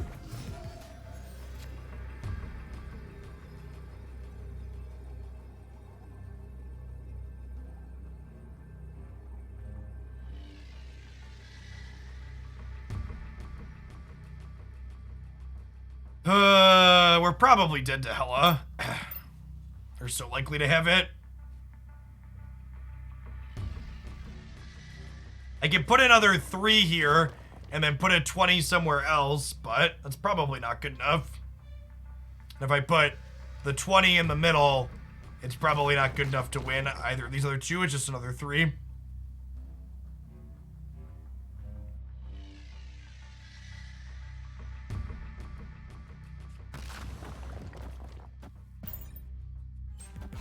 Fish.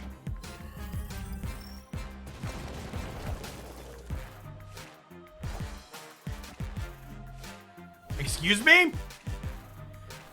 Alright, deal.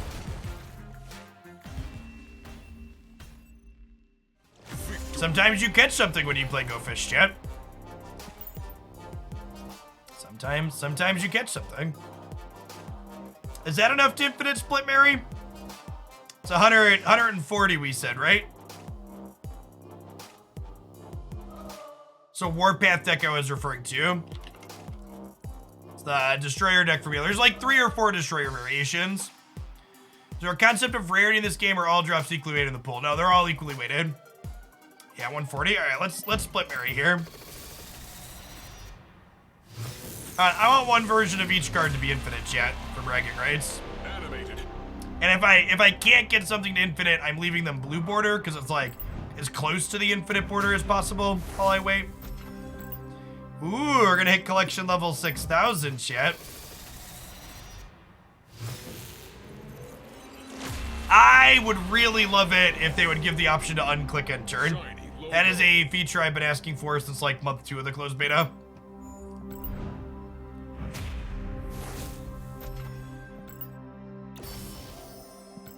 Hey look, another avatar I'll never use.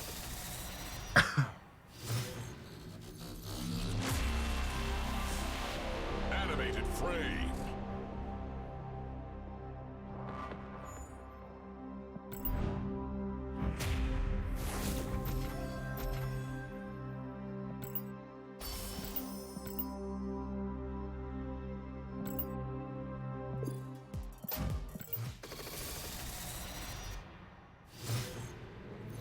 Yes, they could also add a second button. I think being able to undo your end turn is better than a verify though, because there's sometimes like you meant to end turn and then you quickly think of something else. You're like, oh shit, I actually want to change this because of something I just considered. And if your opponent hasn't also ended turn yet, you should just be able to undo it rather than sit there and watch. 40 Scorpion boosters, chat. That's so exciting.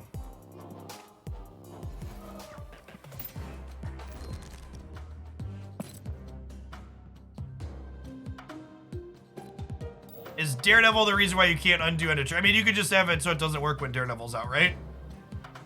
Again, this is a split, chat. You get something to the infinite border, and then you can no longer upgrade this specific version of the card. But I can click the shiny button, and click the shiny button right here. And then I get a new version of the same card that again is functionally the same, but has a rainbow background this time. Your first split on any card is guaranteed to be either this rainbow background or some ugly triangles. And then once you split a card a few times, you start getting things like border effects on them. There's the triangle background, like swirls or sparkles.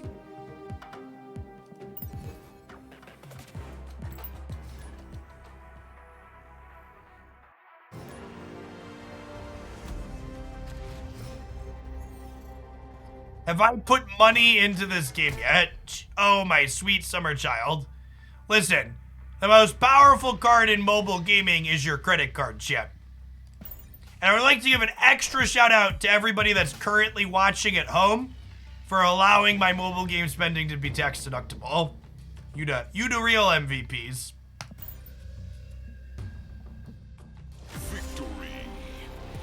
This person was playing the movement deck and Fisk Tower just flipped up in the middle. That's great. Love it.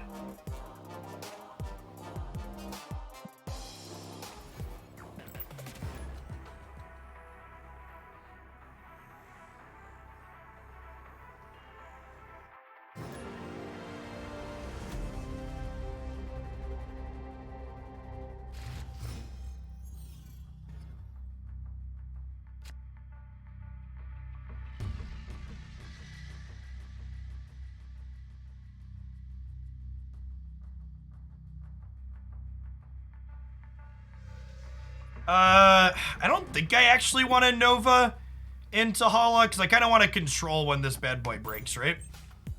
Do I play any actual gacha games? Yes, I have played almost all of the content that Raid Shadow Legends contains at one point or another in my life.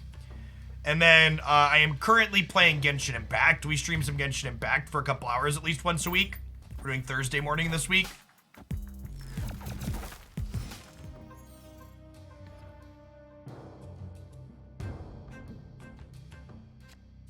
I have not played Fire Emblem Heroes, no.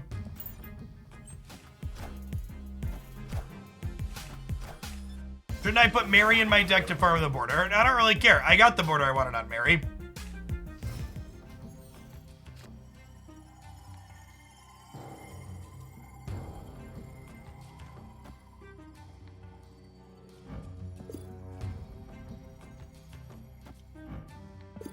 I'll do this, I think, and then we'll Venom this next turn when these are in play.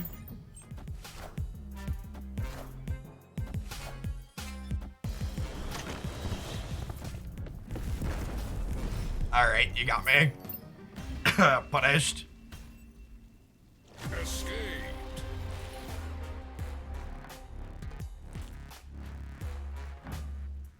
Debris. Debris is a very powerful disruptive card.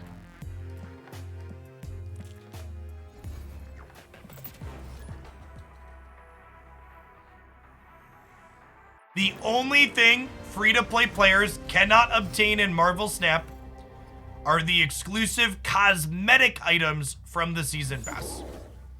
Everything else free-to-play players are able to obtain. For the exact RNG value of featured locations, yes. The hot locations that run for 1 day are 60% to appear. And the featured locations that run for 2 days as a new location on Tuesday are 40%. Why did I concede there? Because they filled my center path, so I could no longer destroy my things that wanted to be destroyed.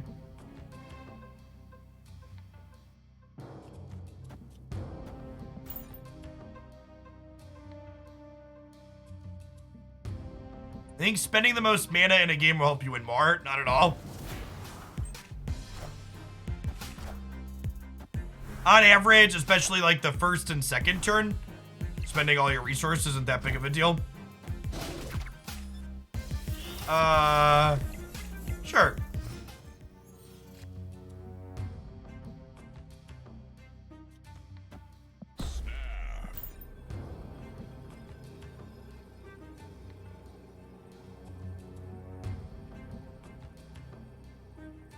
I mean, it's not even just the resource variance that makes Magic feel bad to play compared to Snap, in my opinion.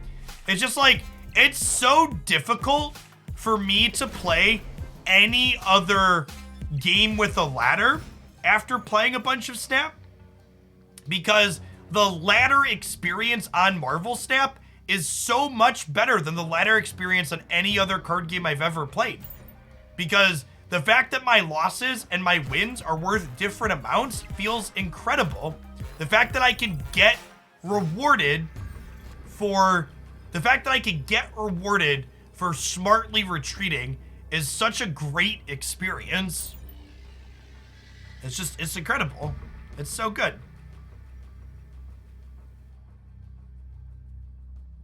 Hearthstone star bonus is similar. What's a Hearthstone star bonus? I've never heard anybody say that. What's a star bonus? That like a win streak bonus? Because that's very different. So Enchantress here turns off my Red Skull and shrinks through Venom. The ladder in Runeterra is also pretty good. No, it's not, chat. They all fucking suck. It's a win streak bonus. Win streak bonus is so... It's just a win streak, but chat. Win streak bonus is way different than having agency over losing less. It's fine if you like the ladder in other card games still, but you have way less agency over your ability to climb in other card games compared to Marvel Snap. The fact that you get to make a choice every time when you are presented with a do we want this to double, is so huge, especially in games that have so much variance by design. Win streaking, chat, just makes the ladder higher variance, because it means when you run good, you progress, and when you don't run good, you actually go fucking nowhere. And again, I'm not gonna yuck your yum. If you really enjoy other ladders still, more power to you. It's just the lack of agency in them compared to Snap just doesn't feel good to me. It's one of the reasons why I took to this game. Getting that level of control feels fantastic. Okay, so obviously we're gonna eat the Shadowland at some point here. The question is, do we Wolverine or do we Mysterio? I think we Wolverine. Wolverine's better if we draw Venom.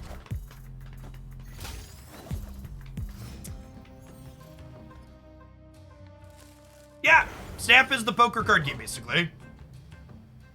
And it's awesome. It's an awesome poker card game.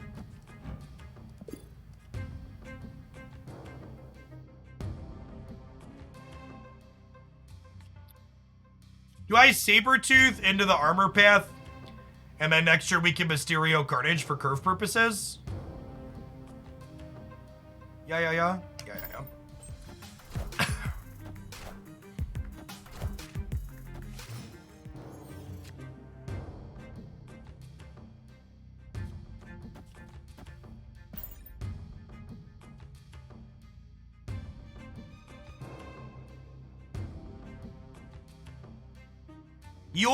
Your win rate is never a reasonable metric of your skill in any card game ladder anywhere, chat, but it's even less of a measure of skill in this game. You should never be obsessed about your win rate in any card game, chat. But in this game, it really doesn't matter because your cube rate is what dictates whether or not you climb. Enough said, bub. Cube rate is everything. Actual everything.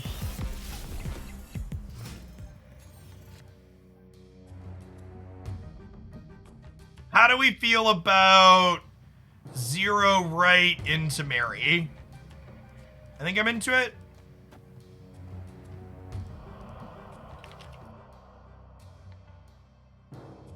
The reason Mysterio doesn't show the variant, yeah, it's a bug that they're gonna correct.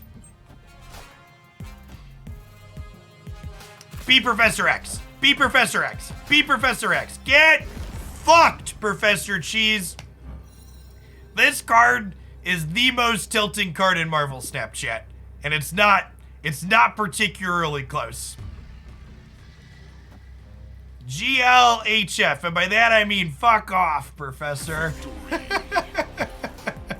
It is a great variant, but like, it's just so cheesy, right? Like, 9 times out of 10, someone loses the game when this card flips up, and sometimes your opponent loses the game, and sometimes you lose the game. This is a card for the full degenerate gamblers out there who just want to like flip coins for their paths on turn 5.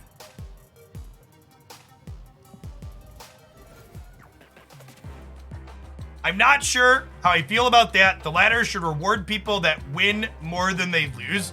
I disagree with that. I think the ladder should reward people who play the game well. And I think you've just been pigeonholed in your brain to think about the ladder in the same way that you think about it in every other boomer card game out there. And that it's different here in a meaningful way, in a way that's good, in my opinion. All right, we're gonna zero into Bucky into Gamma Lab here, chap. That's the other thing too. Is another thing, people really look through retreating as a bad lens. Retreating is not the same as losing, chat. It's mitigating loss. You don't lose a hand of poker when you fold. If you actually want to track wins and losses in this game, you should have 3 columns. You should have games you stayed in that you won, games you stayed in that you lost, and games that you retreated as another metric.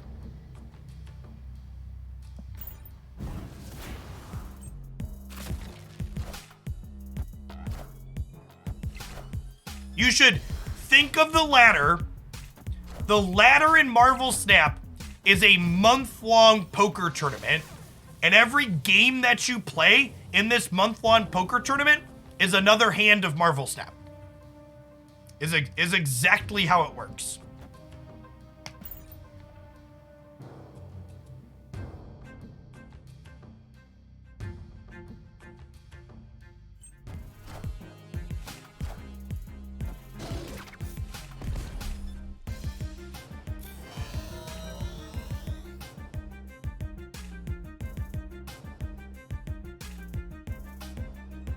I have risen 11 ranks in the last 2 days. I've been retreating almost 40% of the time. Is there a rank reset after a month? There is not a full reset. There is, however, a rank where you get kicked back down. You lose 30 rank points. It hurts to eat the real Mysterio, but we couldn't have known Crimson Cosmos was coming. Speaking of Mysterio, having some problems here.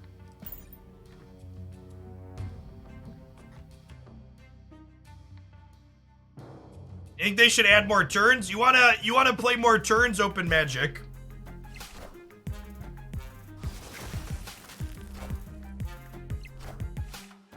Damn it, pedantic card game players, don't actually be about people who are above 100. Yes, if you're above 100, you always fall back down to 70. Would you like a cookie? You are technically correct.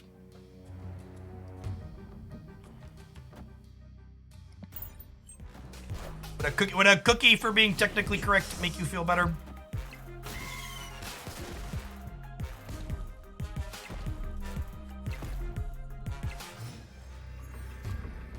How come my sentences sound like questions? How come all of your chat messages are really fucking stupid?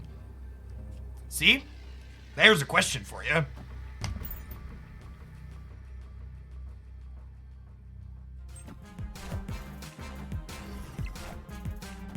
Oh, they're Death Wave.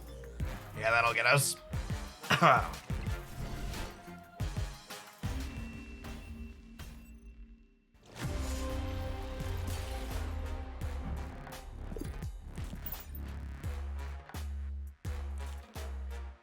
To the person whose message was deleted, it looks like it was in support of Lula. Congratulations to you and yours down there, but English only in my chat, please. It's just we don't have moderators for non-English languages. So, please and thank you. Congrats on getting rid of your fascist in the South. Griffin, thank you for the 15 months. Appreciate that.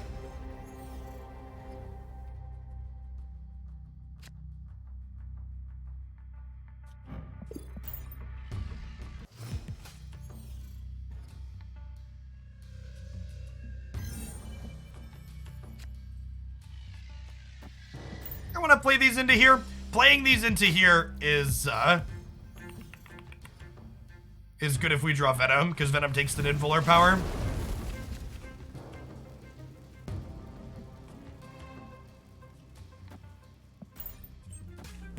I think this is a great game for playing Fundex Tinkerer. The fact that you can retreat to mitigate your losses in Fundex is something else.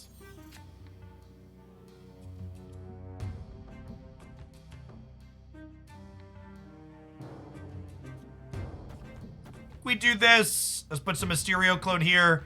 Then we really need a Carnage or a Venom here in the next few draws.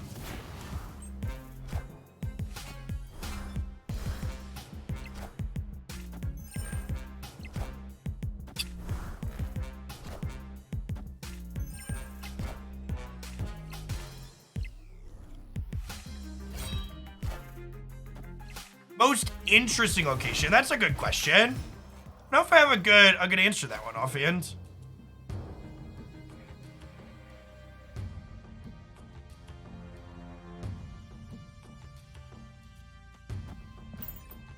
Skull over here for now. Oh, they're Agatha. Adorable. Okay, there's Venom.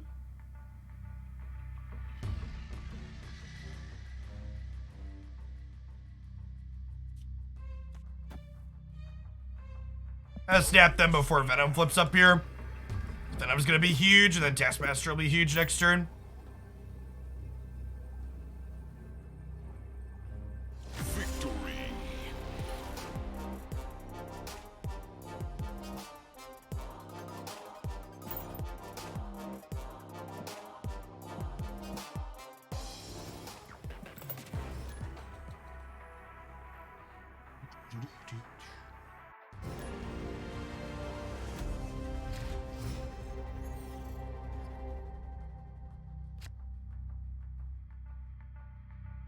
I'm so glad I finally hit Chillionaire so I can enjoy all the avocado posts I want. That's a good life right there.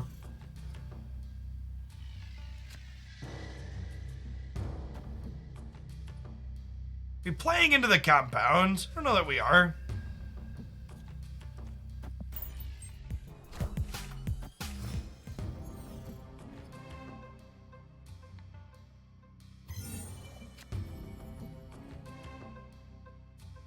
Well, this works out great actually, right? I think I'm gonna step on this, he says before getting armored by a destroyer deck. So we play Wolverine mid, who doesn't mind getting blown up, and then we have Mysterio into Carnage next turn. What's going on, DNS?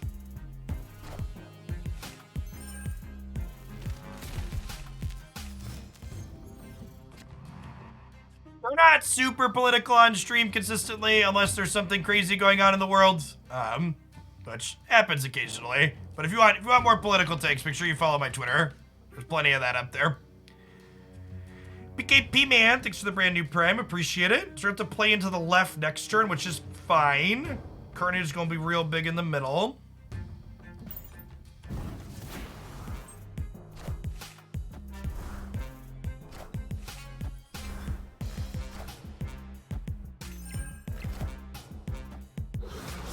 So many Twitch streamers just ban people for taking sides. Chat, it is important to remember that anytime you are silent when something important is happening in the world, silence is a tool that supports the person oppressing whatever terrible or awful thing is happening.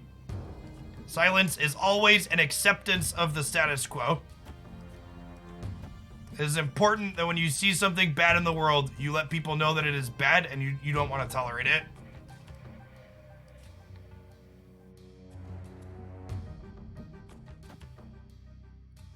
This is just Nova Mary. This sets us up for Venom here as our last draw, which is nice. Playing Mary out also means if we draw Taskmaster, we have a 10 power Taskmaster.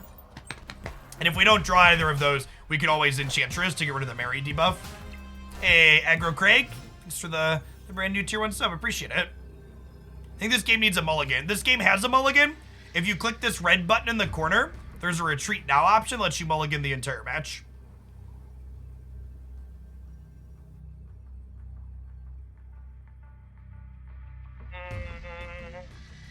Enchantress means I'm beating Giganto, right? And then we're winning mid and we're winning right as well. And they can only play one card here. A Doctor Doom could get us here, but outside of Doctor Doom, we're in an okay spot. I guess Arnim Zola gets us as well. All right, come and get me. Ah, rats. Well played, opponent.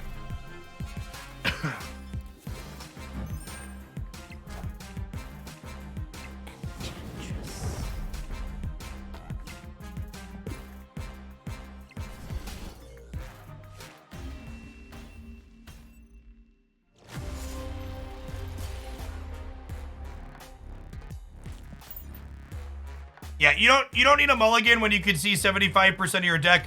I think thinking of mulligans as we're just punting a cube to mulligan, I think is a healthy and reasonable place to be.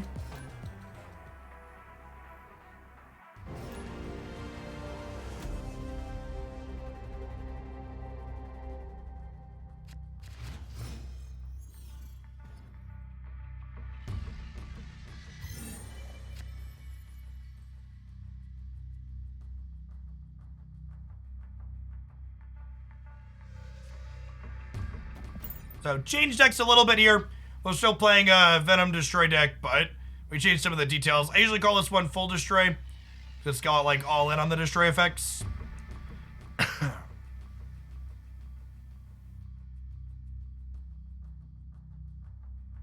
mean, I don't know that skipping turn 1 is necessarily positive or negative overall.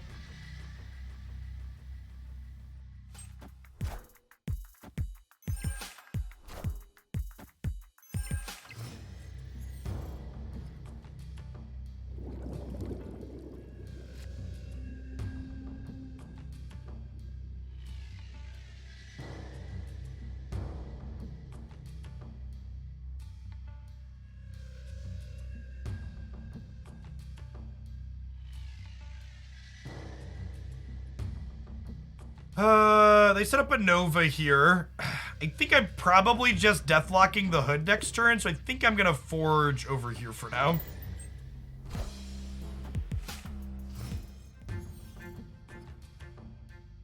Hulkbuster and Forge serve to increase the power of Deadpool, because Deadpool doubles its power every time it dies. So if you Forge or Hulkbuster Deadpool before you kill it, it doubles faster.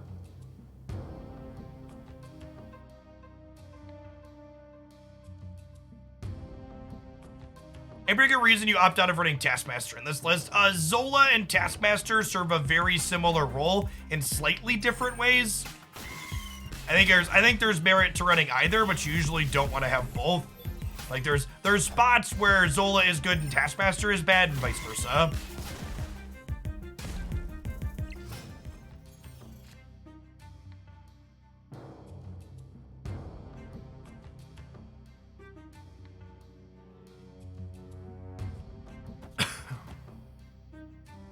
I think we do this, and then we Venom this location next turn.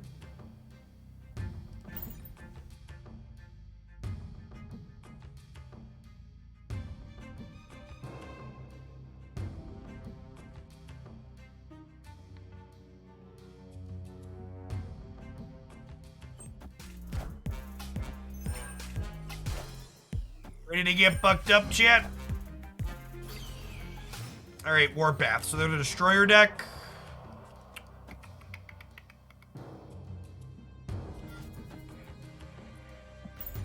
Think about Professor XP over here, and then we lose the Destroyer. This is going to be one of those spots where Zola is worse. If they have Professor X, this is one of the spots where Zola is worse than Taskmaster. Honestly, maybe we should just be on Taskmaster because Zola's bad into the Destroyer deck.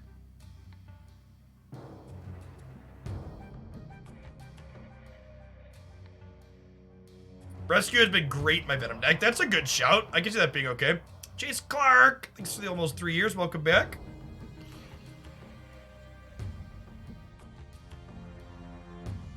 There's a pull 2 next year I think is best. I think it's kind of a meta game call. Ooh, they didn't Professor X me. Maybe this Zola is fine. Oh, wait. I have Winter Soldier here too, though. Okay, wait. So...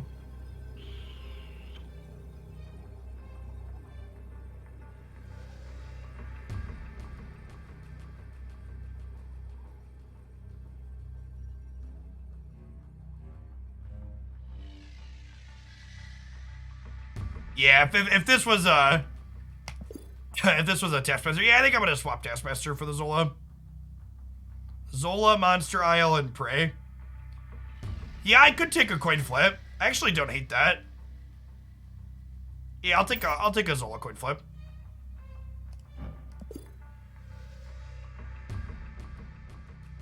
Is there a reasonable place for Venom here? There is not. Venom is definitely a key card. You need all the ways to blow things up to make Deadpool good.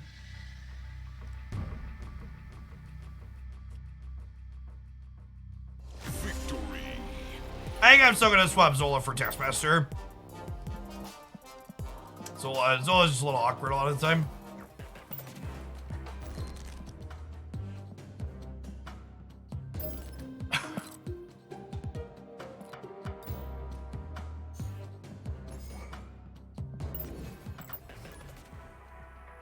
Yes, Taskmaster has much better synergy with Deadpool.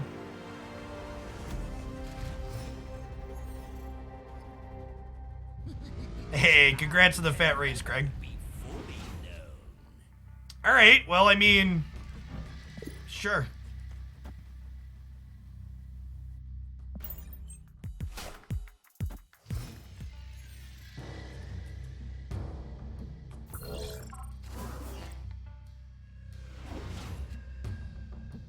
Oh, they're the Spectrum Destroyer deck, chat.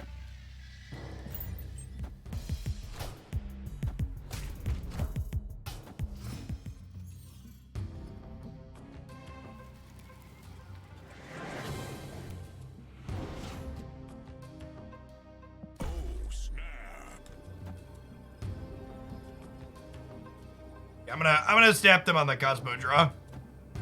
It means I get to actually use this destroyer to good effect here.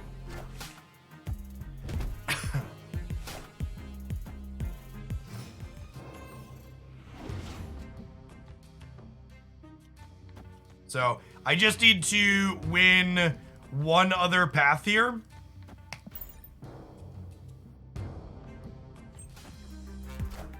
This destroyer should win here. Mr. Flanders, thanks for the 46 months, appreciate it. So we'll Warpath left here and then Destroyer right. We're hopefully good to go from there.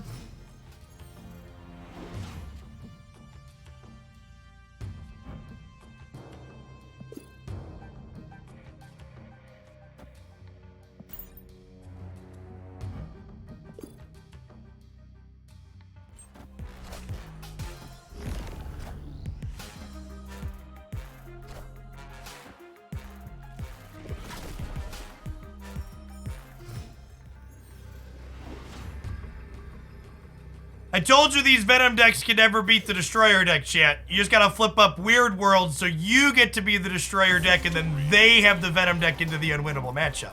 Mr. Flanders, thank you for the almost 4 years. Welcome back. Appreciate it.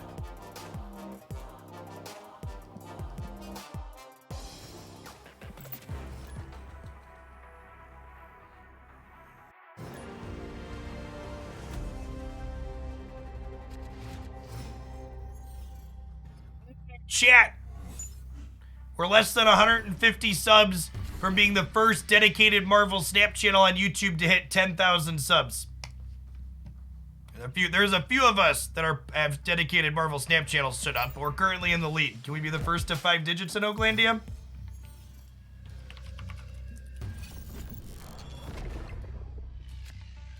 Ooh, that's okay. I think we snap the 6-power Hulkbuster onto Deadpool, because then when Carnage eats him, he goes to 14. We lost Killmonger, they lost Quinjet. Thank you. I was definitely looking at my YouTube metrics when that happened. I get my kingdom for a game log or a discard pile I could click on, huh?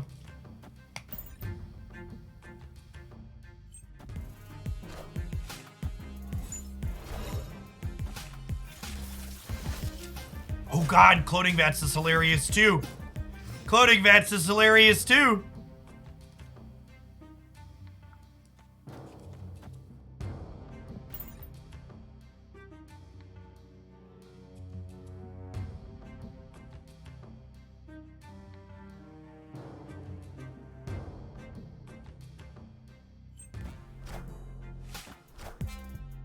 Yes, the Snap channel is separate from my Jeff Hoagland YouTube.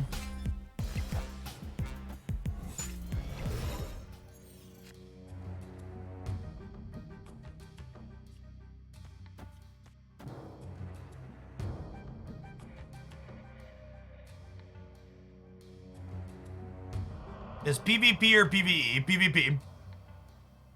Yes, the person who's currently winning on board gets the initiative. Am I playing this out? I don't know that I am. I think I would like it if Professor X had less attack. Oh, they also have a large land shit.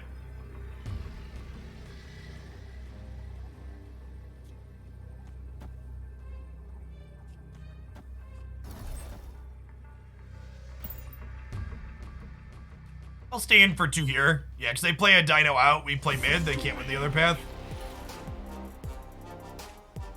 This Deadpool wasn't even that good, chat. Our Killmonger got discarded, otherwise it would have been 28 power. Would have been way better. Heyo, Bucky split.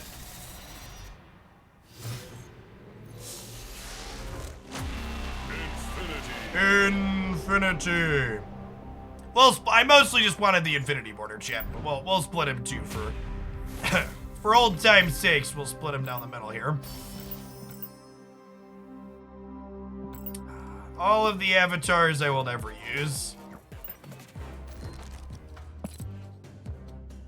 So again, when you crank that card all the way up to infinity, you get the nice border, then you click the split button. You get a background effect as your first split. Ooh, ah. Split the card in two like Bucky's mine. Alright, we're also almost out of credits. I'm gonna buy submissions to put my credits up.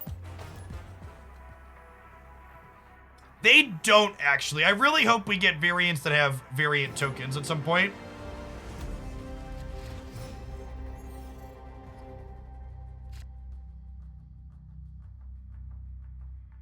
So, important sequencing note here. It is important that you play Nova before Deadpool given the option, because if Nova blows up first, it puts Deadpool's power to 2, and then he blows up and doubles from 2 to 4. You won't always have that sequencing choice, but when it's presented to you, you want to make sure to take it.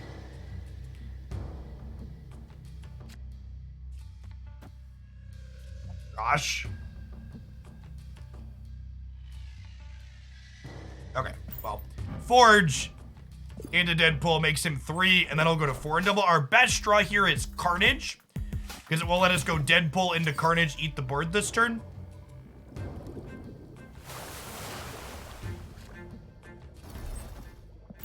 This turn's pretty resource inefficient, which feels bad. But I need to get my Deadpool down. I don't believe so, Darian. Deadpool does not double,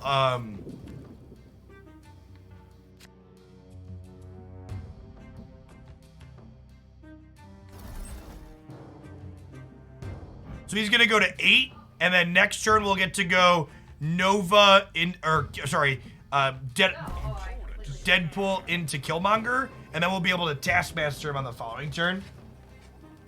Thank you. Yeah. No, I agree. Okay, chat. I have lunch now as well, so after this game, we're gonna switch to Agatha so I can eat.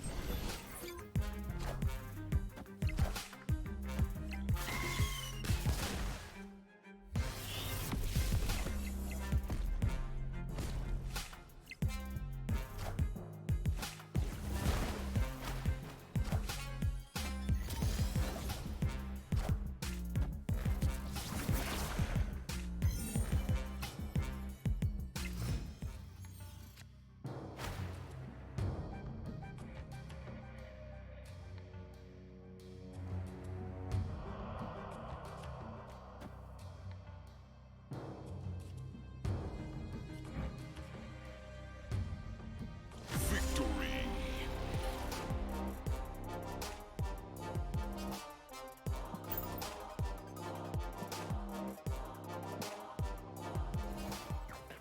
Yeah, the opponent turned us in a death wave there at the end.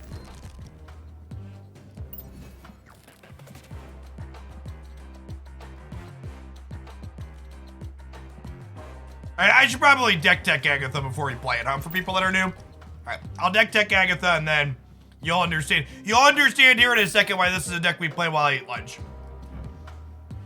Agatha starts in your hand and plays your cards for you. 6 energy, 14 power card. Now, this is different than Quicksilver starting in your hand, because Quicksilver starting in your hand takes up one of your 3 cards. Agatha is an additional 4th card in your hand. Now, you do gain control of your gameplay again if Agatha is played out onto the board or removed from your hand. So this deck plays stuff like Blade and Lady Sif and Swordmaster to take Agatha out of our hand, who we can then bring back with stuff like Hela and Ghost Rider. We also have Wave, who says on reveal next turn cards cost 4. And Agatha, while she plays randomly, she always plays herself if able. So anytime you get Wave on 3, if Agatha plays her out, she'll play herself the following turn, which is great.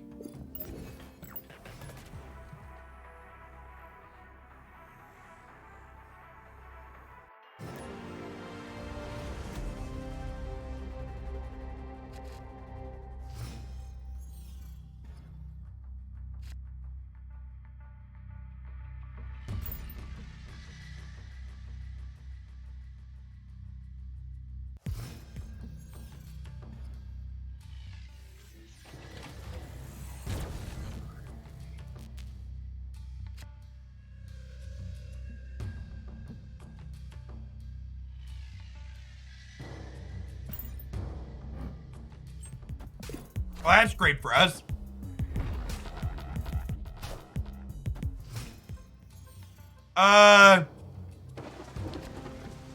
I mean, okay, I guess.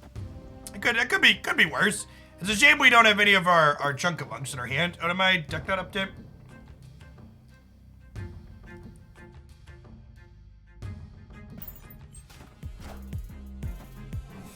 Face the might of Asgard. Mjolnir.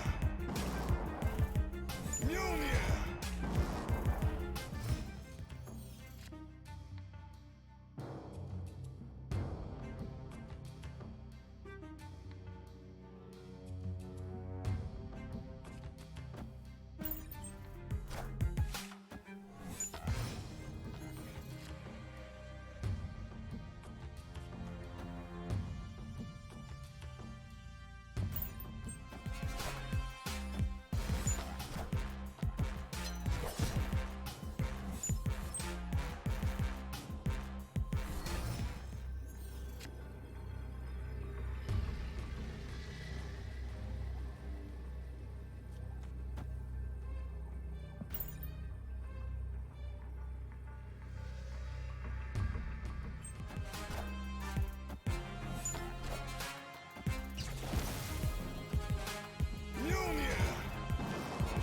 All right, we need Odin to go right. 50%. Easy game. Victory.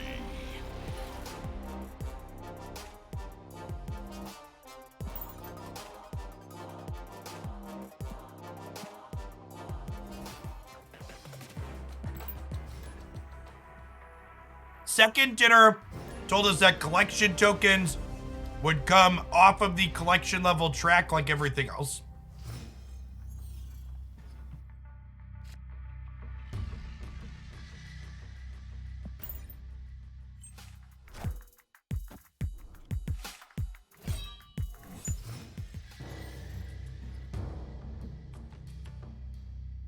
Damn it, Agatha, I just want to eat my lunch.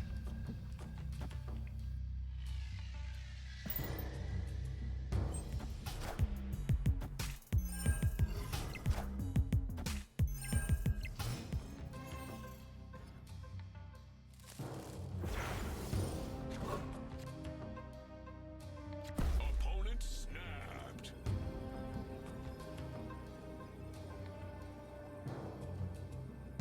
So, this spins our most expensive card. So we'd have a 50% chance of hitting Hela. So I think I just do Swordmaster. So we only have a 20% chance of hitting Hela. So I'm gonna ask how much I spent in this game. I spent as much money as they would allow me to spend to get a full collection as quick as possible. If you want to know how much that is and how long it took me, there's a video here about it. 20%er, chat. 20%er.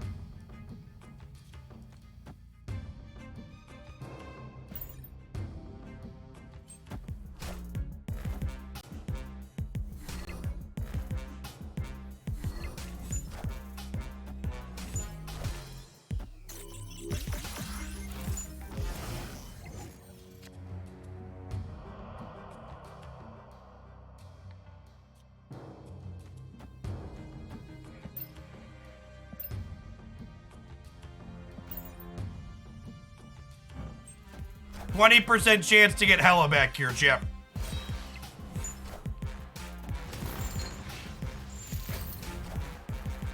I am Iron Man.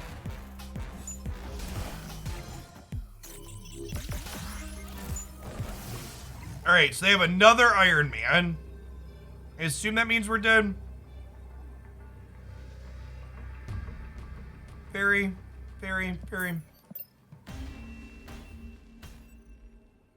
Escaped.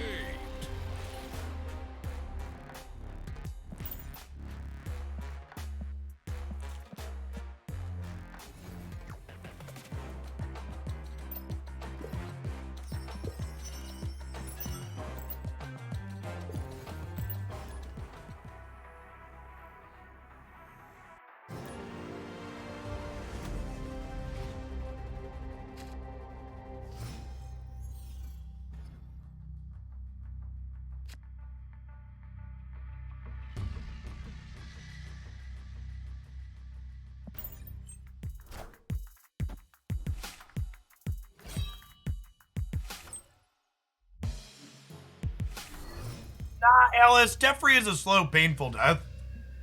Professor X is fast, at least. Alright, I finished my pizza, chat. I just gotta eat my salad, okay? My body is ready for Agatha to play Widow's Bite into the Space Throne. Oh my gosh! Oh my gosh! She dodged the Space Throne twice? It's like Christmas, chat. I don't even know what to do with myself. Oh my gosh, and the Lady Sif hit the 50%er? What is even going on? What is even happening right now? Do we snap? I think we snap. Oh, snap.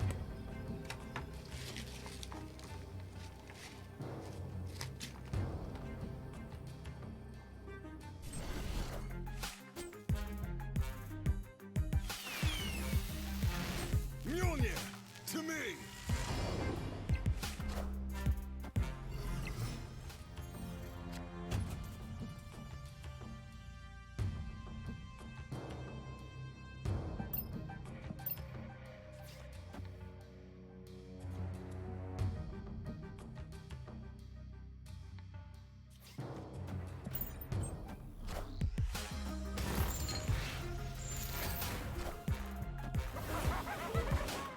Oh no! Systems go. Oh no, that's so sad.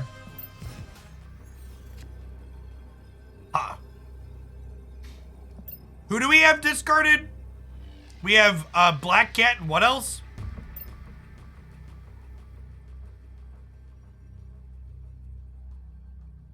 You really wanted Agatha to go center and wave, so we're just dead then, right? That's unfortunate. Escaped.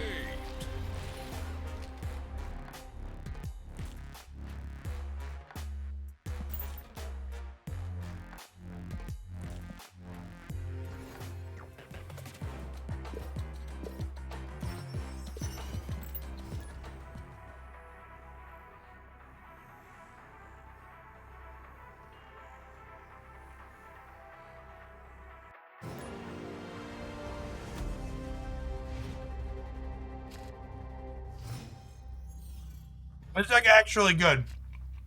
We are often cube positive with this deck.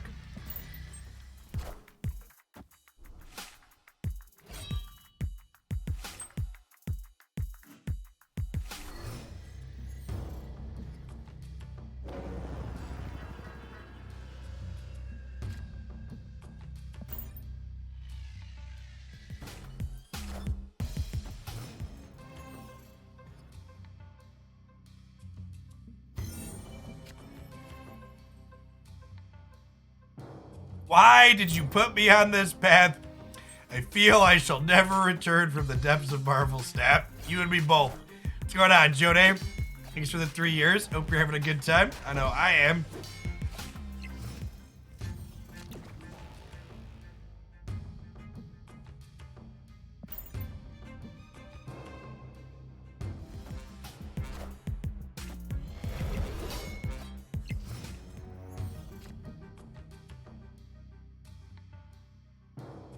Opponent snapped.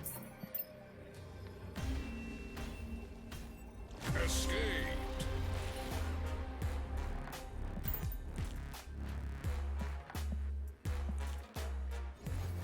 All right, chat. Like 2 more Agatha games, then we'll switch to a real deck. I'm almost done eating, promise.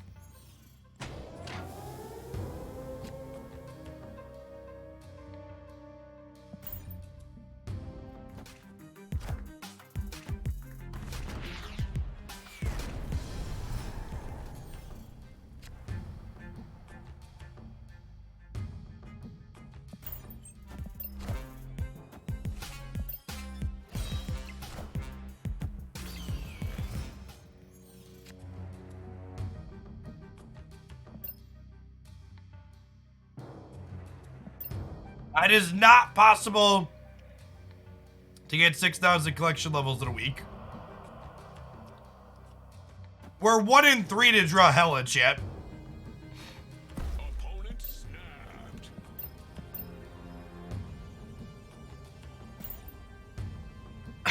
Call.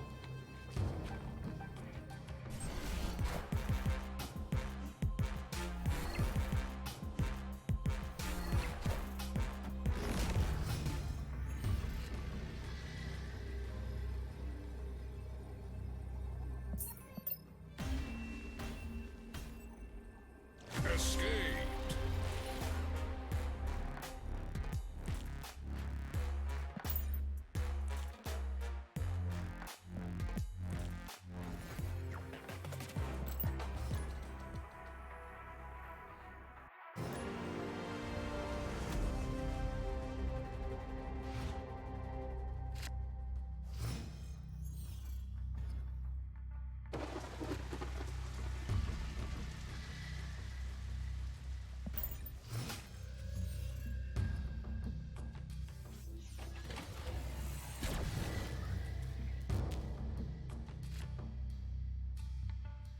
Snap.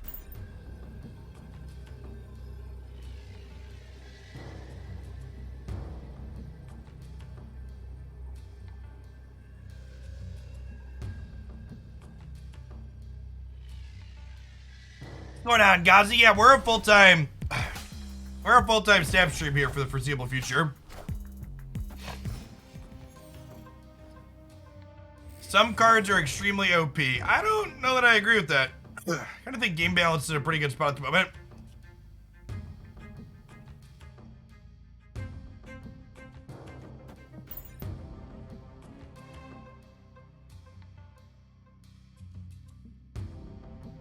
The Agatha my portrait has 16 power because when I took the screenshot, which we had been, something or other had happened, I forget which.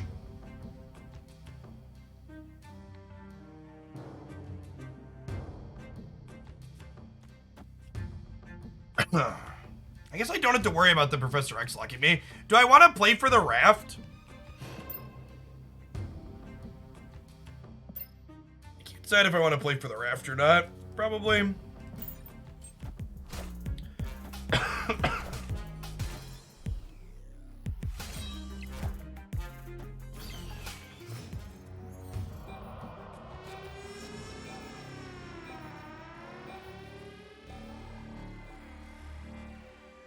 Oh, right, the vault is closing.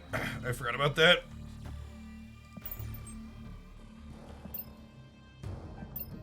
What are my 2 discarded cards, chat?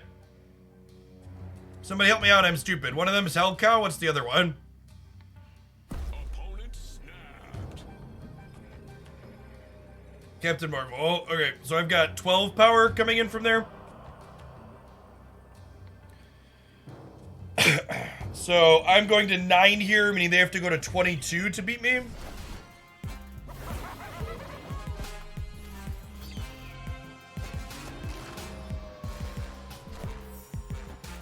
I messed up. I shouldn't have played for the raft.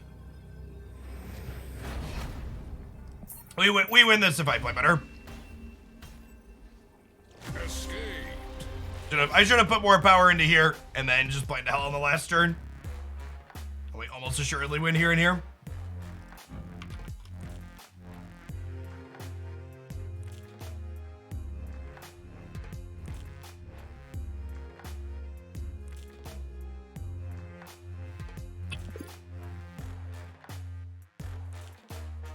So there's a regular Agatha chat.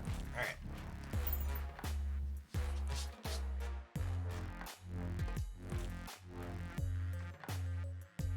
Did Marvel go to Professor X? Nope, it is locked down. All right, we're gonna do one more with this, then we'll switch over to something else.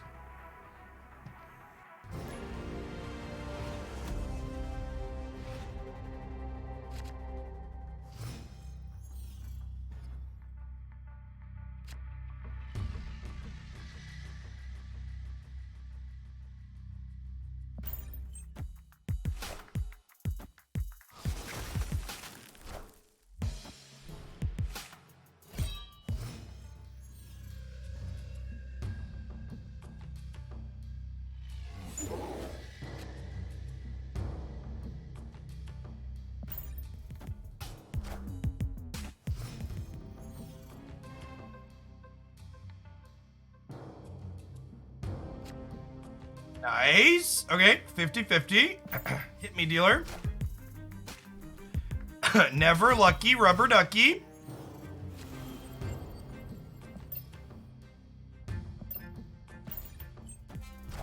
We're gonna lose Asgard. Looks like we're playing against, well, I say it looks like we're playing against Patriot with Shocker, but Iceman is not a card that's usually played that archetype.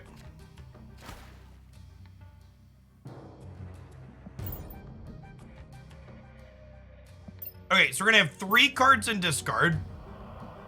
So if this Ghost Rider grabs the 1 and 3 to spike Hela, it might be okay. There's always someone run Shocker. Patriot is the reason you run Shocker. In fact, we'll play the Shocker deck after this one. It's quite reasonable. Maybe even good, some would say.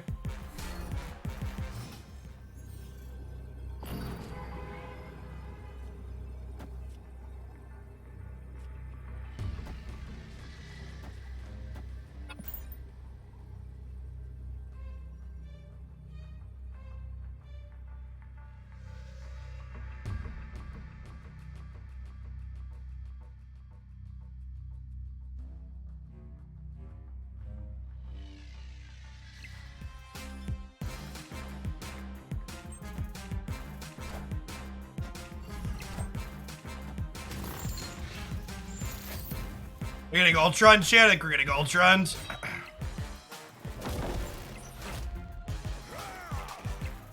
Rip.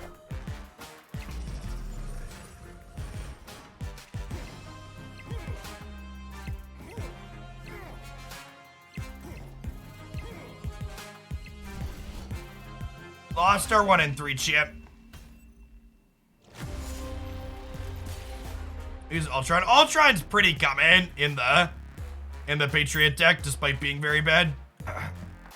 A lot of people play Ultron in that deck. It's much worse than Doctor Doom in my opinion. Ghost Rider center could have won it. Yeah, maybe.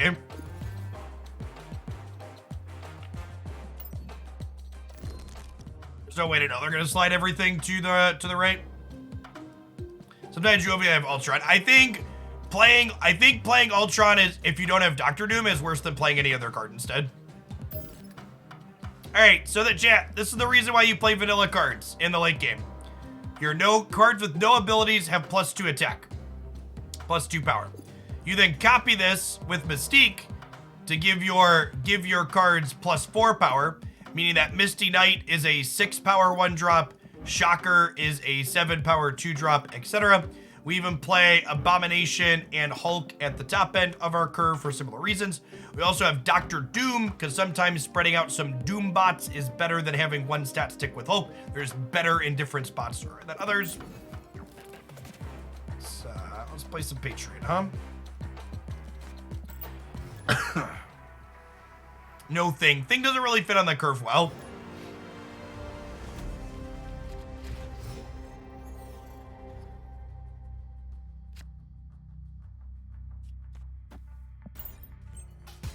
Something to note when you're playing this deck is that, that's the word I'm searching for. You often want to put your Patriot behind a stormed location. That way it's harder for your opponent to disrupt it with something like Enchantress.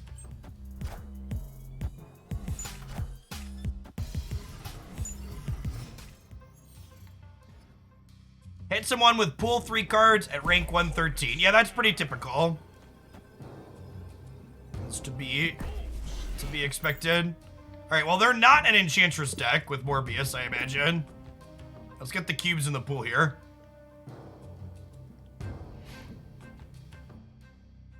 We have double Patriot into double Patriot.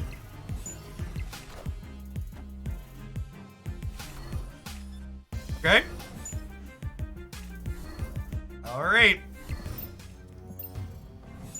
It's pretty good.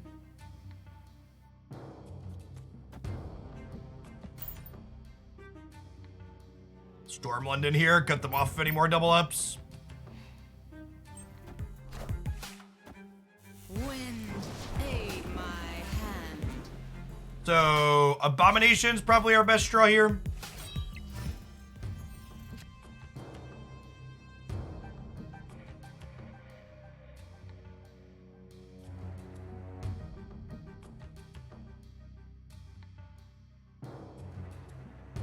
Well, that's like our Stone Cold War straw with Dr. Doom, right?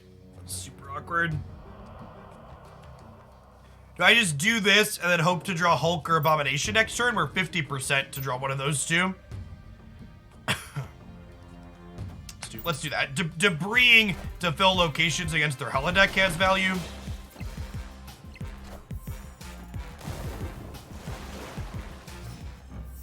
Sick Marvel split.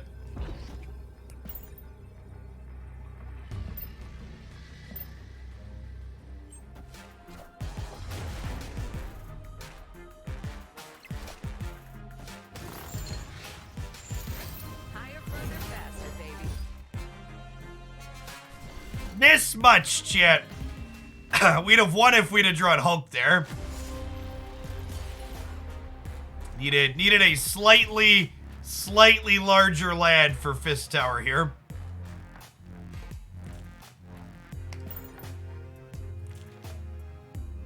Does Captain Marvel care about Fist Tower? Yes, Captain Marvel is aware of the fact that if she moves to Fist Tower, she dies. Surprised I don't have a Patriots play yet. We played this archetype a lot. Must be pretty unlucky at getting boosters for it.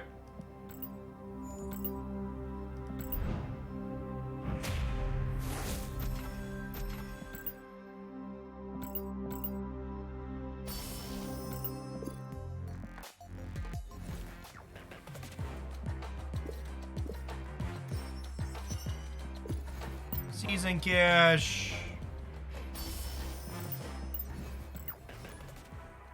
Hey, good game, Socio. Close at the end. The Moon Knight was savage.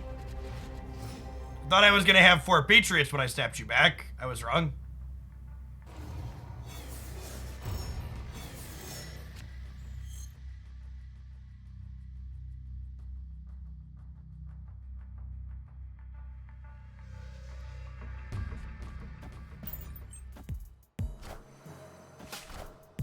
That's the wrong question to ask for getting better at card games, Flip. Flip asks, when floating on 5 and playing Doom on 6, 1 left and center. The question you need to ask yourself is not, would that play have 1 left and center? It's, was that the correct play to make with the information that we had at the time? And maybe it was, but that's the type of approach you need to have in a spot like that.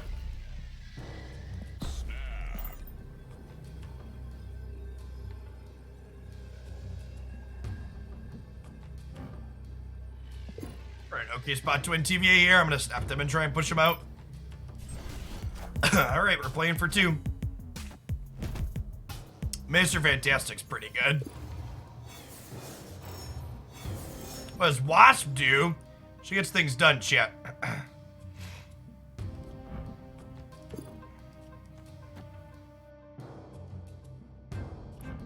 Well, that's hyper annoying.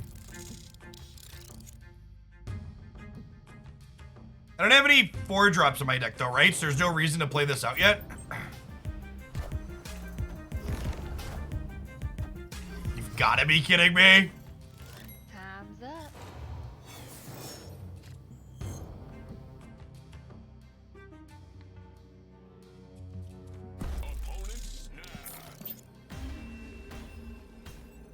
That's a supremely bad beat.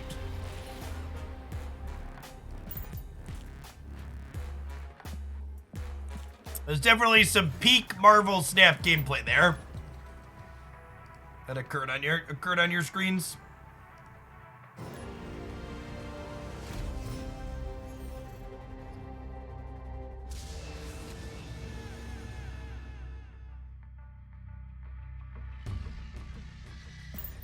So Nowhere's actually a great place to hide Patriot down the line. That gives it immunity to Enchantress that happens occasionally.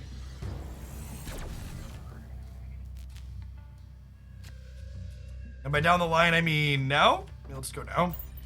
And then next turn we'll go Mystique, copy Patriot. We have Misty Knight the following turn. Oh, snap.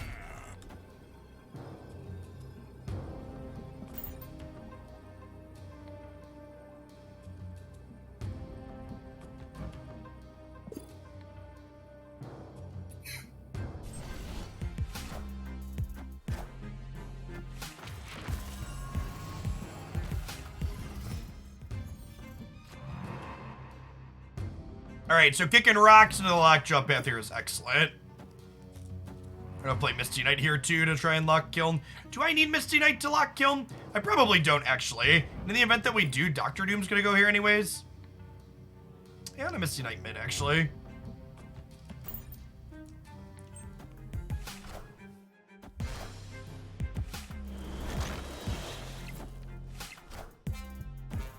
So our debris rocks have 4 attack. Their debris rocks obviously much less than 4 attack.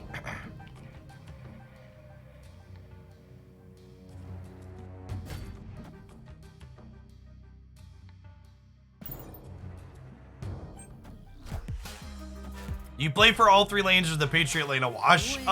Kind of all 3. It depends on like what kind of situation you're in too, right? Because like Dr. Doom's a card that lets you all 3 very nicely.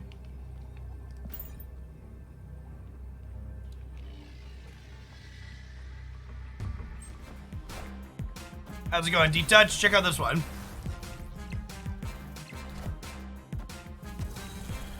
Oh man, gonna come down to this Dracula on this flip. That's a big one. What's Dracula doing? Fuck's sake. Higher, further, faster, baby. Oh, lost 2 flips in a row. So, Lockjaw here. Swaps out when they play a card with a card in their deck. And then Dracula discards a card at random from their hand to grab its power. How to use Storm has been followed up by a Juggernaut. So, this deck leverages Storm well by using cards like Dr. Doom and Debris that can add cards into the flooded location after the fact. You can also utilize that flooded location to hide your Patriot and or Mystique from a potential copy of Enchantress, which is nice.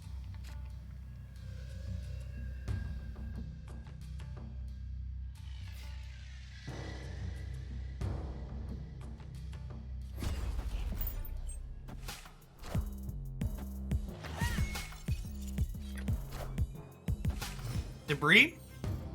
Debris?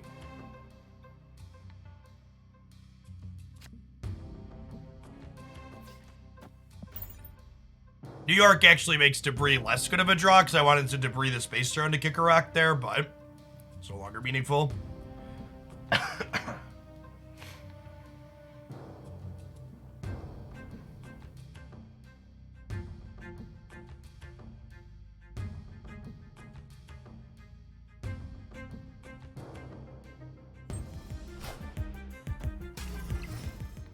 That no play? Alright, I'm gonna snap no play.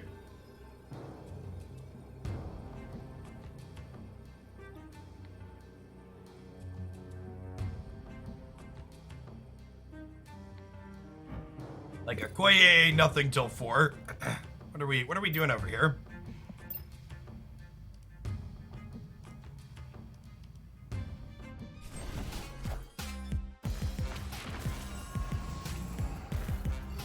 Face the might of Asgard. Mjolnir. They have a movement deck. We have a Human Torch deck we played a bit of. And then naturally, chat, Iceman is just like a fucking sniper. Just like every time, without fails, hits the card I want him to hit the least.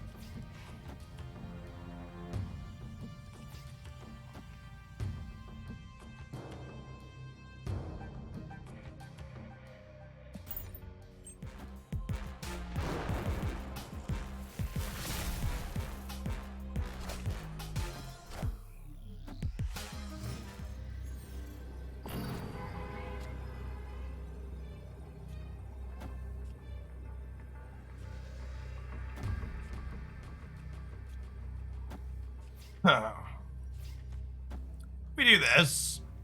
Punt the middle. Opponent snapped. I don't think I can stay for 6 more here. Escaped.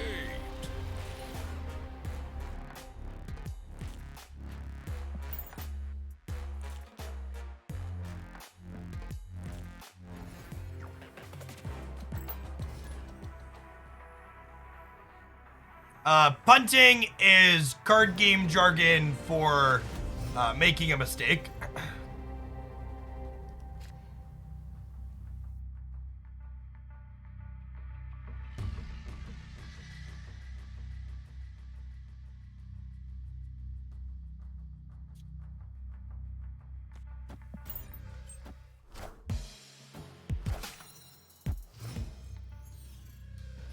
Goose on the Space Throne and then Doctor Doom. How in the hell does Goose on the Space Throne and the Doctor Doom win anything? Can you explain? Because I don't understand how that makes sense in the slightest. It's like play a cheaper card there, right?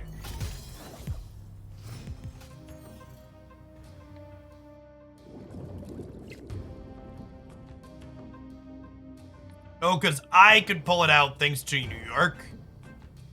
Okay, sure. Yeah, I can see that.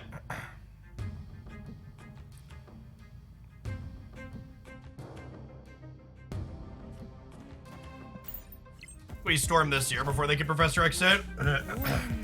Aid my hand. Sure thing. Aid my hand.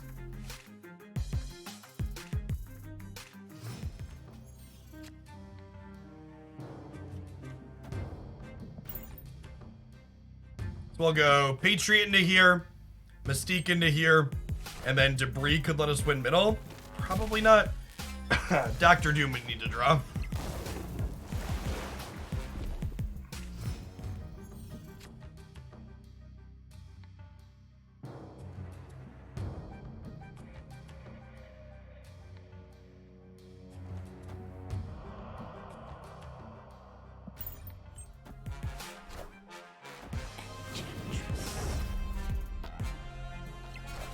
Good time to not have priority.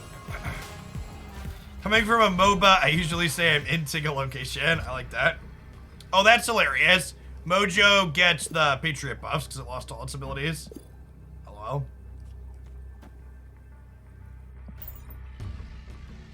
We're gonna go to 15 here.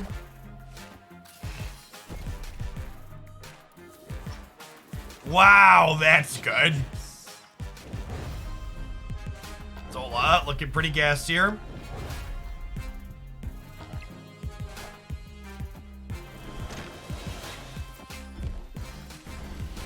I'm surprised they didn't snap me. They'd have gotten 2 more cubes out of me easily there.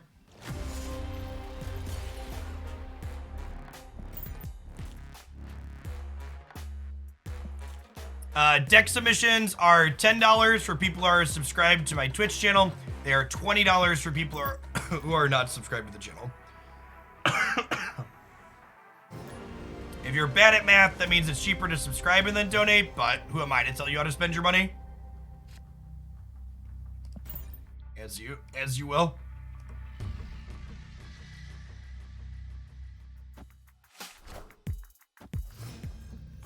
Do the rank 100 card backs ever become available another way? I believe those are exclusive moving forward. But don't quote me on that. Would Ultron not be pretty good in this deck? I mean, I agree with you that this archetype is the best Ultron deck, but that doesn't mean Ultron is good here.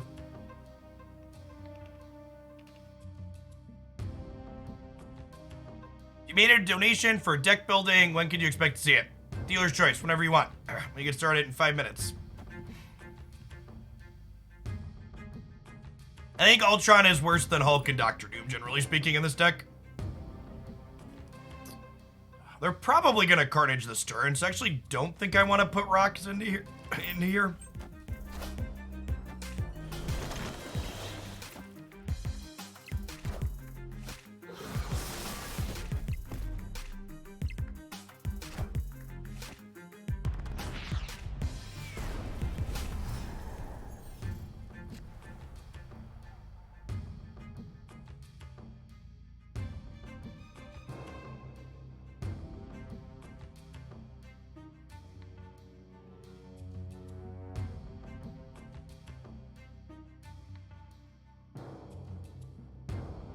Not a... Our hand's real bad. This might be a bounce out angle.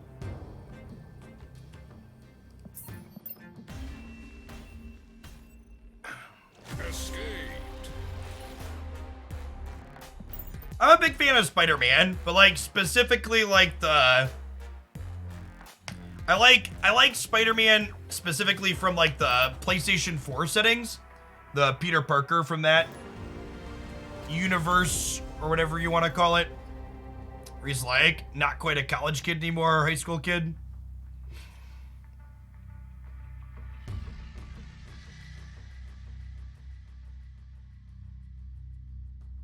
It's an unbanned request I'm not qualified to handle. All right, thank you.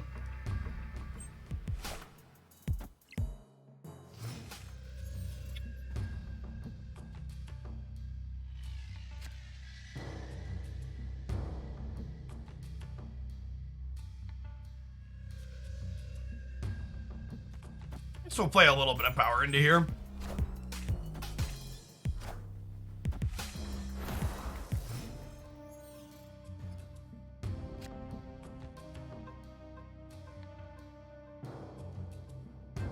Opponent snapped.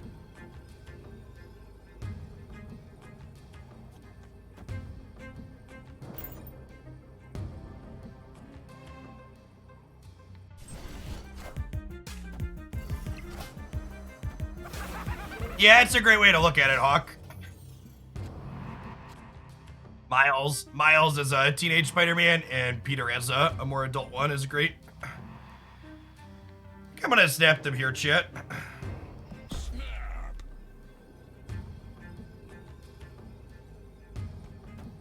Because we have Sanctum Sanctorium, right? I guess maybe we lose left. I have like Hulk there for left there, right?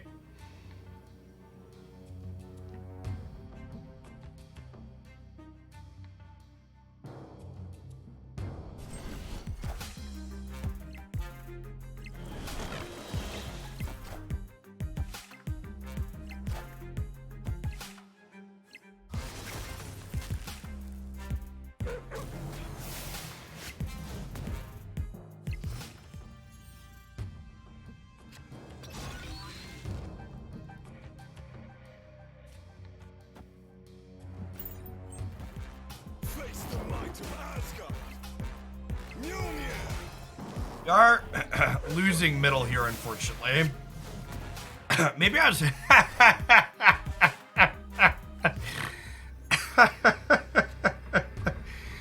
Oh, man.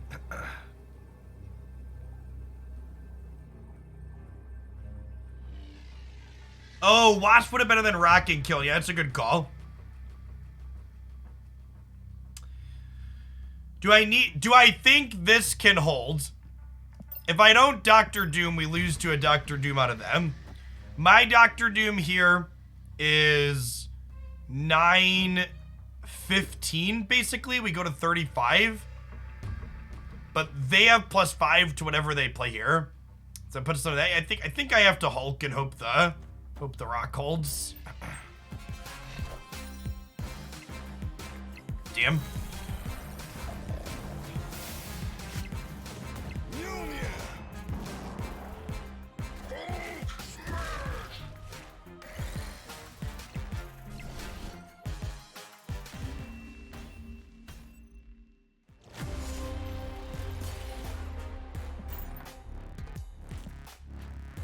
Think about Squirrel and Onslaught this deck. I think Onslaught tends to be worse than Doctor Doom and Hulk. Squirrel's like okay, but between Debris and Doctor Doom, you tend to be pretty choked on submissions.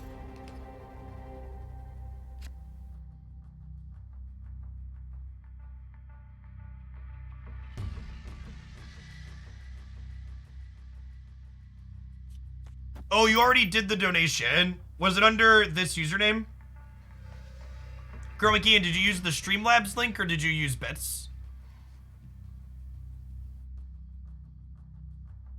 Yes, the Patriot archetype is leverage vanilla cards.deck.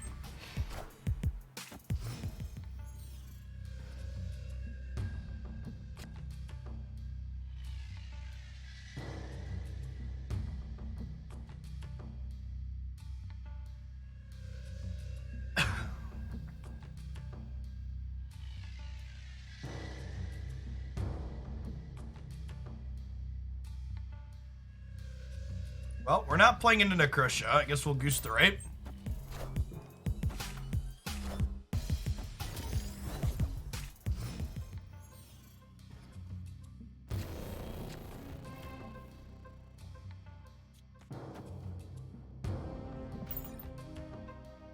Shalon Wasp for now.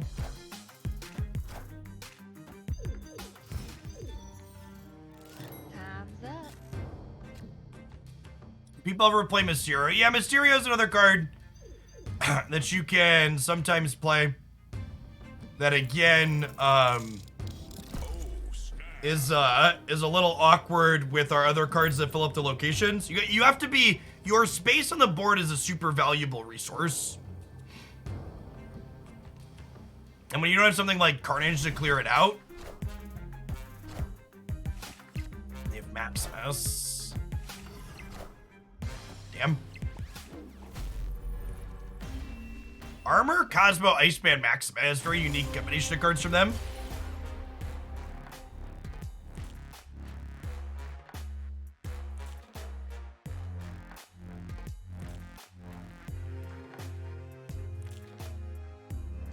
Hey, what would the username have been under? Crumblecade? I don't see anything. I don't see anything from over the weekend. Are you Vatimus? Wait, are you Vatimus? Same username.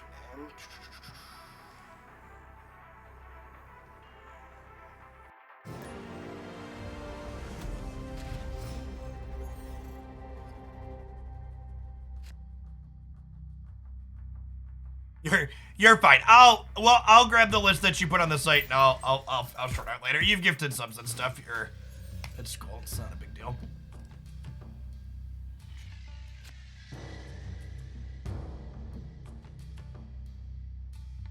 Oh, Carlos. Yeah, I got you. Here we go. Nailed it. Perfect. Yeah, it did come up with your username. It came up with your actual name. If Jeff asks you for your social security number, don't get it. That's good advice, chat. Listen to Hippity. Hippity's got your interest at heart. How do you tell which player's cards flip first? Whoever has a gold glow on their name.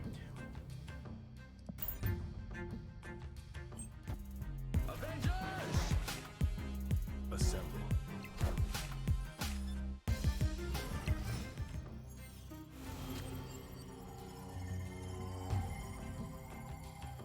So I think we just debris into Wasp here to shut their lizard off.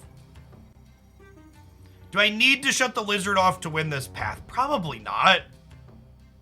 I think I'm just gonna debris because I want the option to Dr. Doom into Asgard, I think, on the last turn. Yeah.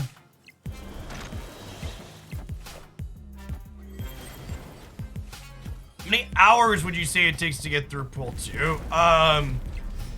Well, you need 5 boosters per collection level. And you need about 500 collection levels. So you need to play about 2,500 turns of Marvel Snap. Oh my gosh, we hosed their Namor. That's hilarious.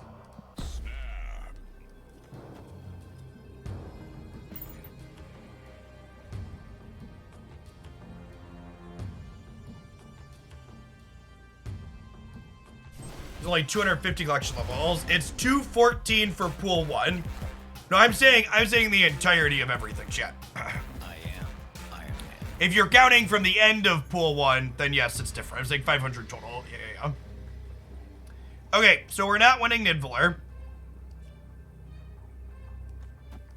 We just spread out the love here, right? And we'll put Doom in the middle because Dr. Doom proper is the smallest here.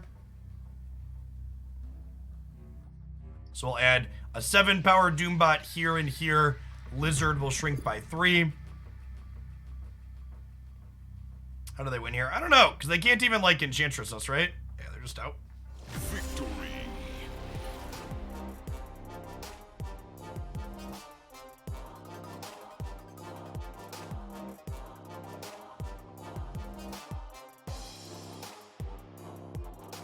Okay, chat. So something that I do for folks, hold on one second, let me click out of this so we have different music.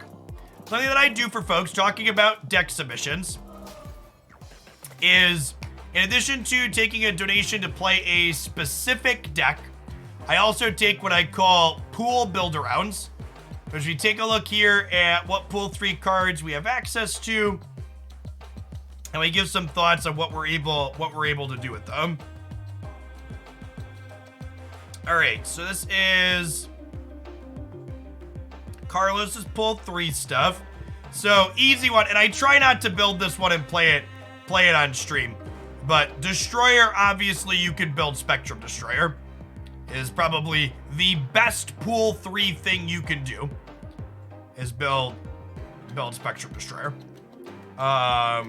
What else do we have here? You're actually pretty close to building the Miles mid-range deck. You have Morales, and you have Arrow, and you have Juggernaut.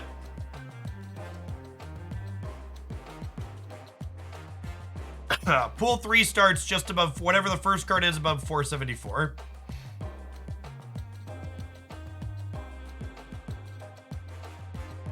Giganto.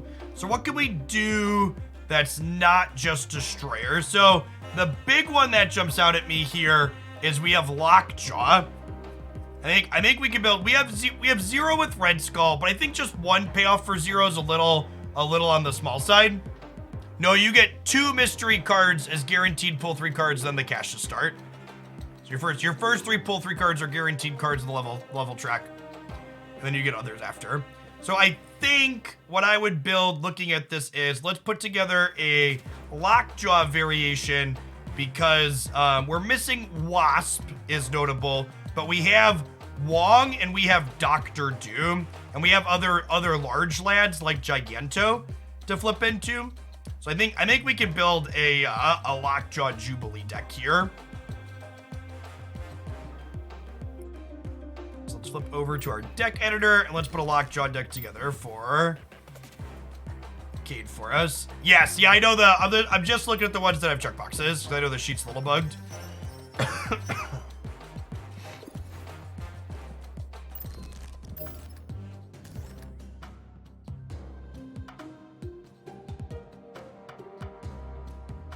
Okay, so let's get our big pull 3 cards in here, and then we can fill in the rest with pull 1 and pull 2 stuff.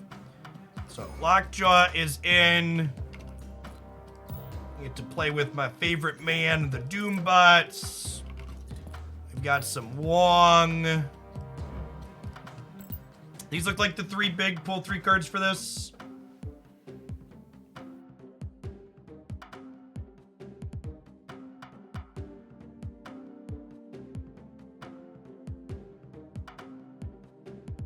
Hey, Faustus. Thank you for the brand new Prime. I appreciate that.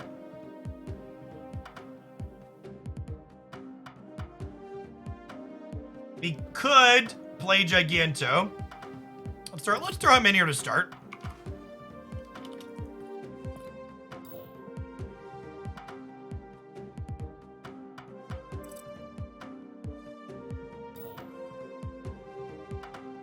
G-I-G. Giganto, not Giganto, Giganto.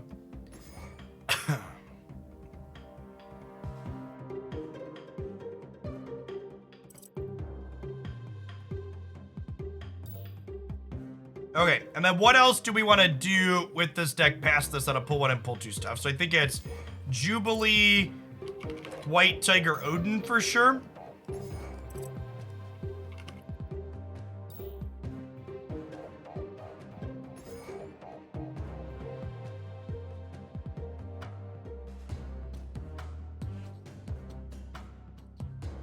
Something we could do that's kind of cheeky because we don't have access to Wasp is we could play Quicksilver in this deck as a guaranteed cheap thing.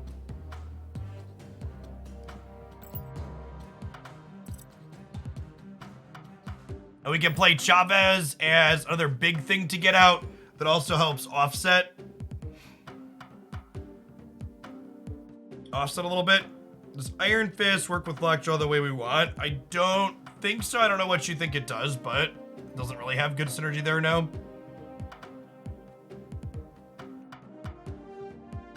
Ooh, Nightcrawler is a fun idea for a second cheap thing. Because Nightcrawler, if you flip it back out, you could slide it off and get something else in that spot still. I like that. I also love an excuse to play my Nightcrawler variant. Let's do Lockjaw, Tux, Clones of Mysterio. And Clones of Mysterio count as cards in every way, shape, and form. It will put a copy of Mysterio into the deck, though, for you to get again later. Is accurate.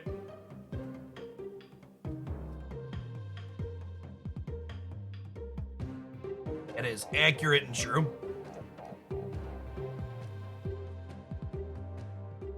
So again, for people that are just coming in, we cannot play Wave in here because Wave is not in Cade's card pool. I think we have enough top end at this point. I think this is enough beef. No, we don't have a copy of Thor. Thor will be a good, Thor and Wasp are good ones to watch for. I think I want some other 3-drops. Storm is just kind of a generically good card, although could get us into trouble off of Lockjaw, I suppose. But our deck also doesn't mind storming locations because we can cheat into them with White Tiger and Dr. Doom, right?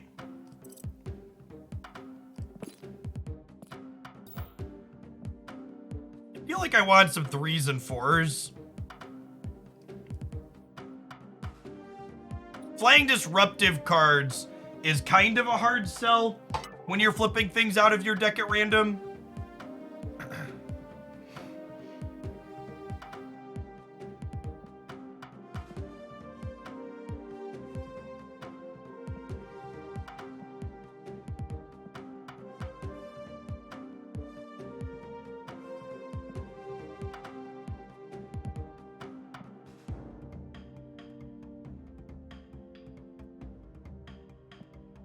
I think I'm gonna Storm and see if that feels awkward off of Lockjaw. And then honestly, I've really liked Juggernaut and other fair decks. Ironheart could be okay. She re-triggers with Odin, which I guess is nice, but she has a hard time. I guess if we Ironheart on 4, we'll have Quicksilver guaranteed as well. Let's try Ironheart. It could be fine. All right, let's start here. Jug could be okay too, because Jug soft synergizes with Storm. But you have so many versions of the same art because they split with different effects. So this is the base version with an infinity border. This is a rainbow background version with an infinity border. This is a rainbow triangle with a border effect. This is a rainbow background with a particle effect. All right, let's play a few games with Cade's deck.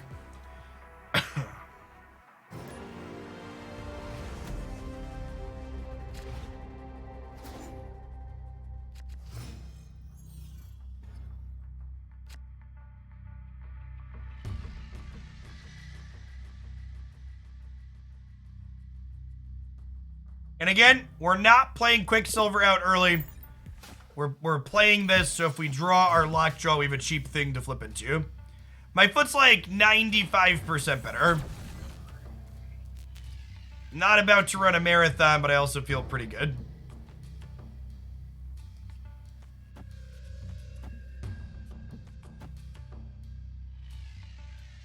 Yep.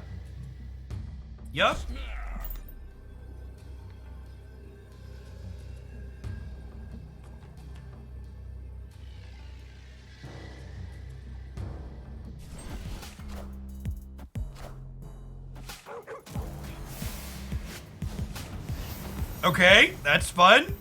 Ongoing effects are doubled here. It's a good start to the set.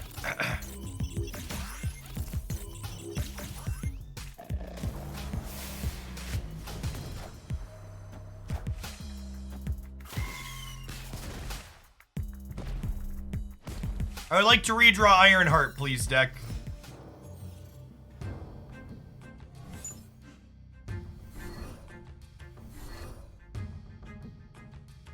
Guess who's back? Back again. Quicksilver is back. Tell a friend. Toot, toot, toot, toot, toot, toot, toot, toot, toot, toot, toot.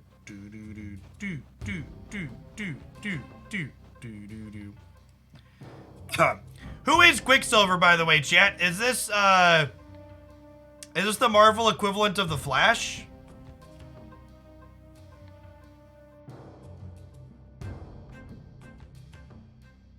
Yes, and he's Magneto's. Oh, it's Wanda's brother. Okay. It's a Scarlet Witch's brother. I didn't know that. Okay. I think I'm passing here. Because I think I want to wait to see if we could play a white Doctor Doom or something here.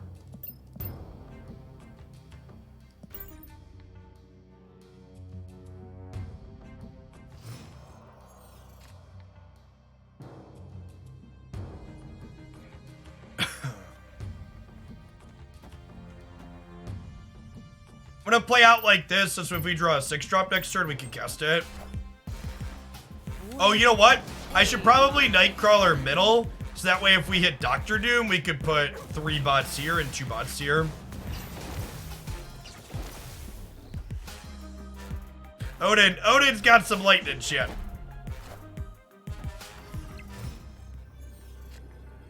Wait, Patriot? Excuse me? Look, you're supposed to start in my opening hand, Quicksilver, not get redrawn every single time. Every single time I put you into the deck.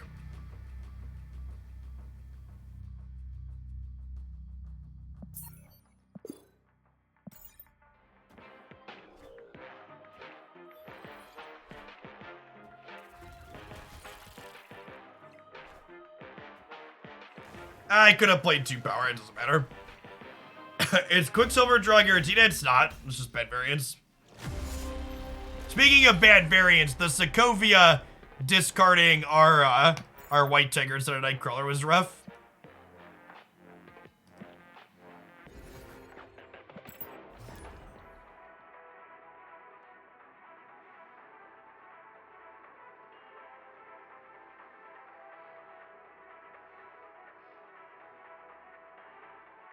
It's thematically on point for Quicksilver. He's so fast, he gets right back to you. Yep. I thought the audio fixed when we rejoined. Apparently not.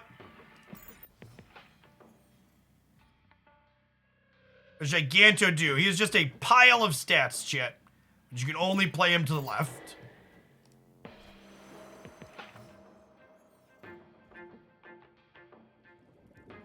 We are less than 100 subs from 10K on YouTube. That's sick. All right, so obviously, actually, after turn 4, huh? One of these could be the Hellfire Club momentarily, which is a little awkward, but I think that's also fine, so we'll be able to Quicksilver next turn. Want to draw Ironheart or Nightcrawler here? Jubilee. That.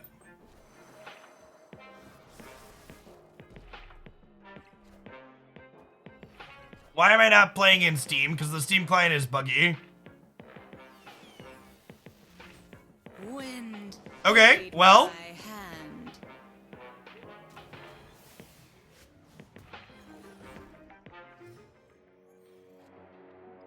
That, I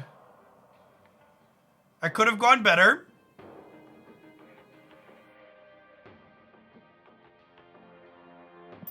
So what's in my deck? We have, Chavez. All our other 6-drops are... Again, our deck's, like, really bad right now.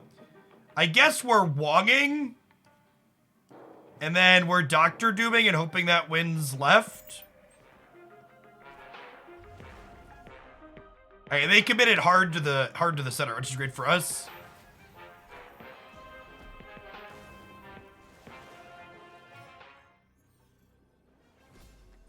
This is a mobile emulator, the same way I played through the entirety of the closed beta.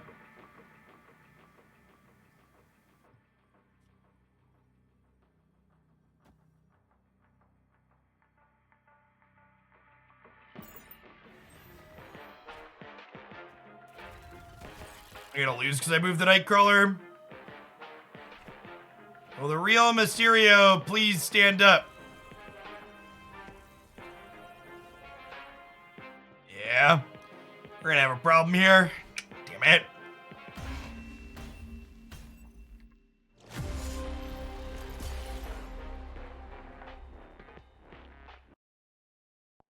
Get this restarted really quick. While we're kicking Marvel Snap, I'd just like to say thank you. Ooh, my BlueStacks actually just crashed out. Awkward. Hold on. It's going to be a minute. Thanks, everybody, for chilling this afternoon. If you're new to the channel, my name is Jeff Hoagland. I stream full-time here on Twitch and also make content on YouTube. Marvel Snap is the focus of my content for the future here. It's a game I am enjoying the most. It's the best new card game to come out in a really long time. Before this, I spent the better part of the last decade making Magic the Gathering and other strategy game content here and in various other places on the internet. Usually find me here Monday through Friday from about 10 a.m. Central until about 4 or 5 p.m. Central in the afternoons. Before I fell backwards into being a content creator, I was a math teacher for a little bit at the college and university level. Also spent some time doing software development for a Fortune 50 company, largely doing process automation style stuff. Hopefully they fix a couple of client bugs in the Steam version here soon, and we can stop using the BlueStacks simulator. Yes, I have a graduate degree and an undergraduate degree in mathematics, and I was certified to teach high school in my state of Illinois at one point.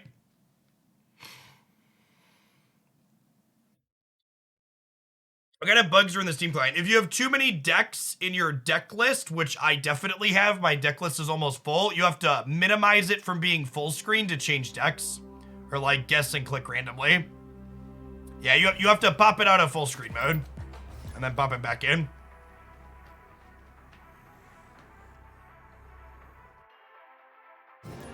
One of the reasons I really enjoy Marvel Snap, and this might not be the same for many of you at home, is that Marvel Snap really lets me leverage my stats knowledge and background a lot better than a lot of other card games do. And the reason I say that is because these small deck sizes really lets you off the cuff estimate your percentage and probability plays in a really nice manner. Okay, so we're playing against Destroyer almost assuredly. We have Lockjaw into a 3+4, which is nice. I think I might, I'm gonna just play the armor out, I guess, just get it down. Yeah, when they fixed a couple of Steam bugs, I plan to use the Steam version mostly.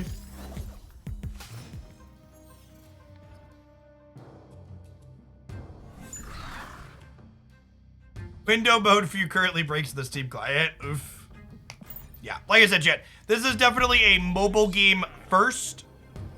And the Steam client has an early access tag on it for a reason.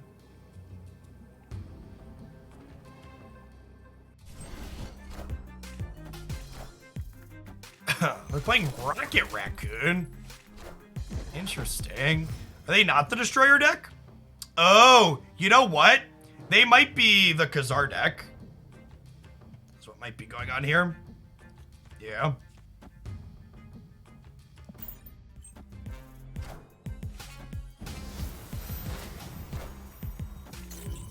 Alright, so that's our Woggers.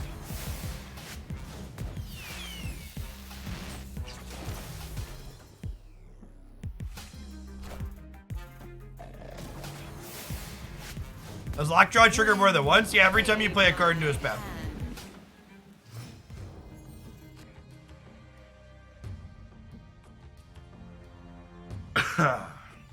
Maybe I should have Lockjawed middle so I could Giganto left. Yeah, I think we're torched here because of that mistake. That was a mistake. When we drew the Giganto, I should have Lockjawed center.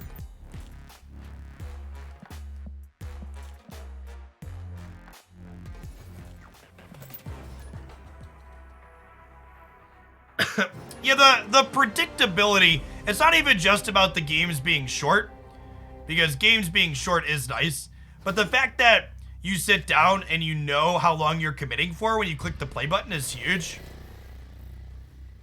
I think trying to move things out of Lockjaw's path with bad cheap cards is a good way to draw bad cheap cards out of your deck when you play Lockjaw.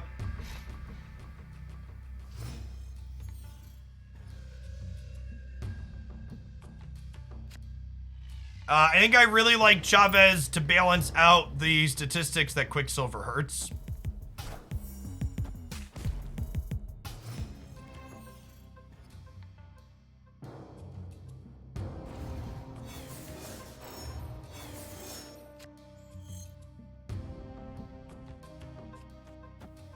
Jubilee mid here. It's probably like Jubilee mid, White Tiger left, Dr. Doom left, Odin left. Maybe I'm supposed to Jubilee Danger Room, actually, if I plan to play the other ones out.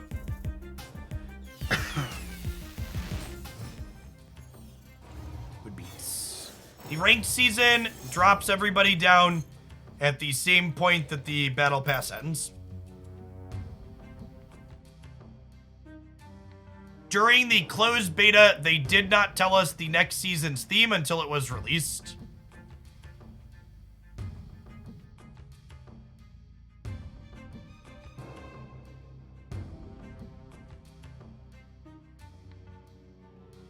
I don't know if that trend will continue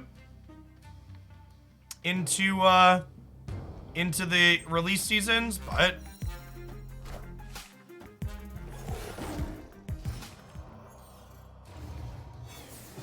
I mean, do you have any confirmation from an actual developer, Mod V, that it's Wakanda and Black Panther, or are you just speculating out of your mouth hole like many others? If you have a confirmation, I'd love to see a confirmation, but I also prefer you not share speculation as though it was fact in my chat.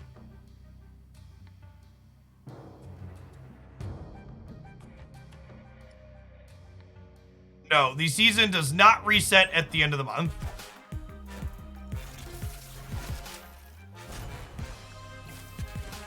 Speculation out of my mouth hole. Sure thing. For reference, chat, during the closed beta, there were a lot of people that were expecting She-Hulk to be the Battle Pass card, and they even said it was one of Marvel's greatest lawyers when She-Hulk released, and then the card was Daredevil, who was in She-Hulk, to be fair, as a character, but I'm sure there are other characters other than Black Panther and Wakanda that are not in the game yet that are possibilities for the thing as well. Just as a heads up. All right, statistically, we win this game.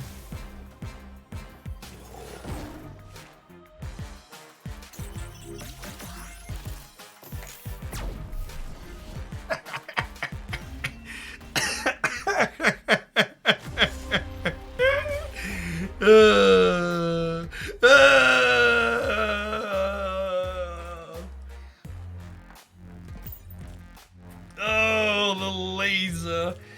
Oh, the laser.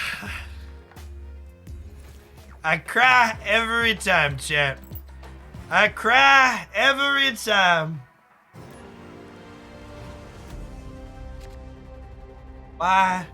Why must it end this way? Ever lucky rubber ducky. Heard you like math, Hogland. Have some math. Danger Room was actually 100% to kill Odin. We just didn't know it yet, dude.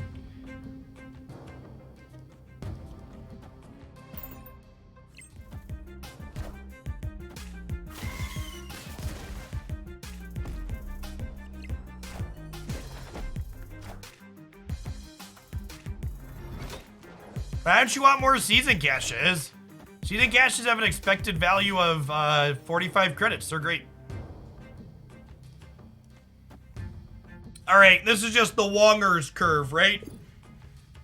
Just Wong into White Tiger into Odin.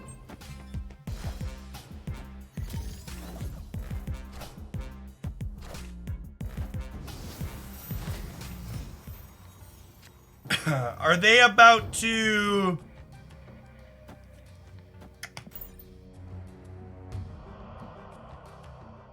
I'm about to get, oh, I guess this is bad, right?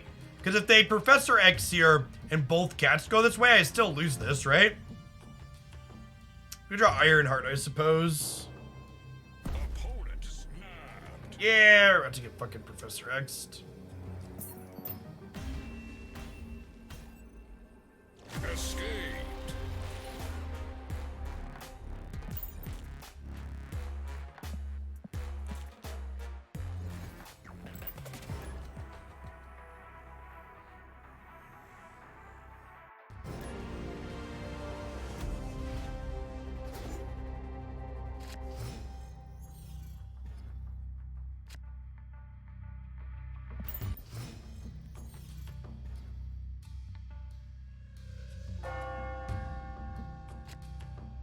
Okay, that's fun for us.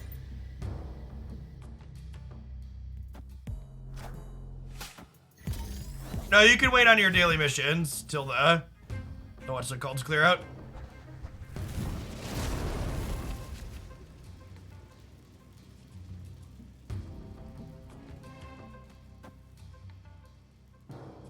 Their Professor X would have been winning, right? And then they just destroy her into whatever path they think they're stronger into. Is that the TLDR got a machine?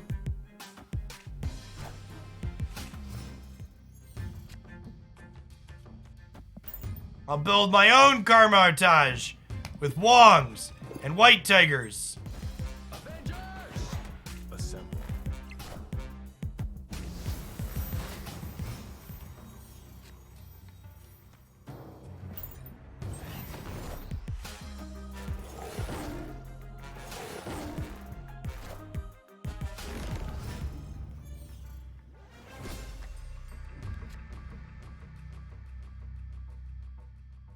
Opponent snapped.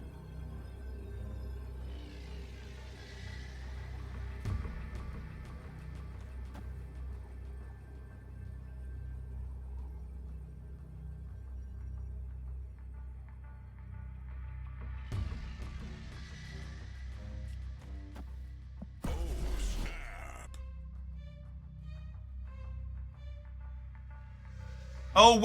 Oh wait, we still have 2 more turns, right? We still have 2 more turns. Or 1 more turn. But I want to play Ironheart before I forgot about Limbo Chip.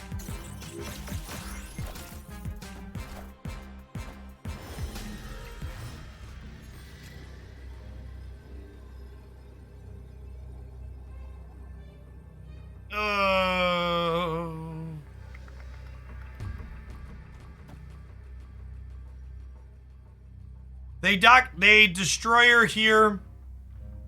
Destroyer here gives them plus 17 to 34. I'll be at 11, which means they're up by 23. And then I'm only up by 20 here. Well, if they destroy her right, they lose. They destroy her right.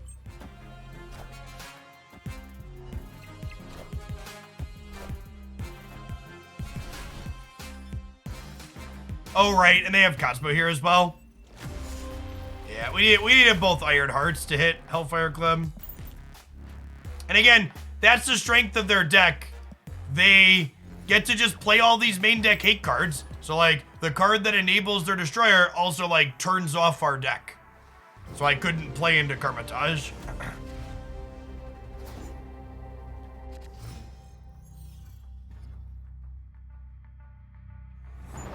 I think if you're failing to climb at any level, it's almost assuredly your fault and not your card's fault. And by level 48, you mean 48 on the ladder? Or you mean 48 in collection level?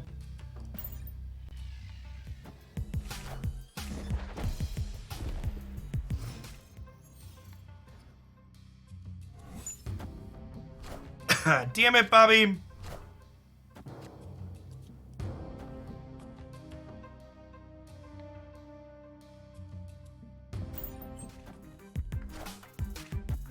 Wind, aid my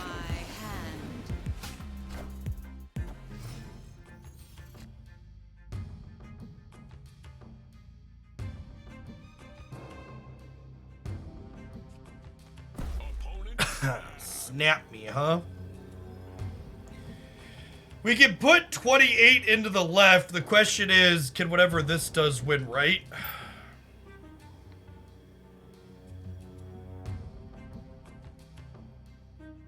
Probably not. Giganto's in my hands.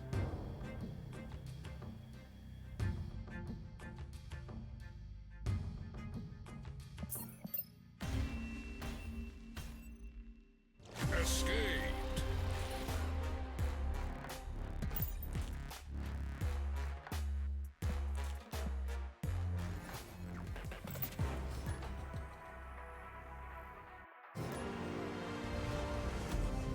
Angela should not be ongoing. Her effect is not an ongoing ability.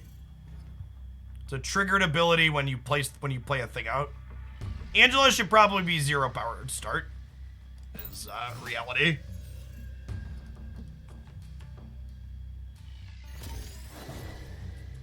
Featured locations are Saturday and then Wednesday, Thursday, chat.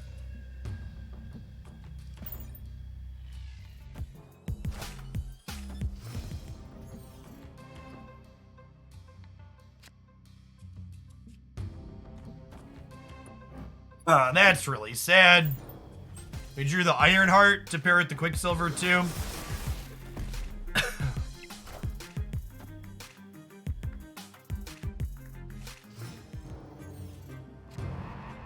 Alright, deal. I accept.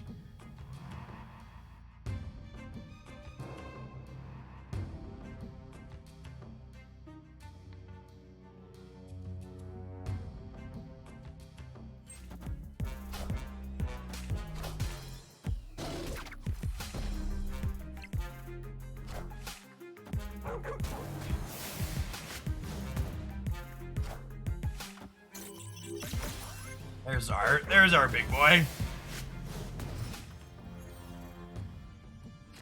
Okay, and Nightcrawler isn't necessarily a great pull into here, but move him out into Kiln. And then if White Tiger goes that way plus Doctor Doom, we're good.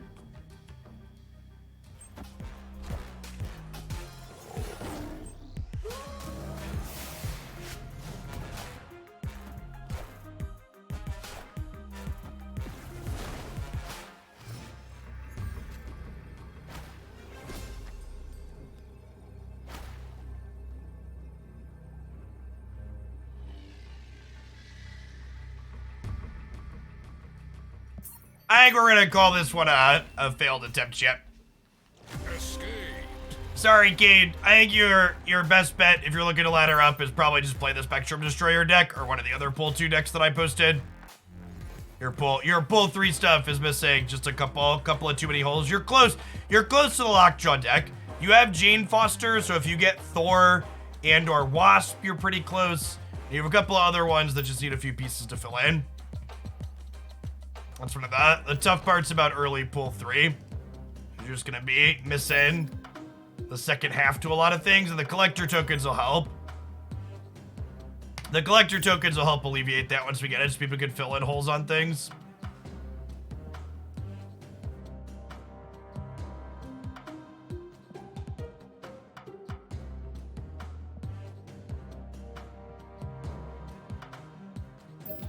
When are collector tokens expected? Before the end of the year.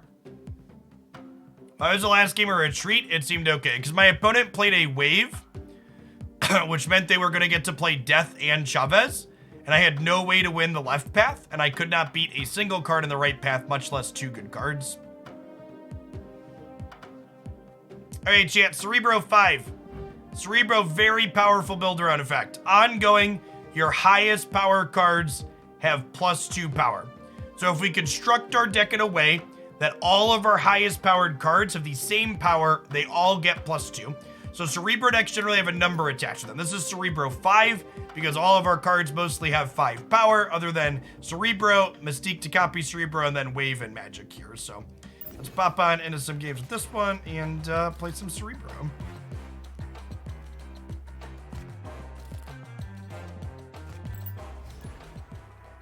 What are collector tokens? They are items you will get off of the collection level track that will let you buy specific cards directly. give you some agency over the development of your collection. If you're not familiar with collector tokens, that means you haven't seen Snap's roadmap. Check that out. Check that out here. Oh, you know what? When my thing crashed, I forgot to reload Snap Sync. Will this start in the middle of a game? It might not start in the middle of the game.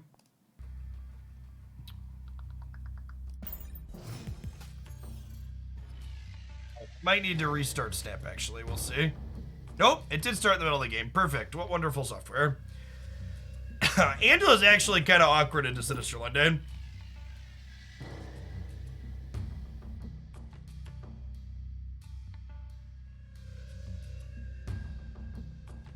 I might just not play her, actually, and I think I'm just, like, deathlocking next turn. Mystique is okay into the Devil Dino deck.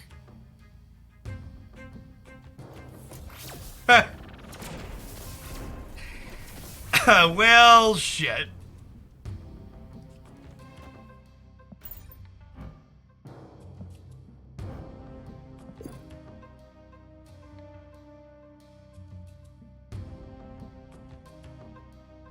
World Ship is on the short list of locations that are more rare than the others. Because if this happened frequently, it would not be a great experience.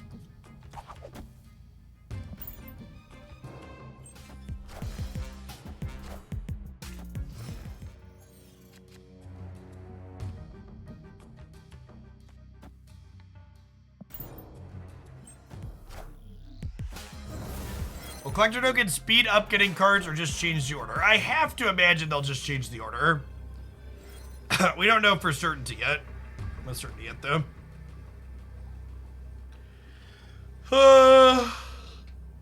So if I play Cerebro here, Lizard gets -3, but this gets +6, and this is a 5. So this is 2, 10, 15. And I'm gonna have 21, so they need to play 7 here. Alright, I'll stay for a cube. Go fish.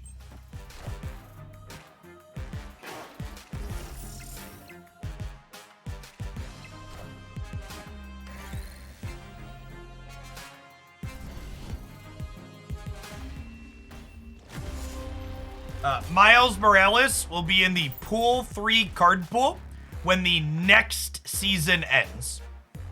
So not this current season, but the season after this one. I would play Lizard or Daredevil when you eventually get it, kid.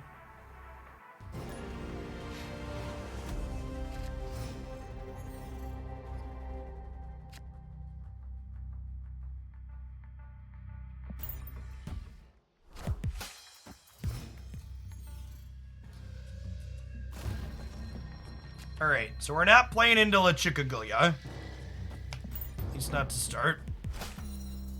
How do you get new avatars in this game besides the Battle Pass? You get them out of loot boxes on the collection track eventually.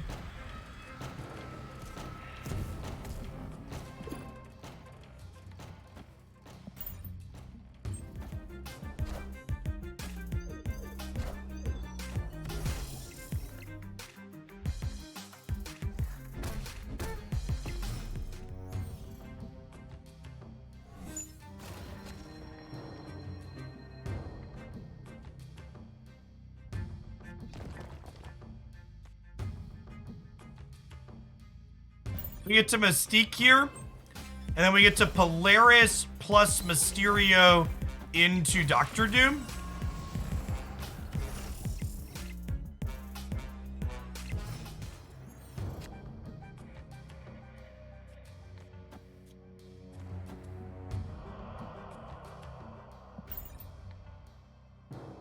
That's fine. La Chicaglia is not a big deal at this point, chat. We have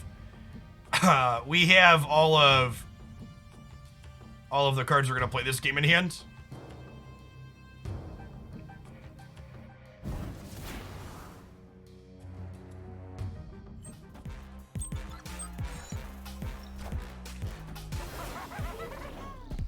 the purpose of Magic in this deck. This deck is much worse when you don't draw Cerebro. So magic lets you draw Cerebro more consistently.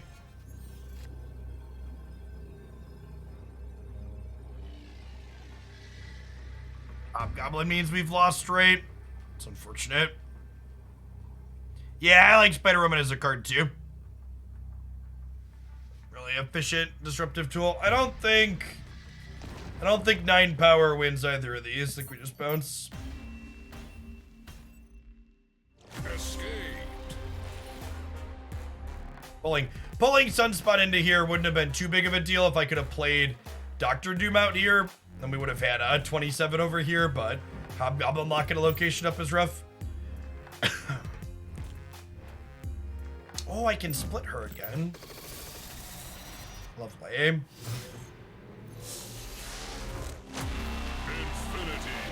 Infinity.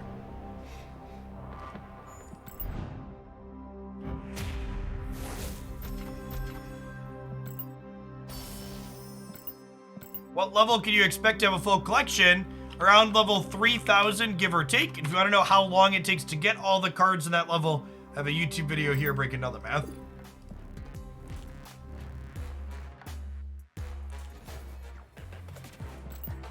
Hey, glad you liked your press pick.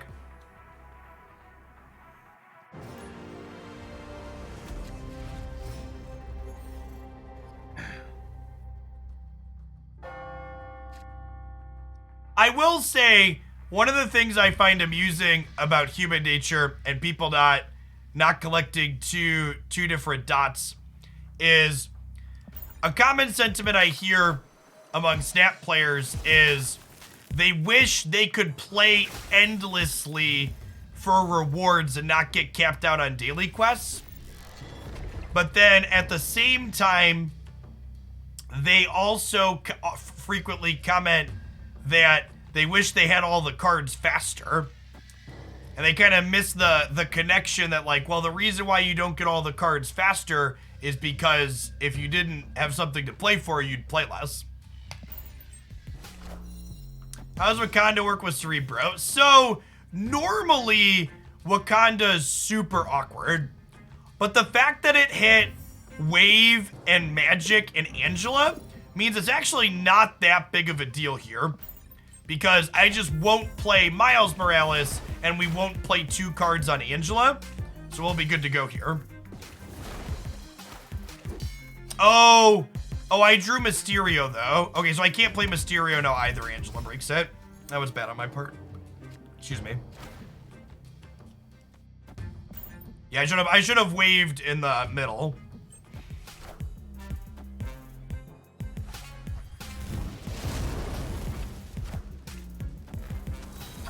I got my copy of Mystique at collection level 4,200, chat. 4,200.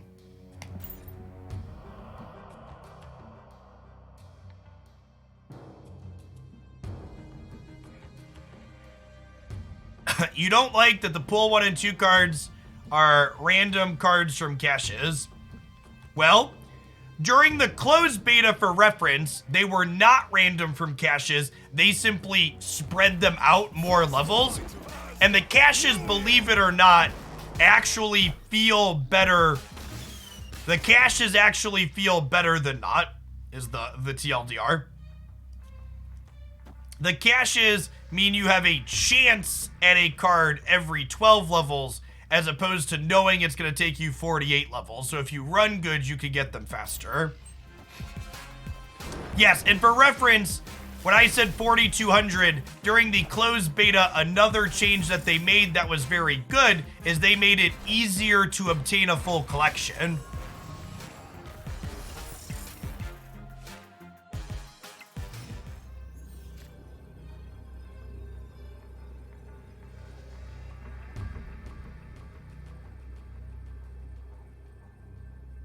All right, so we know they have Thor's hammer. The question is, can I win here with 18? Maybe?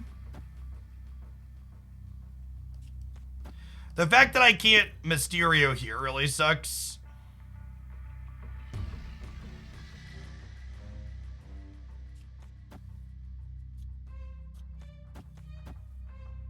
18's not enough to win here though, right? I think we're just in again. My sequencing after the Wakanda Never See It was bad. Yes, during the closed beta, when you didn't complete your collection till like level 4,500, there were 96 levels in between cards at the end. It was atrocious.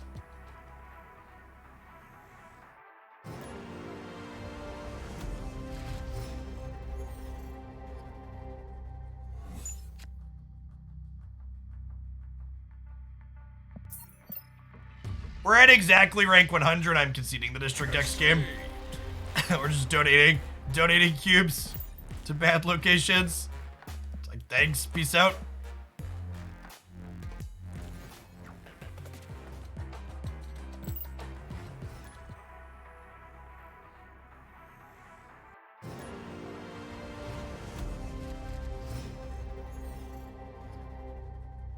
Should play Sprinklers. You actually can't direct challenge in this game yet. Hopefully soon.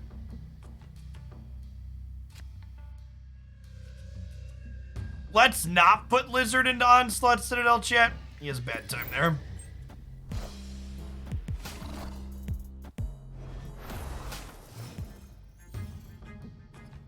Well, god damn it.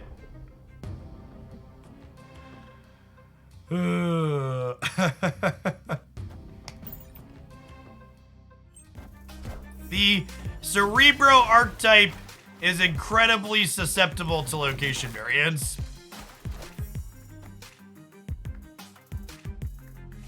Alright, I would like to redraw Sarah or Magic, please.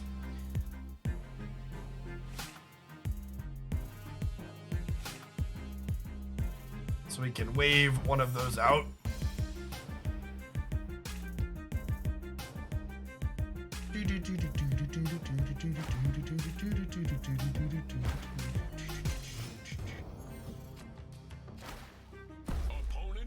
Oh my god, and I waved and we redrew the Widow's Bite, so I have to miss a card draw next turn too. That being said, that's probably fine, right? So I get to do this turn into Cerebro into Mystique on the Onslaught Citadel.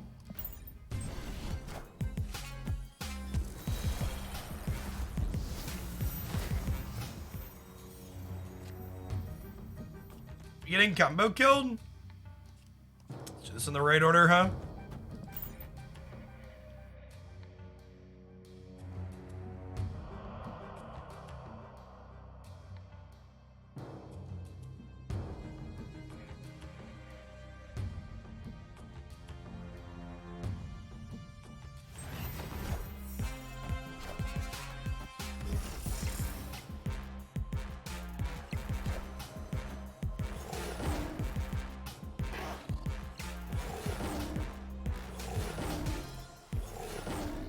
We're looking for a 2 or 3 drop here. That is technically what I asked for. Can you tell me our order effects here? Mystique copies the ongoing abilities of the last card that I played. So if I don't play this last, I can't copy it. If they play Odin, they go to 13 here. But Mystique's gonna give me +5 here, putting me to 14. Gives me +4 here and +4 here. So we're technically beating an Odin with this Mystique. 2 cards. They have Gambit, sure. Personally, chat, I always put Gambit in my Black Widow deck that gives my opponent a Widow's Bite because it's just good deck building.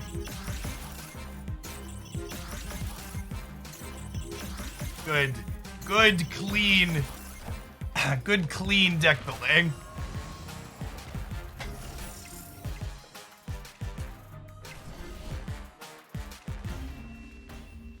That's fine. We probably should have retreated when they snapped with the Wakanda Embassy. Actually, it doesn't matter, because we actually spewed all our cubes on the... We spewed all of our cubes on the donation deck, so we're at the bottom. So it doesn't matter how many cubes we spew.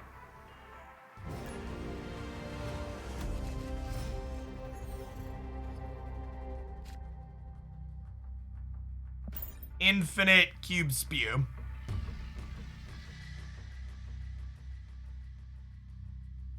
Yes, Mystique can copy cards that have been removed.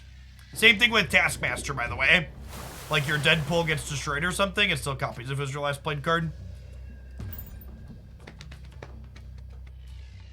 I think the variance engine in Marvel Snap is telling us to stop playing this deck chip. It's really not been a good look so far.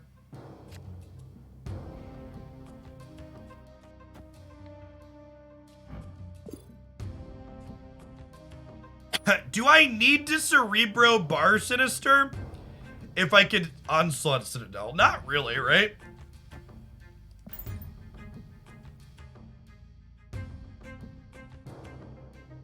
Let's Cerebro. I'm gonna snap actually, because we Cerebro into Mystique Cerebro, and then we Doctor Doom the Bar Sinister. Oh, they bailed on the bar. Sad. Look at our whole cube, chat.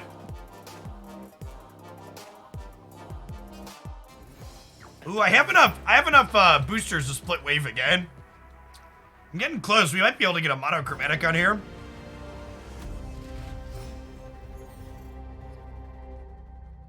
No, every new split is a new card. However, which splits you have a chance to get change based on how many splits you've gotten. So the gold background and the monochromatic effect only show up if you've split a card already, for example. I think about the Watcher, I think it's probably, it almost made my 5 worst cards in the game list of cards. It's very, very not good.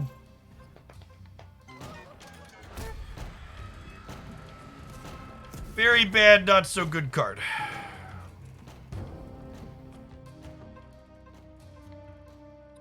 I'm gonna force armor into my Angela path here. Wind, aid my hand.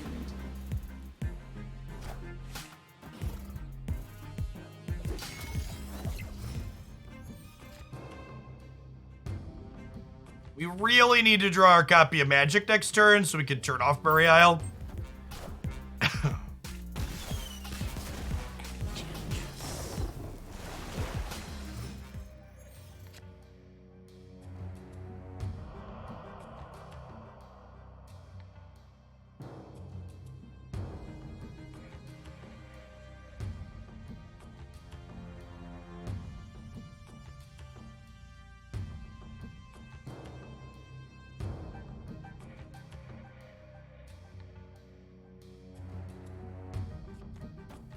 I guess we just do this and hope that 10 wins right? They could be playing Sarah here, and then Wave's still kind of okay into them.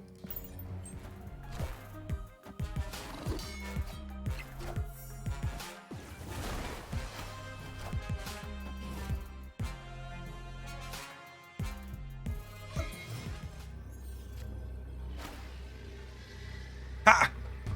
That's a fun interaction. Miles beats Arrow. We might win this because we're up here. We're gonna be up over here as well. We're up in the middle. They can only play 1 card. I'm not snapping because they probably retreat if we snap, but this is a good shot for us to be good to go here.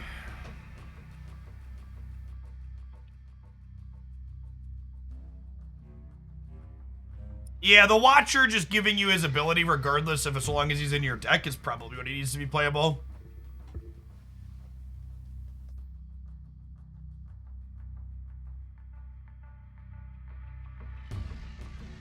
It's the best way to use Adam Warlock. He seems good. Adam Warlock made my 5 worst cards in Marvel Snap list recently. You're stuck going up. If you are stuck ranking up and you are below rank 60, my estimate without seeing any of your gameplay is that you're not snapping and retreating appropriately. And if you want to know my thoughts on that, check out my when to snap video. Snapping and retreating appropriately is how you will win more cubes than anything else. It's more important than the deck that you're playing.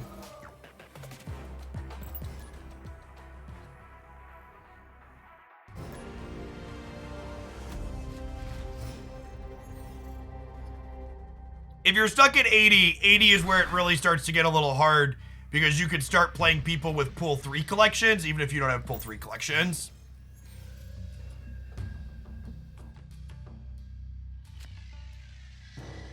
It definitely gets a little more challenging from that axis.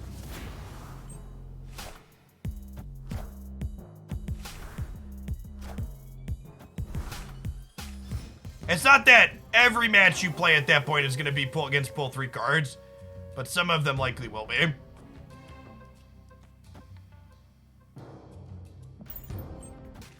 Face the might of Asgard. Mjolnir.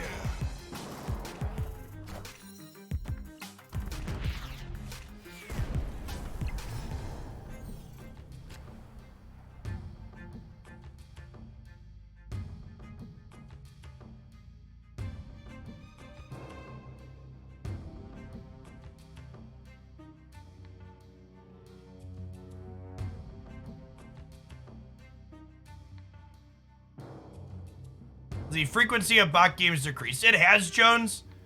I think there's still slightly more than I would prefer. Hopefully we get global matchmaking up soon.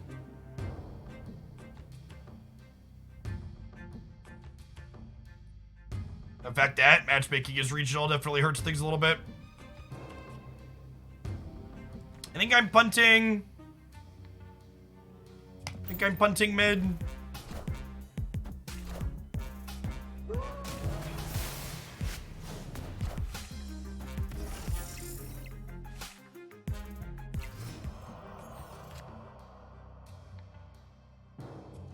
Do I magic? I think I magic.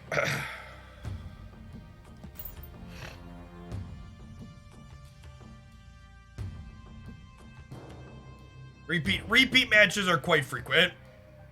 And again, part of that is a symptom of a lack of global matchmaking. It's also worth noting that, like, people who started playing on release still aren't quite to a point where they can queue into me yet. Some of them are, if people spent money since release, they're like just starting to get to that point. But it's definitely not everyone.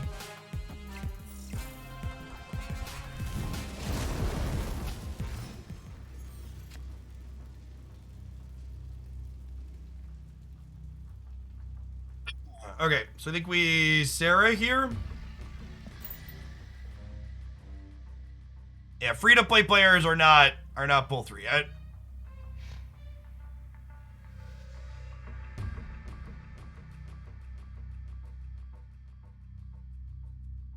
You only match with people at a similar collection level. You match with people in a similar card pool to you. If you don't know what I mean by card pools, no, card pool over is what matters, not collection level.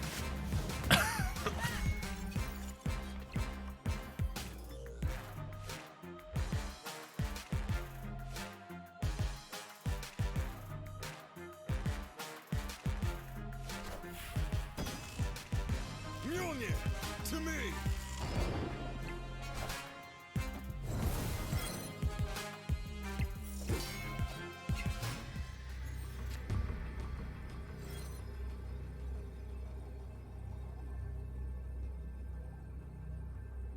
Yeah, I think we're just storage. This deck has not felt good. I'm gonna play something else for a little bit. Escaped.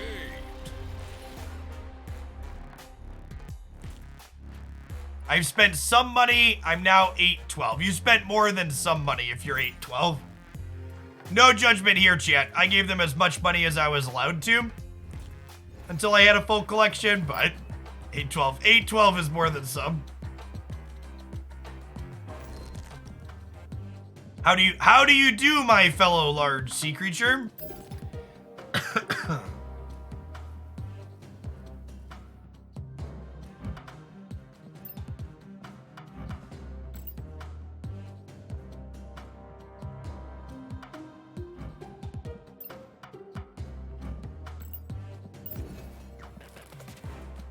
See if Cerebro 2 can be more kind to us.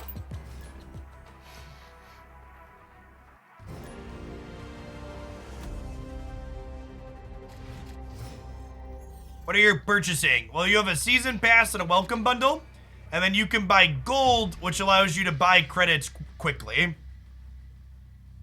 You can spend up to $22 per day. I mean, the devs have confirmed that matchmaking's not global intellectual. It's not like strictly like NA's one and EU's one and then other ones one, but it's definitely not fully global. The devs have confirmed that that's the case. You can spend $22 a day on credits if you're max spending, chat.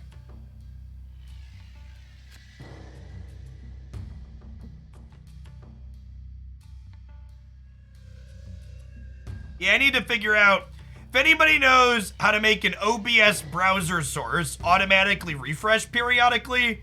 That would be a big help to me. Is there a daily limit on buying more quests? There is.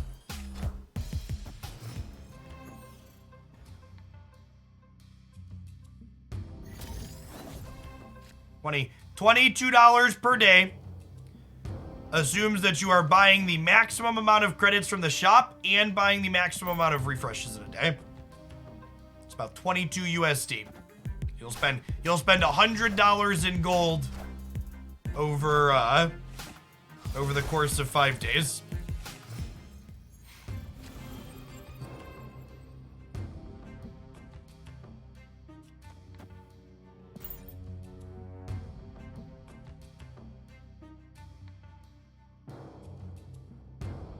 Fortunately, we can't really play more into here, so we're probably going to lose this Asgard bonus.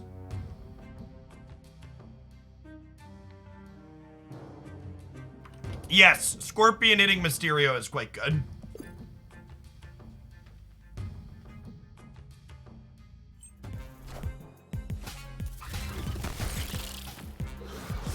Is global matchmaking about pools? It means playing people from different regions than yourself.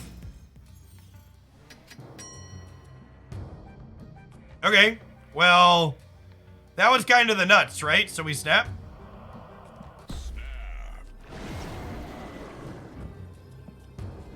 Playing mid is not an option. Who says no?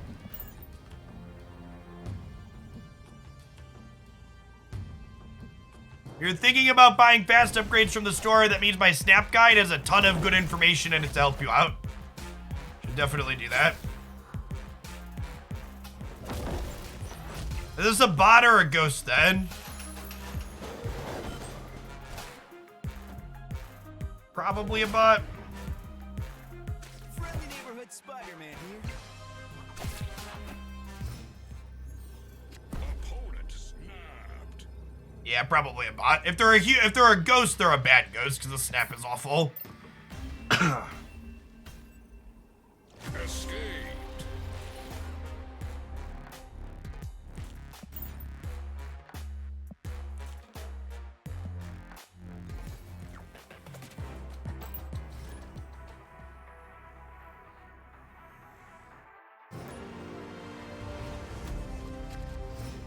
Again, chat, we don't know all of the internal details about how matchmaking works and which regions are grouped with which.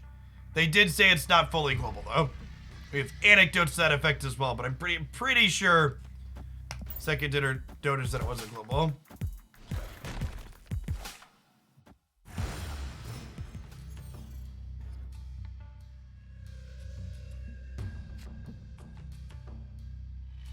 Prairie Isle, one of the many locations that messes up this this archetype. Chat, we do not have confirmation that Black Panther is the new season card. We'll find out in a week, I promise.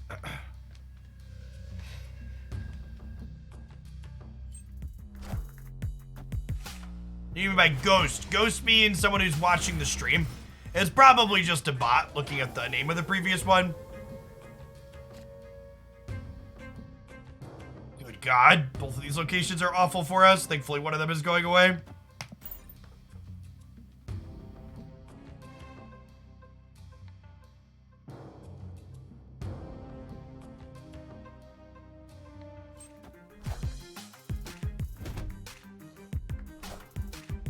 Again, for the people that are telling me Wakanda Forever is coming out, so that means it's Black Panther.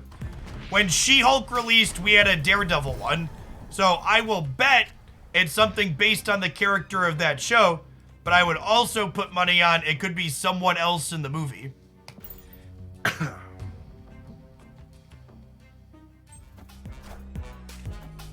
Wind, aid my hand.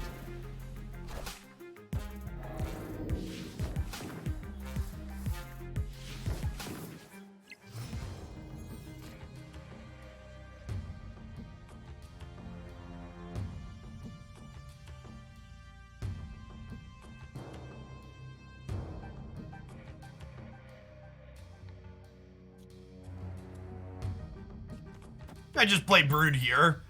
Because their move deck probably ends up playing towards the left with Vulture, right?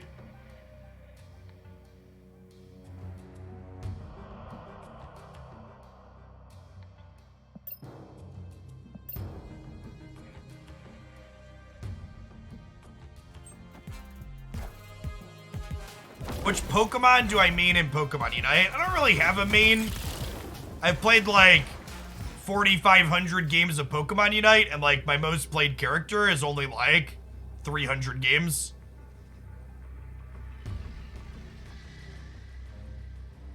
So this is my profile if you want to see the things that I play and my stats with them. Grenade fam. I'm gonna stay in case they Heimdall and lose.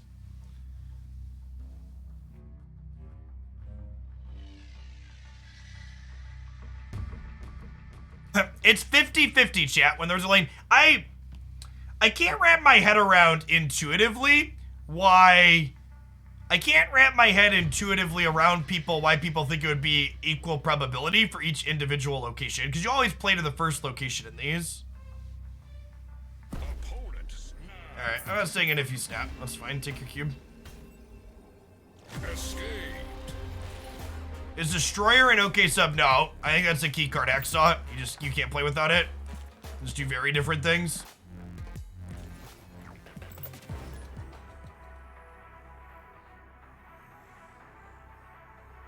Yeah, if you're someone that attempts to be good at games, playing MOBAs is a good way to be very frustrated.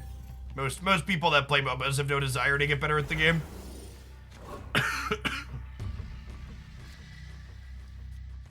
Well, remember, your season pass experience turns into season caches, and your season caches have more credits in them. Is Omega Red good? It is not.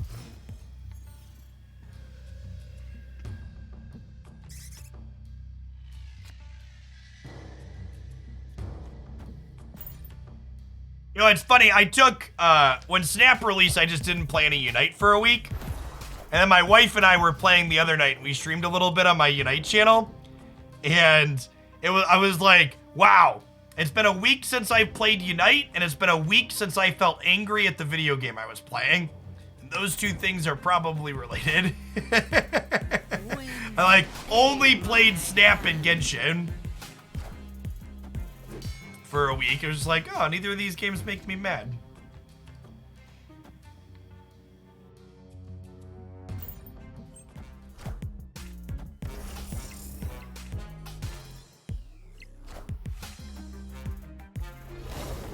Okay, we can beat White Queen here with Mystique and Mr. Fantastic.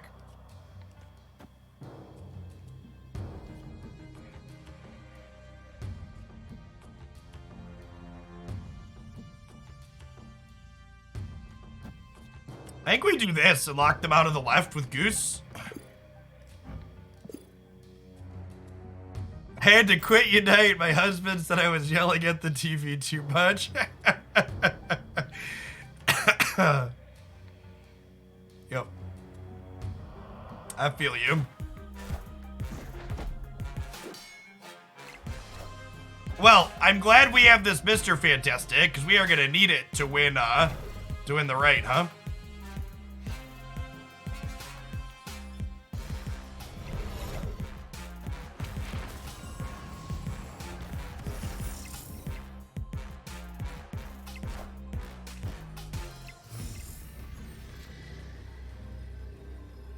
Oh wait, this is better now, right? They slide this over, this gives me +3. Stop it, Goose, calm down. He's not coming for your lane. What's Cerebro doing? He gives all our highest power cards +2 power. This is a Cerebro 2 deck because all of our cards have 2 power other than Blue Marvel, but when Blue Marvel happens, he gives all of our cards +1 power, so they turn into 3 power things.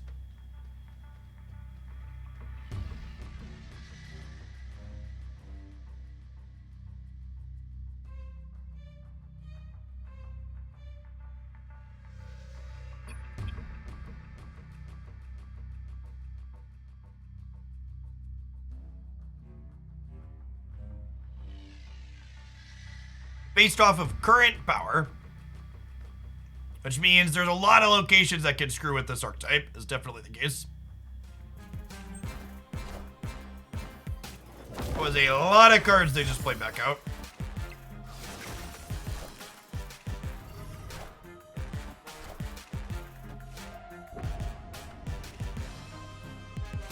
Don't Enchantress me, just a Moon Girl, God bless.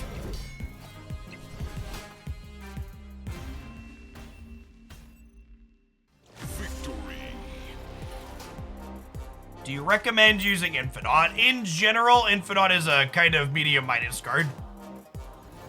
It sees play in like some like Reanimator decks or like flipping with Jubilee or Lockjaw, but in general, it's not a very good honest card. Skipping your 5th turn to play it is generally not great. It's a pull 2 deck. Almost none of the decks that I play on stream will be pull 2 decks. I think every deck in my deck editor has pull 3 cards at this point. You want my pull 2 deck recommendations? You can check out this video here.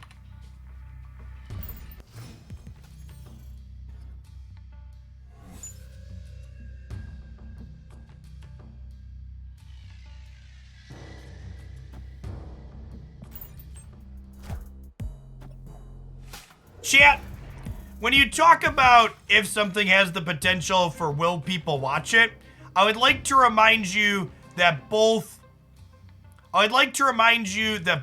golf and baseball are televised events. So anything's possible. Aim for the sky.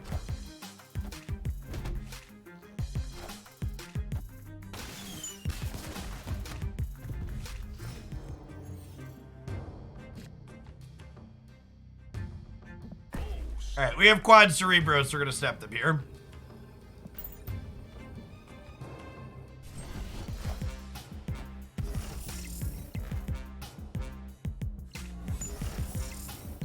I think infinite ranks really need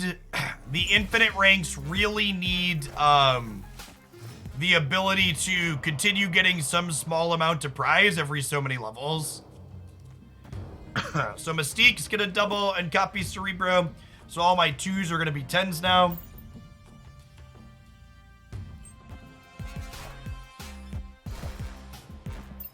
Televised golf, you mean the NAP channel?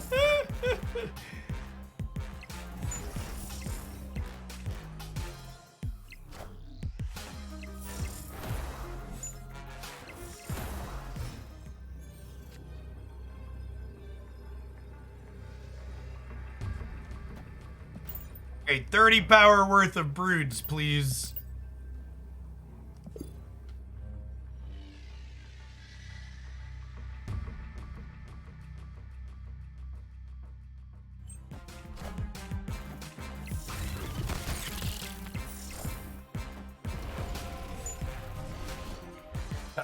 Speaking of bots, I think they should probably give you like 50 or 100 credits or something every 10 levels in Infinite.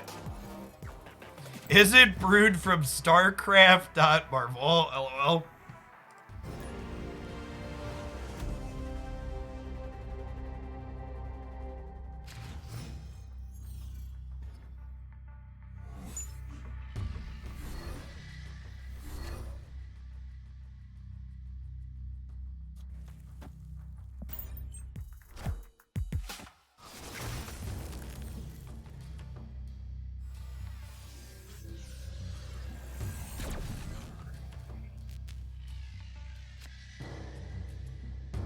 Lovely draw.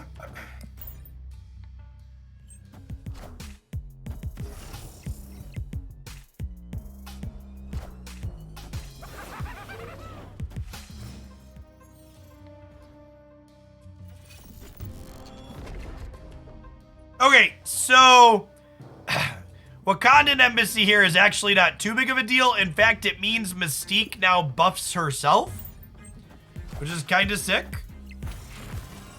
We can't play Goose anymore, obviously, but it is what it is.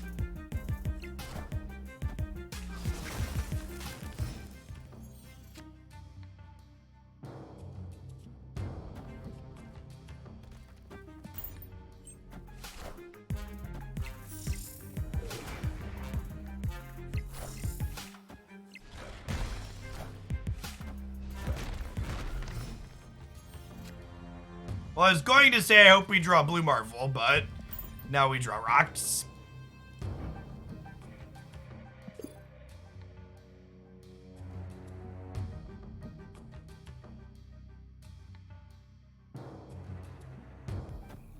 Face the might of Asgard. Mjolnir.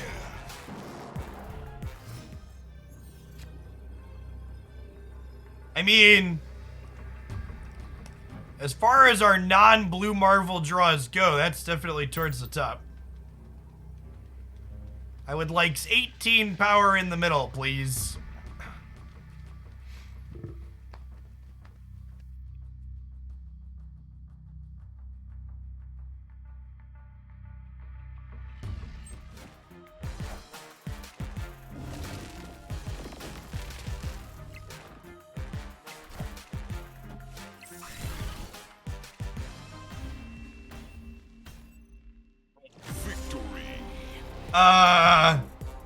Yes.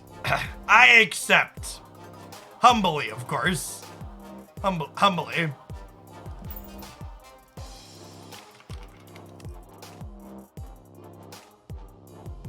Calculated. Coolly and carefully.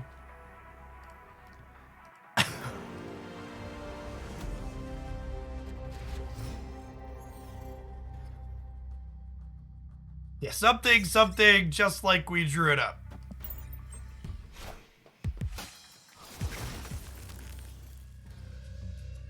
Listen, chat, I know some of you see my collection level 6,000 and you think that that's unattainable.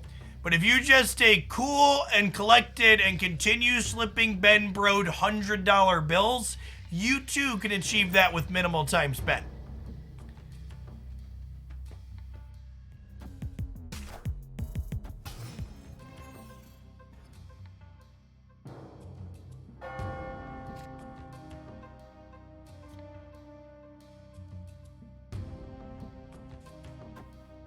All right, I was gonna Cerebro, but I want to double Karmatage the Scorpion ASAP.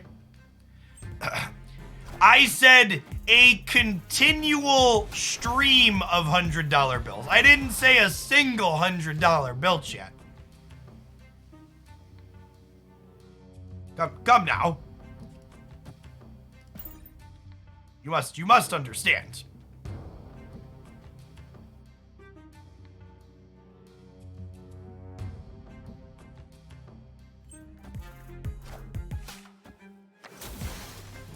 Is Arrow a good card? Yeah, I think Arrow's great. In fact, after another game or two at this, we'll play some of the Arrow mid-range deck I've been liking a lot. I think it's quite good.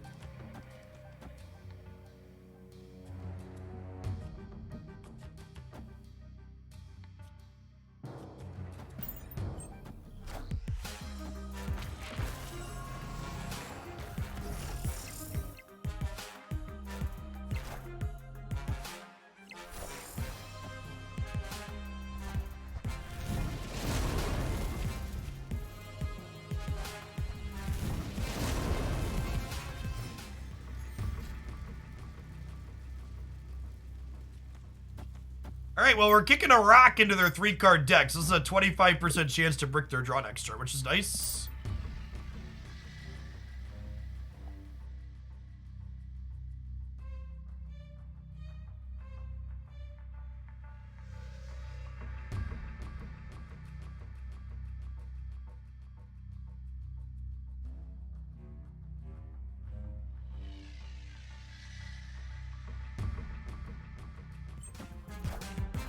Bum, bum, bum, bum, bum, bum, bum, bum, bum, bum.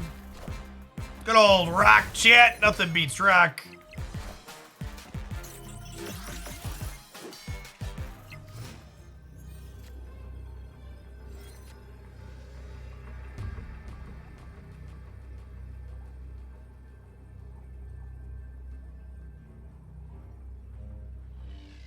Howdy, Mikey. McMikey.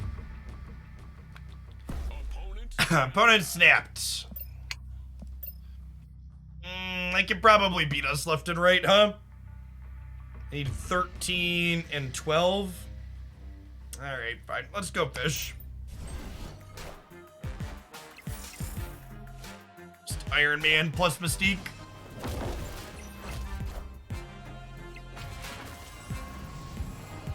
Yep, that'll do it.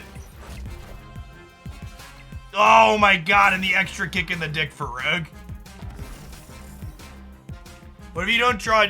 What do you do if you don't draw Cerebro? You concede? No, you retreat, chat. And if you don't understand the difference between a retreat and a concede, that's why you're having such a hard time climbing the ladder. Alright, Cerebro has not been kind to us today. Let's, play some more of the Miles mid-range deck.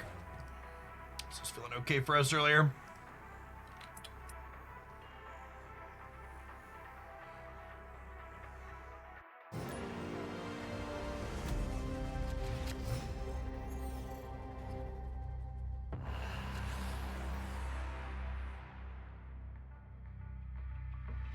Alright, Dust Domain is not stellar for this deck. We only have Nightcrawler as a way to cheat into there.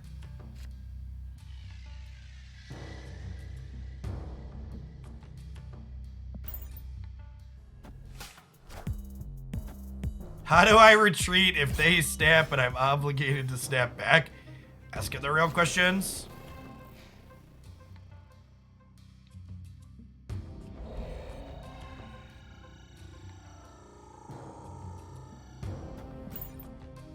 Just like, have to play into the danger room here. It is a very deadly board, shit.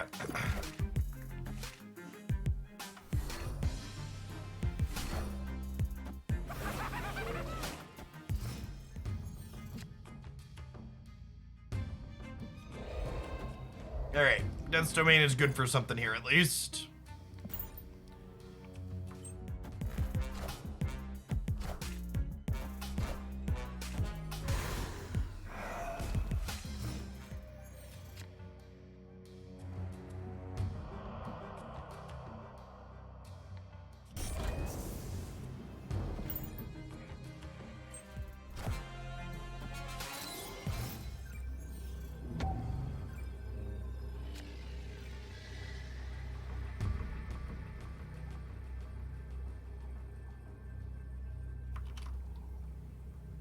At some point, chat, this cough will pass.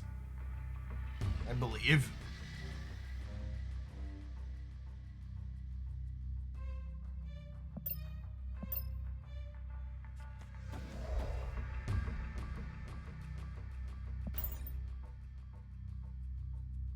I think we play double center. I think they're more likely to play here. Yes, all right. Tick, tick, boom, baby. Bye, bud.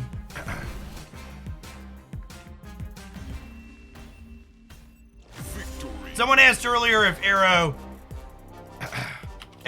is good. Getting to dictate the rules of engagement on the final turn, especially when Fist Tower or the Kingpin himself are around, is really great. And we'll never know what that face down card was there.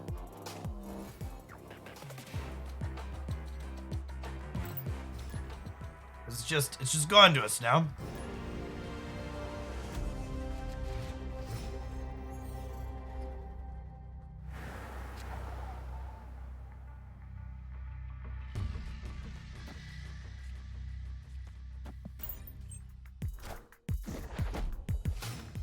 Play Nightcrawler out into the unknown location because you always slip out of it if need be. Angela into the middle sounds lovely. This is like my favorite card design and variant in the game, chat. It's a great double. Another very powerful effect.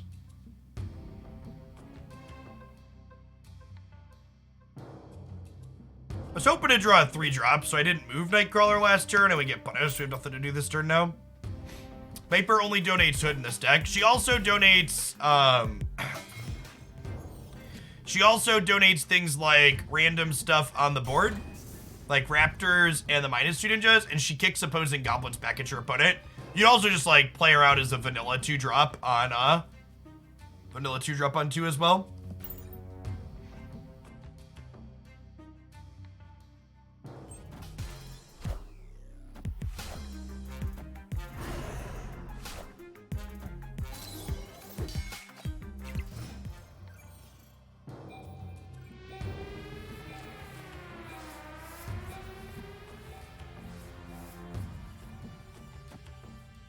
Play Captain Marvel out in Angela's path here. She's going to get kicked around, but she moves after the fact. We need to play into the rescue path here.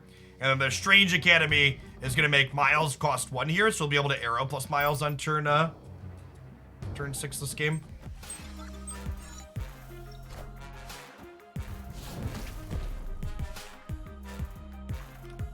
Unfortunate there. Let's see how the Strange Academy shakes out for us.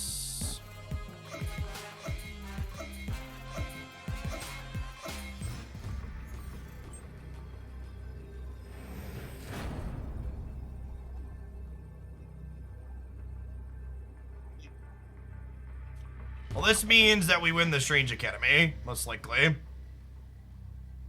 Is 16 enough to win here? It might be. Stay in for sure.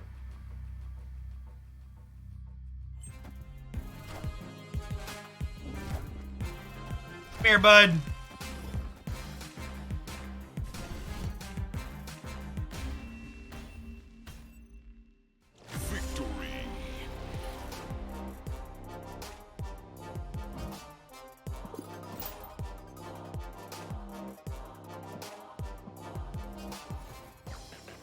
Yeah, they were also playing like a Miles Morales mid-rangey deck there.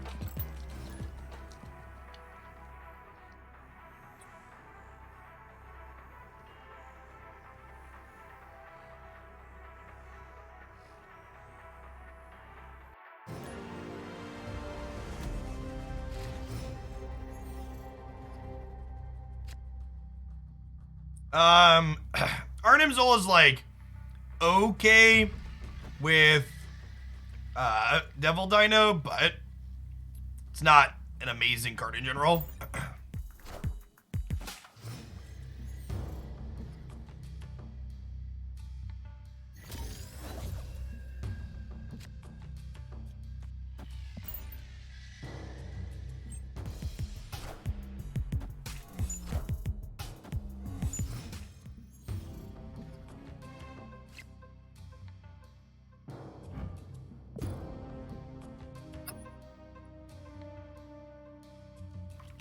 Shoot, chat.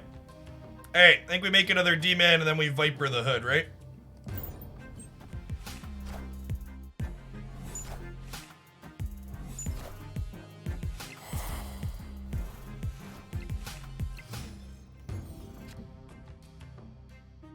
What are the odds they play 2 cards into here, Lo?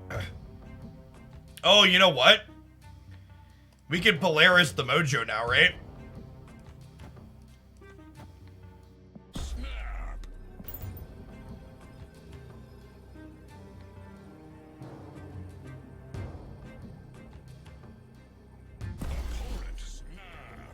Right, bud, your funeral.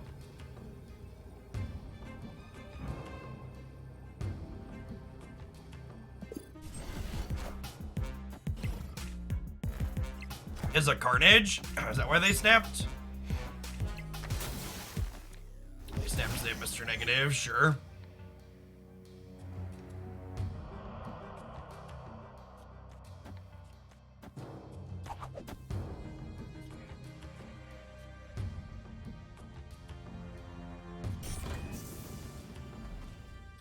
Do I just do this? And then, like, the last turn, we could, like, arrow them into the middle?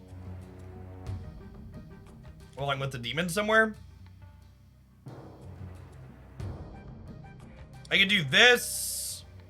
There's probably value in restricting their board space, right? What if I do this, and then we just, like, Captain Marvel on the last turn to hedge our bets? I think I like restricting their board space here in the cloning bets.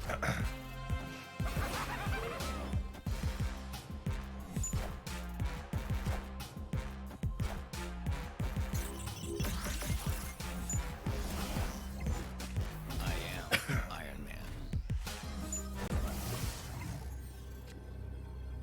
Oh.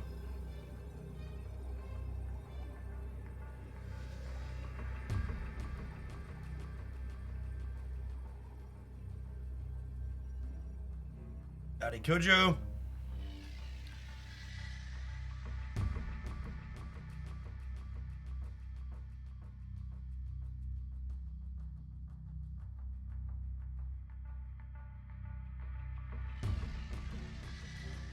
Well,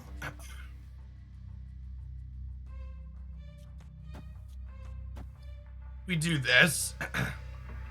If we do this, Captain Marvel can jump to here and put us to 24, which means I'd have to play 6 cards. I guess they're gonna get an Ironheart trigger. That could go over into here, right? That's the problem. Yeah, it could just be Arrow right, Nightcrawler here.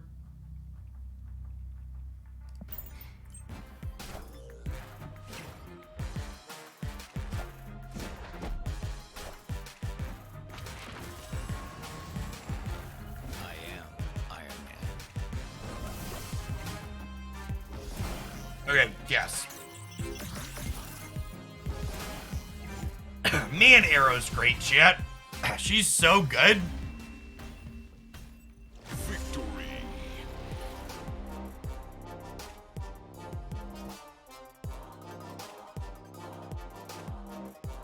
Such an excellent disruptive element. That last turn is so important, and you getting to be the one to dictate where your opponent's stuff goes is huge. Hey, congrats, Gorglox. Shiny logo. Cubes.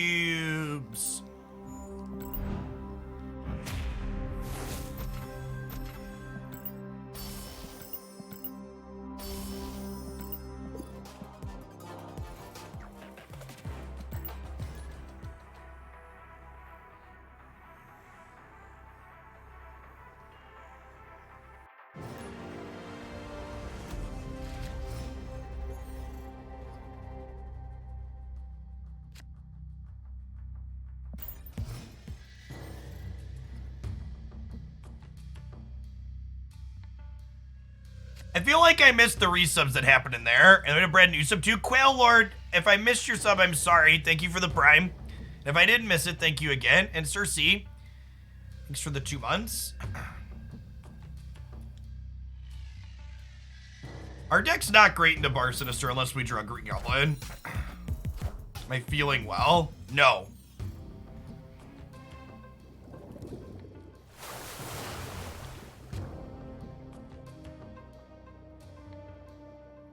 I have 3 small plague rats, I mean children.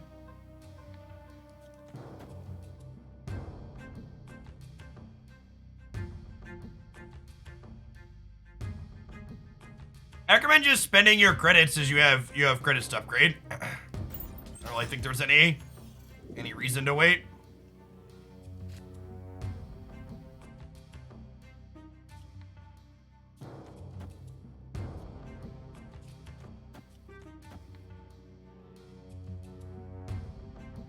A Halloween party and someone coughed and said, I don't have COVID, Yeah, RSV's been going around at my toddler's daycare too. And she was negative for both RSV and COVID, so this is what it is.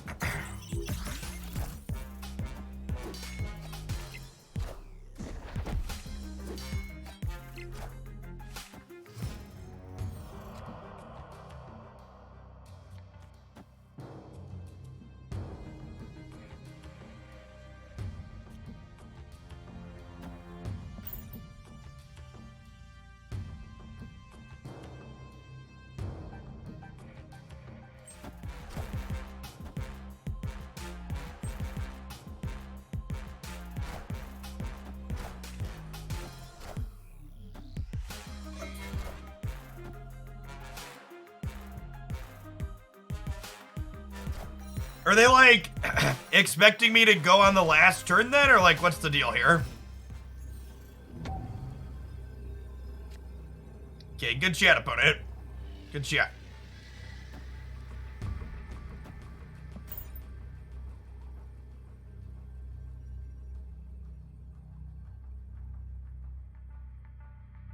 Yes, Growhick. If you want to learn more about how Marvel Snap pools work, check out this video here.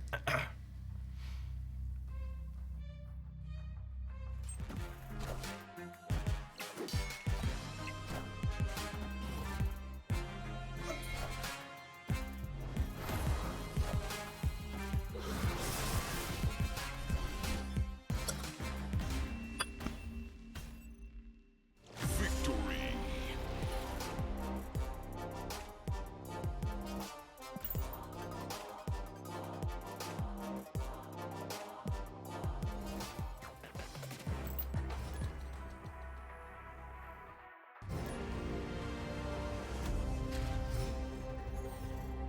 I didn't have an extra energy. I played D-Man, plus I played Arrow.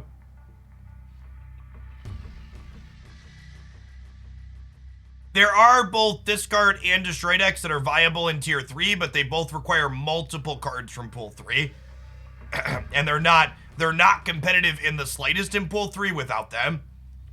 So if you look on my YouTube channel, there's a discard reanimator deck, and there's 3 or 4 different Venom variations that there's deck highlights for at this point.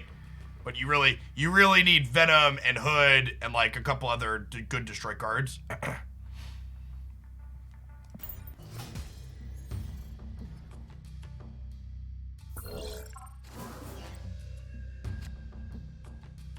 All right, thank you, Hub, for the curve fill. Appreciate you.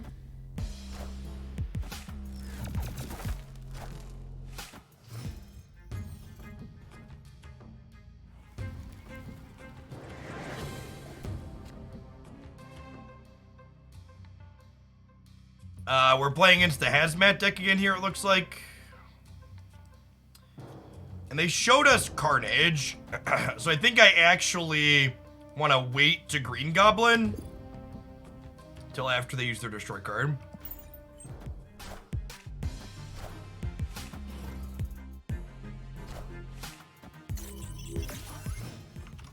Chat, all of you people that are like saving your credits and stuff and like trying to min-max the fun out of your experience, you know what makes me happy? Having an infinite border on my Captain Marvel. So I spent my credits and I got an infinite border on my Captain Marvel. If not getting sweet things sparks joy for you, then by all means, deny yourself sweet things. But I personally gain enjoyment from watching my numbers go up and my cards look fancier. So I make my numbers go up and I let my cards look fancier.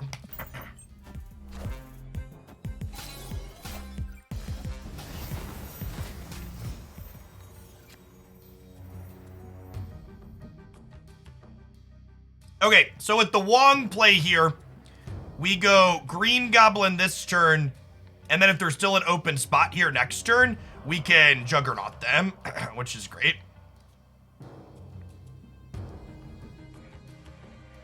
I might actually wait to play this, because I think my opponent's playing the Hazmat deck, right? So having more stuff in play is, like, bad for us. I snapped too late.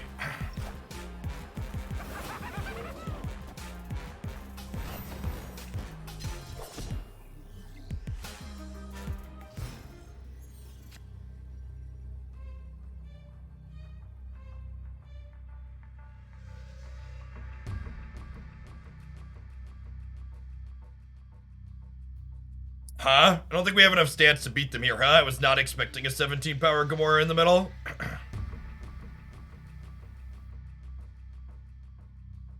think we gotta bounce. Oh, can I not retreat because my snap was technically late? That's some hot dog water.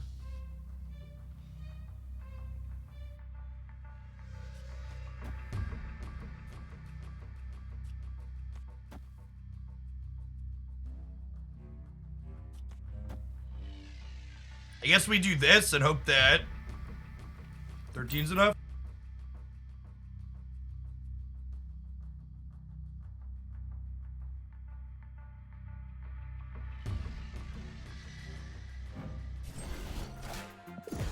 Oh, Gamora's not in their deck. I was like, that's such a weird card for me to have to play around. That's a very lucky beat twice there. So they had White Tiger to beat my Arrow, and they spawned Gamora off of the hub to beat my Green Goblin. The Hazmat combo is so bad, chat. Every time I see this deck win, it's like, because of the on-reveal package, not Hazmat.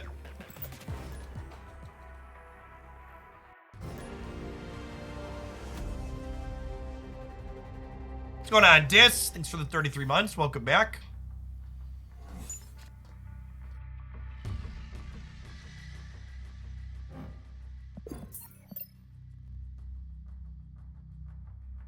Escaped.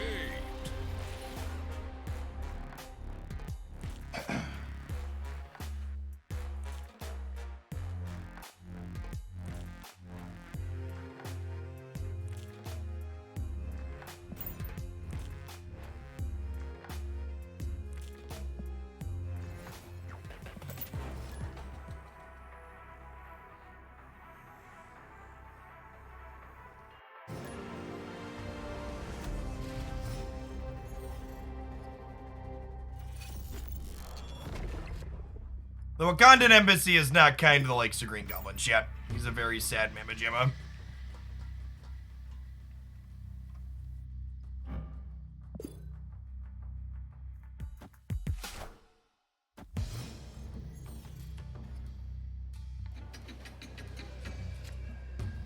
When I call a deck mid-range in Snap, generally I am referring to a deck that has an incredible amount of disruptive elements in it.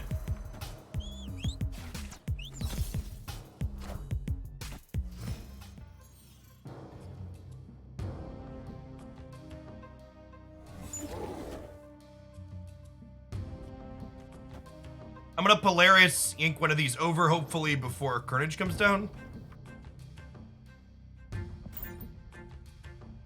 Yondu could mean their death wave here.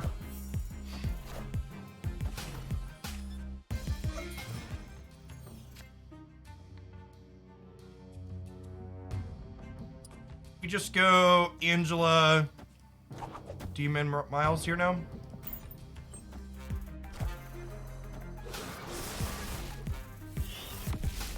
Yeah, getting to tag the Bucky here, so Carnage isn't gonna do it is great. And the fact that Carnage is now playing into this is really good for us also.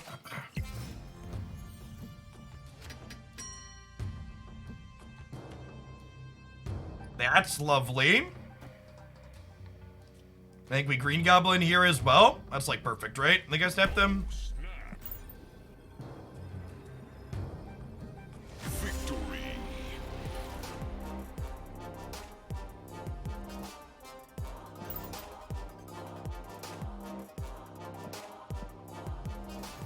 Man, I was gonna go for a little bit longer today because we've got an awesome audience, but this cough is killing me.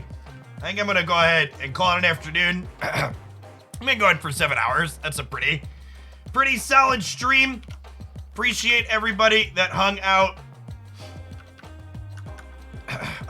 through the end today. If you're new to the channel, make sure you drop a follow and stop begging again sometime. I'm here every single day, Monday through Friday during the week. I'd also like to shill my Snap YouTube channel here really quick. If you haven't seen it, all those commands in the stream I've been referencing all day, they're all up here. Lots of great information for new players. Pool 2 decks and how to upgrade them into Pool 3. Snapping theory, Week 1 decks, how long it takes to get your cards, how the ladder works, best cards in the game, optimal account progression,